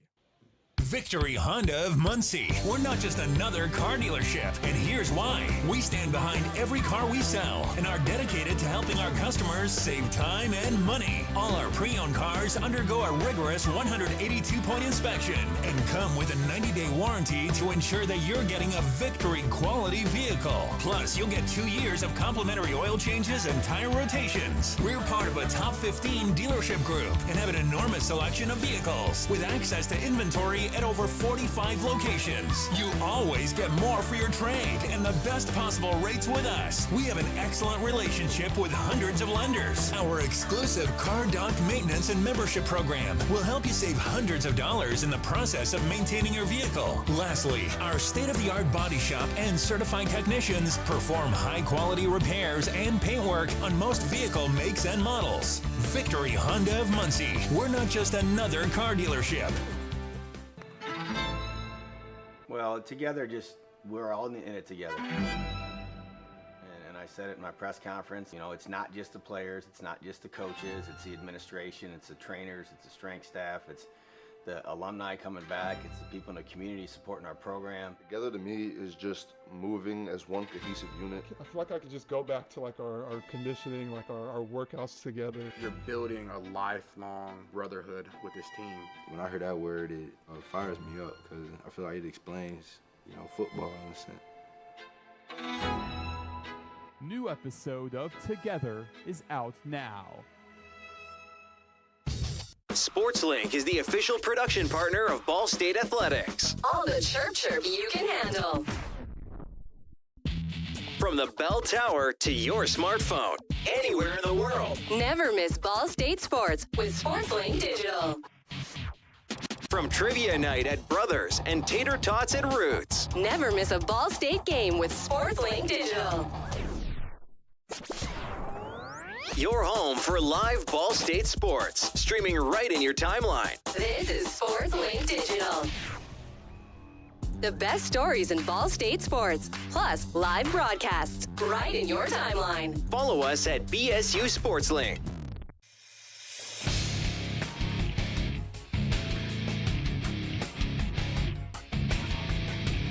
You're listening to Ball State Sports Live with SL Digital. This is Nick Yeoman from NASCAR's Performance Racing Network and IndyCar Radio, and a proud SportsLink alum from 2010. Go Cards!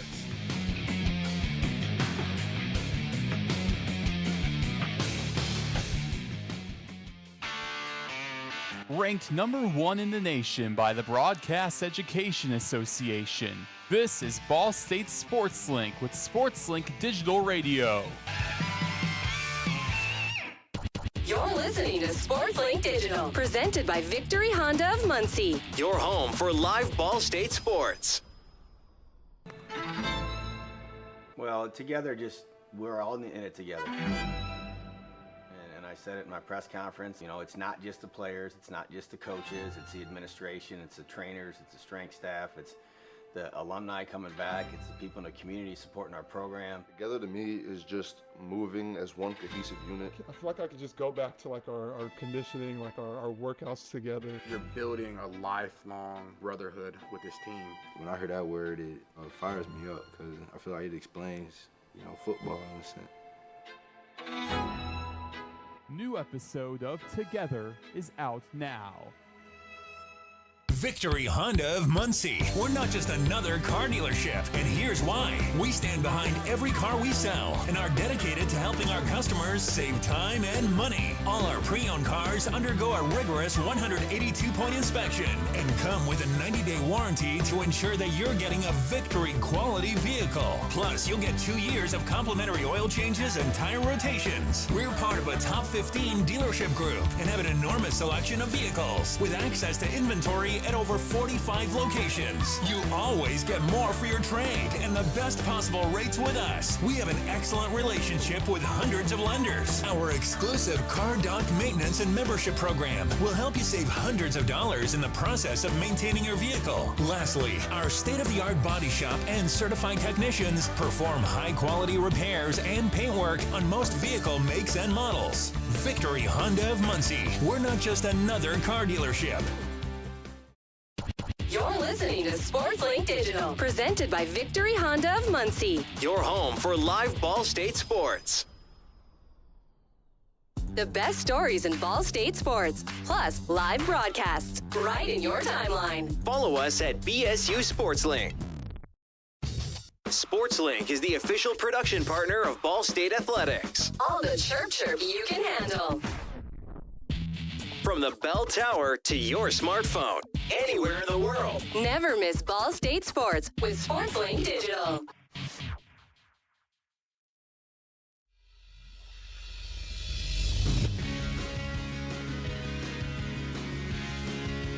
You're listening to Ball State Sports Live with SL Digital. This is Jared Matheny with Summit City Sports at Indiana Tech Athletics, a proud SportsLink alum. Go Cards!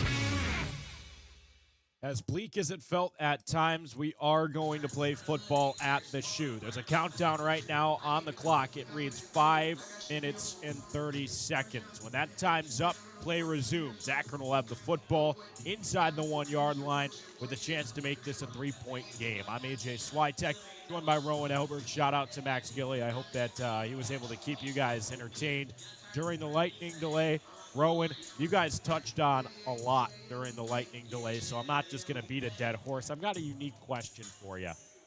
You're up by 10, and you have that kind of delay. I feel like a lot of the thought is going to be emphasizing what this Ball State team is running on defense to try to stop this half yard. But what do you think the offense does to stay loose in that time? And really, they're going to have the ball in their hands with a chance to win the football game. What's the messaging there? Yeah, because you know it's a given right now. You have about 6 minutes, 32 seconds left on the clock. You're going to get the ball, especially when Akron has it at the 1. You're going to get the ball with a lot of time. I think the emphasis should be on, for Ball State, continue to hammer home the run game. I feel like I'm being a dead horse by saying it, but it's just true. This Ball State run game in the second half has been virtually unstoppable. Whenever Kyle Kelly has the ball in his hands, you already know something can happen. If you're head coach Mike Uremovich, as a play caller, you got to continue to trust him. Continue to trust Quay Ashley.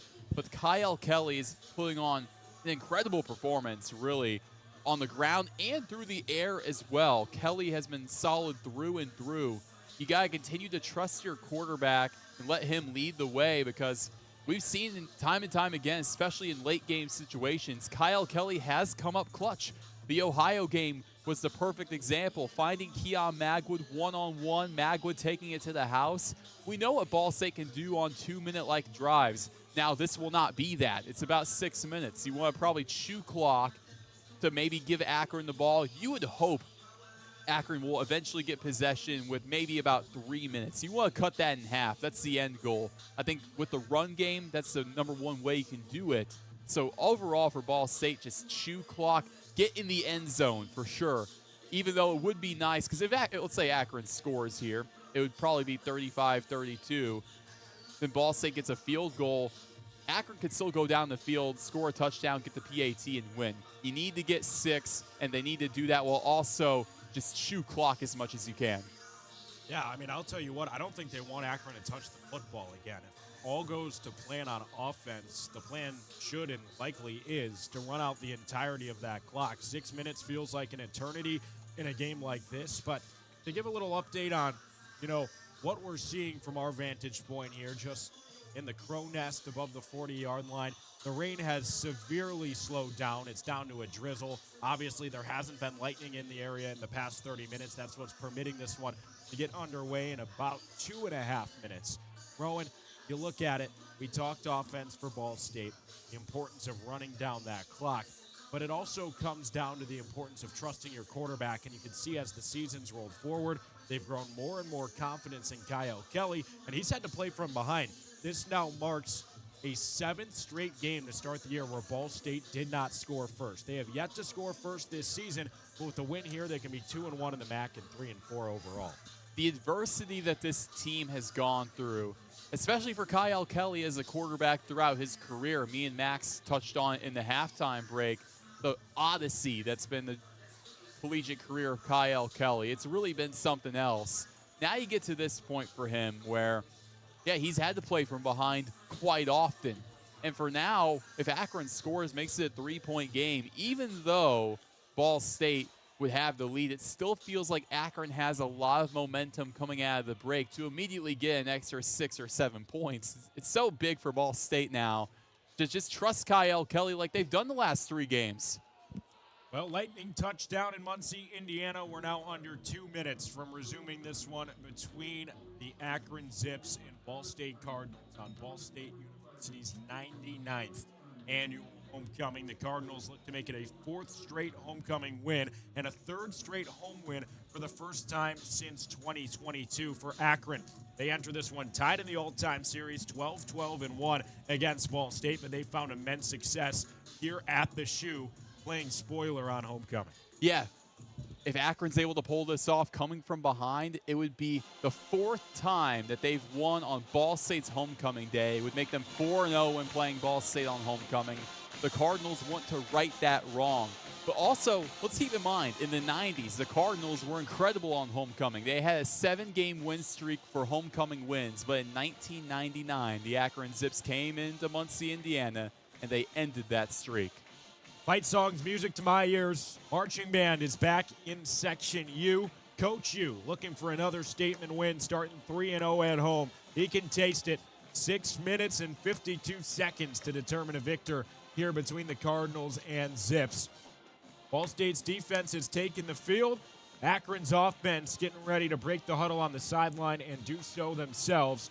Ball State up by 10, but Akron's got the ball at their 1-yard line. 3rd and goal, looking to make it a 3-point game. So now it's also 3rd and a long one. That does make a difference. Those few inches for Akron that they have to make up, it's big in a situation like this where Ball State's going to go full out casino in, and Akron, they're going to go full on with the back. You would expect, but you never know with what we've seen in the past. Well, Akron has had nearly an hour to scheme up this play out of the break, and it's time. Whistles blow. Finley's in the shotgun at his left tip. It's Jordan Gant, trailing by 10. Akron set up on the goal line. Finley looks to his sideline, looking to get some calls, and he barks out orders to the front line. It moves Gant to his right hip now. 2 men out wide on the far side of the field. On the near hash, it's a give to Gant up the gut, and he is smothered. Ball State comes out firing, and it's 4th down for Akron from the 1-yard line. That's big. Ball State prepared for this moment, and they got there on Gant. So now for Akron, you come into the possibility of maybe having on a 4th and goal to go for it, but no, they're going to kick a field goal, a chip shot. The wind has settled down. It's almost dead still at this point. Really a calm after the storm, so this is doable. Interesting game management. Akron opting to try to make this a 1-score game. Instead of going for it from the 1-yard line, it's Owen Wiley out to kick from the 1. 18-yard field goal. Snaps out, holds down, kicks up, and it is good. So, you've got a 35-28 ball game in favor of the Cardinals. 5:47 to play. Ball State's offense looks to milk the clock and secure a 4th consecutive homecoming win, and they're juiced up out of the locker room. That is a big-time stop to keep 4 points off the board. It's interesting because I don't really understand why Akron wouldn't go for it on 4th and short. Ball State, they had the right idea all the way through, but for Akron, all you need to do is get another yard. It's really hard for a team to not once but twice get a stop inside the 1. But they go for the field goal. It puts your offense in a tough situation, even if you do get the stop of like, we need to get 7 next drive. With all the pressure on you in a 2-minute situation as well, it would be a lot easier because even if you don't get the touchdown there, Ball State's pinned back inside their 1, and with how good the pass rush has been for Akron today, you could easily bring some pressure to Kelly and get a safety. Ball State's got Eric Weatherly and TJ Horton deep, moving right to left, set for a return. Owen Wiley back out for the kickoff. His Zips trailing by 7 in desperate need of a stop with 5:47 to play. The Cardinals still have possession of all 3 of their timeouts. Toledo's got a pair remaining. The Zips kick it off. Horton inside his own 10, fields it. Past the 15, up the middle, he's through the 20, 25-30, 35-40. He's still going. TJ Horton, 40, 35-30. He's running out of steam, but he's still moving. Horton's all the way into the end zone. No flags on the field, and Ball State comes out of the break in a big way. Horton returns it the distance, and the Cardinals are chirping once more on homecoming.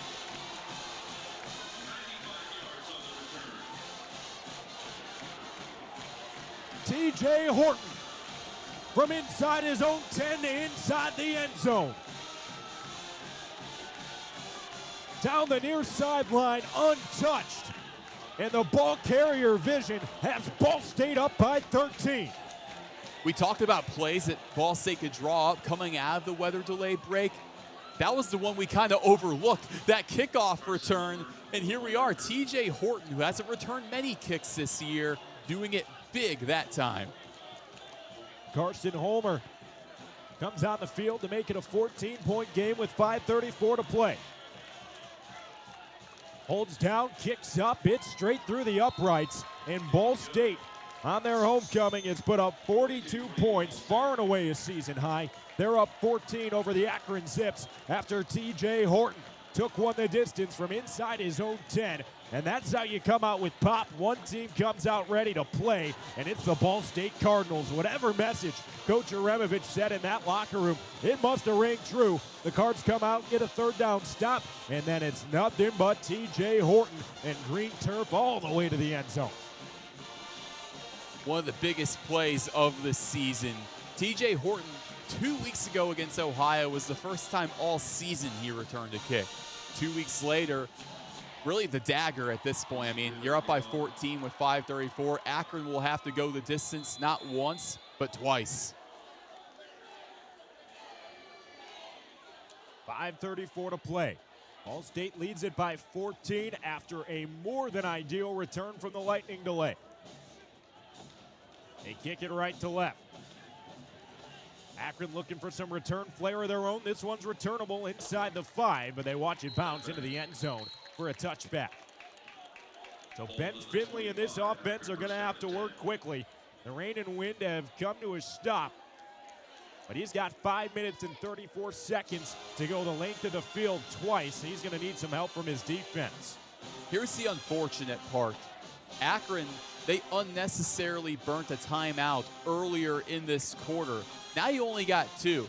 That clock is not your friend right now, and the fact that you only have 2 timeouts just hurts that much more. I mean, how about TJ Horton? This is a guy who hasn't returned a kick until this season. He made his first return last home game. Now he comes from inside the 10 and puts up points. Ball State with 14 in their back pocket. Ben Finley's in the gun on the far hash. He takes the snap, surveys his options, wants the near side, quick hitter, but he overthrows his intended target, Miles Walker, well over his head, targeting at about the 40-yard line, and it's 2nd and 10 for this Akron Zips offense. The unfortunate part for Akron, too, is he was there. He was open. He had the beat on Jamon Harmon. Miles Walker on an island nearly, but overthrows him what could have been such a big gain on the post route. 6'3", 210 redshirt senior from Phoenix, Arizona, Ben Finley. Sets up in the shotgun. Jordan Gant to his right hip, 2 men out wide on the near side with the ball on the far hash. Finley, 3-step drop. He wants a man on the far side of the field, and he's got him. That ball's reeled in just beyond the markers. It's like they'll mark it down out of bounds on Akron's 38 after the grab was corralled on the far side of the field by Greer. That's what you do if you're Akron. You use your playmakers and you play the sideline, continue to chew that clock, get out of play, even though it continues to tick now. Finley back to pass again. 5-step drop, deep in the pocket, off platform. He's going downfield, and it's incomplete, looking for Miles Walker. Deep crosser at the Ball State 35. He had space, but Finley couldn't drop it in, and there's 5:05 to play. Great coverage by Michael Gravely, the free safety for Ball State. He tripped and fell, and had he not, he could have gotten there and made a play on the ball, but he still had him covered, which made that throw that was already tough that much harder. Out of the break, Joey Stemler's back on the field for the Cards. The middle linebacker snuffs out a run all the way, and there's nothing to it. Jordan Gant brought down in the middle of the field by Eccles. Sets up 3rd and about 5. And no matter what happens, this is 4-down territory. You have to go for it. So think about it that way. If you get this 3rd down stop, it's not the end. 3rd and 5 at Akron's own 43-yard line, trailing by 14. Under 5 minutes to play in Ball State's 99th homecoming. Snaps off, throws quick. It's to the near side and complete. Able to shake away from the tackler. But just for a moment's time, they're able to wrestle down Keon Mason. And it's going to be 4th down and mere inches after Mason shrugged off one tackle and then was held up on the shoestrings. Jamon Harmon made such a great play. The safety, that's one of the toughest plays to make. An open field tackle, especially on a guy like Keon Mason, who's so good after the catch. The fact he's able to wrap him up and have him kind of stall there before the extra safety comes in for the Cardinals and Gravely to get the hit. This is the ball game right here. 3:59 to go. 4th and inches. Ben Finley in the shotgun. Gives it up the middle. Swarm of Ball State defenders, and they'll mark him just past the yard to gain. Jordan Gant picks up 1 on 4th down and 1 in the stick start to move. Clock still running. 3:40 and counting to play. Finley works from the no huddle. He's in the shotgun. He's back to pass. 3-yard drop. He's rolling to the near side. Off platform throw downfield. Out of the reach for Israel Polk. One-on-one coverage. Absolutely locked down by Joe Edric Lewis. You're absolutely right, AJ. Joe Edric Lewis was guarding him like a blanket. Israel Polk, he's been hard to get by. 2 touchdown receptions on the day. He's been the #1 go-to guy for the Zips. And Joe Edric Lewis, who's #2 on the depth chart, is able to cover him very well. Ball State starting to taste that 4th straight homecoming win. Coach Yu looks for another statement in his inaugural season. 2nd down and 10 for the Akron offense, trailing 42-28. They're at their own 48-yard line. Finley takes the snap. 3 men out wide on the far side of the field. He launches it that way, and he's intercepted. Roman Pearson jumps the route and secures it for the Cardinals. Out of the break, Ball State gets a 3rd down stop, a return touchdown, and now Roman Pearson has his first interception of 2025. Only the 2nd pick of the season for Ball State. Eric McLean had the first one last week against Western Michigan. Roman Pearson, the Bucknell transfer, coming in clutch, coming in hot on really a lobbed up pass in the double coverage.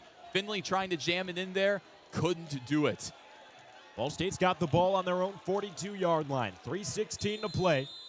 Akron down to their final 2 timeouts. The game of first downs now for Kyle Kelly in the offense. He takes the snap and gives it right to Quay Ashley, who doesn't have much room to work up the middle. He's tackled on the near hash back at the line of scrimmage to bring up 2nd down and 10. The Zips not using their timeout here. With 2 remaining, Joe Moorhead keeps him in his back pocket. The clock is now under 3 minutes to play. I like the move for Moorhead, knowing you have the 2-minute warning coming up with that clock ticking about 2 minutes, 50 seconds, and then some now. Ball State in no rush on offense. They haven't broken the huddle, and the play clock reads 15. Kyle Kelly reiterating the play call to his huddle.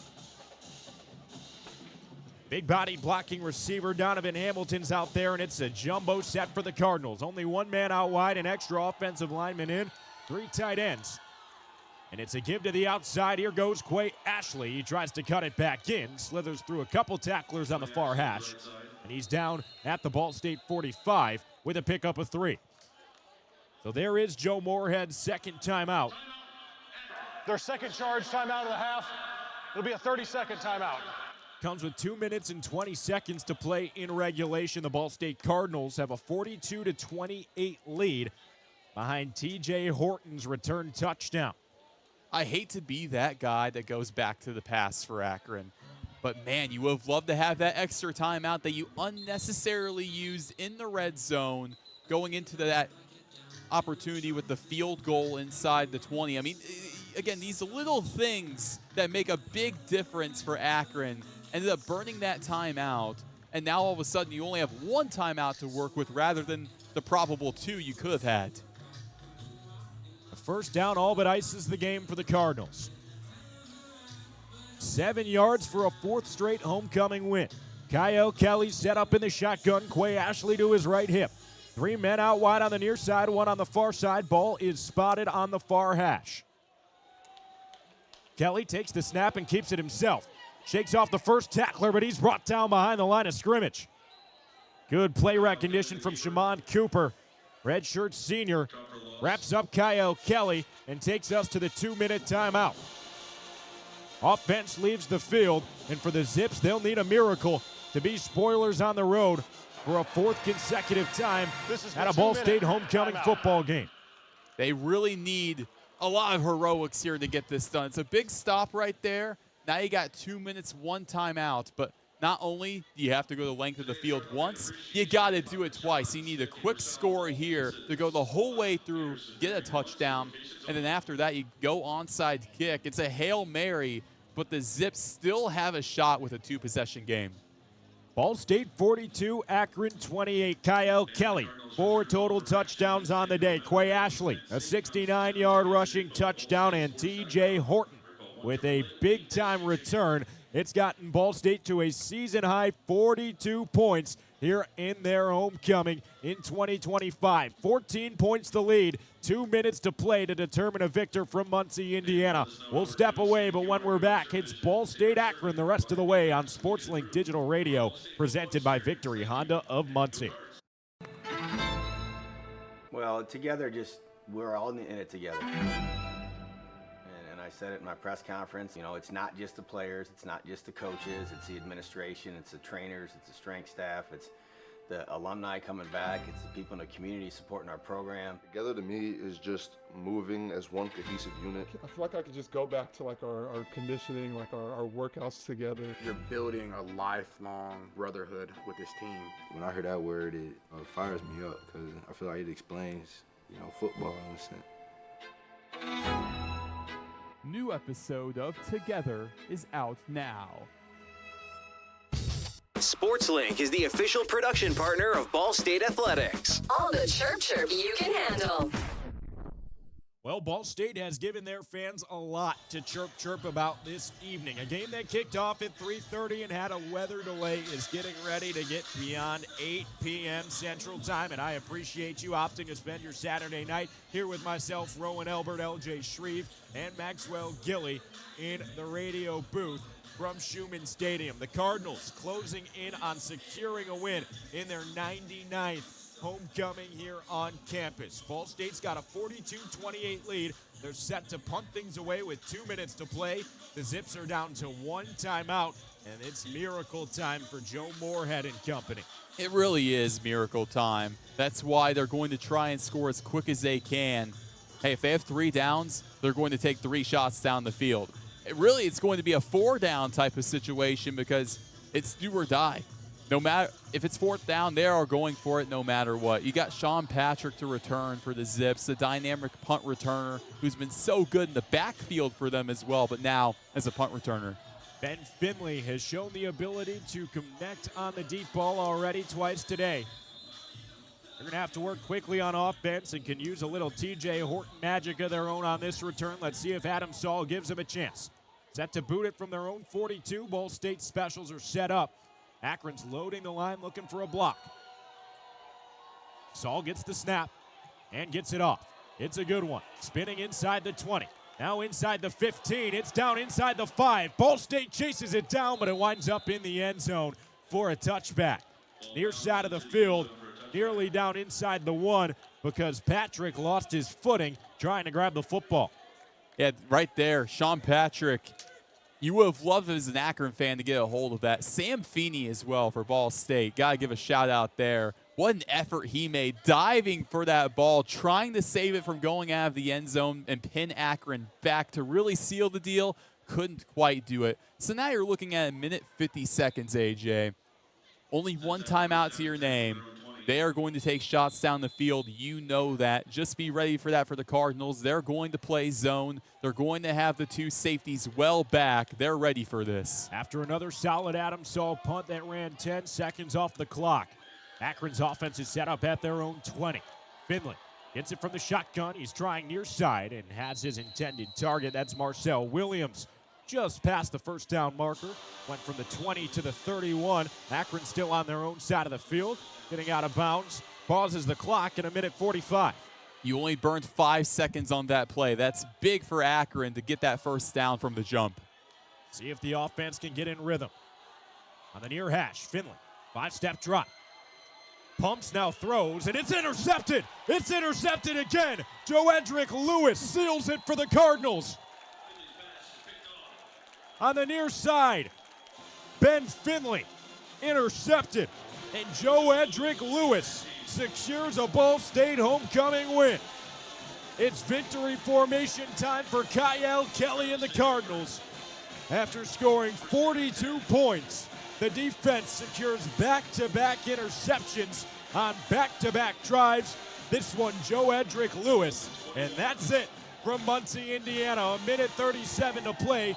Kyle Kelly's going to sit on the football 3 times, and the Cards are going to win a 4th straight homecoming football game.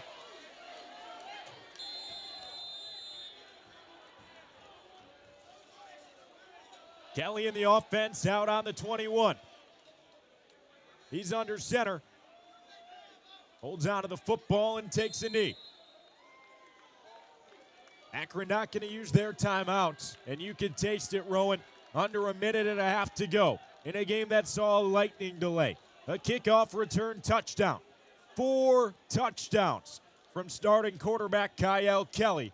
This Ball State Cardinals group has shown grit.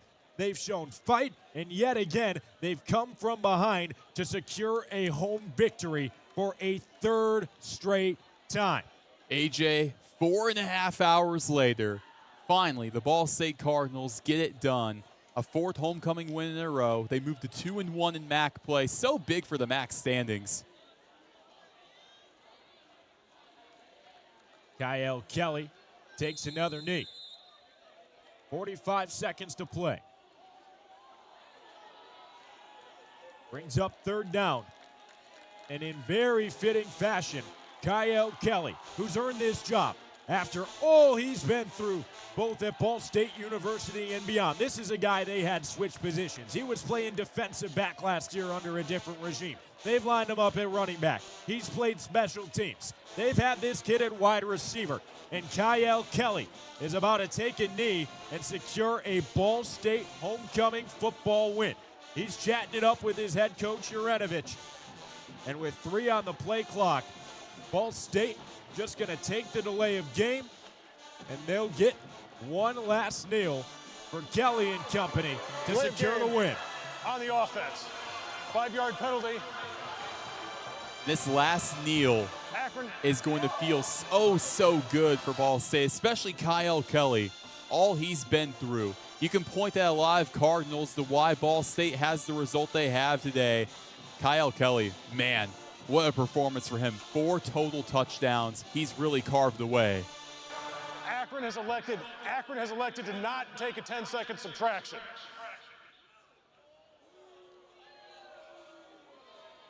Ball State backing up for the delay of game.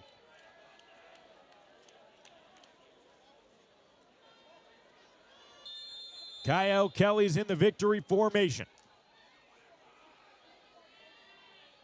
He gets the snap, and that's the ball game. Kyle Kelly and the Ball State Cardinals secure a 4th consecutive homecoming win. They've won 3 straight home games for the first time since 2022. And in case anyone was wondering, the Coach Uranovich era is more than underway. Ball State moves to 2-1 in Mid-American Conference play. 3-4 on the season. They're undefeated here in the shoe. And this is a Cardinals team that fans have all the reason to be proud of. It's a 42-28 win on their 99th rendition of a homecoming football game. AJ, I don't know if many people were doubting the Coach Uranovich regime, but right now, I think it's very hard to. You get 3 so far, strong wins at home. You move to 2-1 in MAC play. Ball State has given you all the reason to believe in this group of guys. Now you move to 3-4 on the season. Being bowl eligible, it's well within reason for this team, and for that to be a possibility for a first-year head coach, a lot of new faces, that's just all the more impressive. What Ball State's been able to do, no matter what the end result of this season is for Coach Uranovich, what they've been able to do in just year 1 with a brand new head coach, a brand new staff in many ways, it's so impressive. And for Ball State to be undefeated at home, that's the big thing. It goes to show the fans the impact that they make. The Cardinals with their longest home winning streak since 2022, so big for them.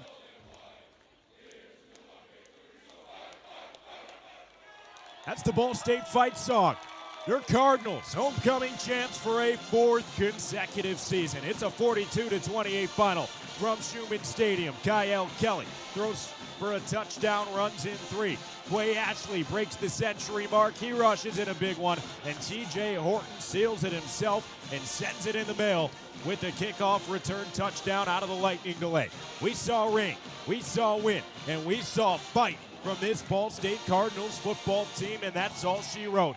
It's been one heck of a homecoming week, and it's capped off with a Ball State football victory. Your final score is Cardinals 42, Zips 28. So for Roen, Elbert, LJ Shrieve, and Maxwell Gillie, I'm AJ Swiatek saying so long from Schumann Stadium. This has been a production of SportsLink Digital Radio, presented by Victory Honda of Muncie. You're listening to a production of SportsLink Digital Radio. This has been a production of SportsLink Digital Radio.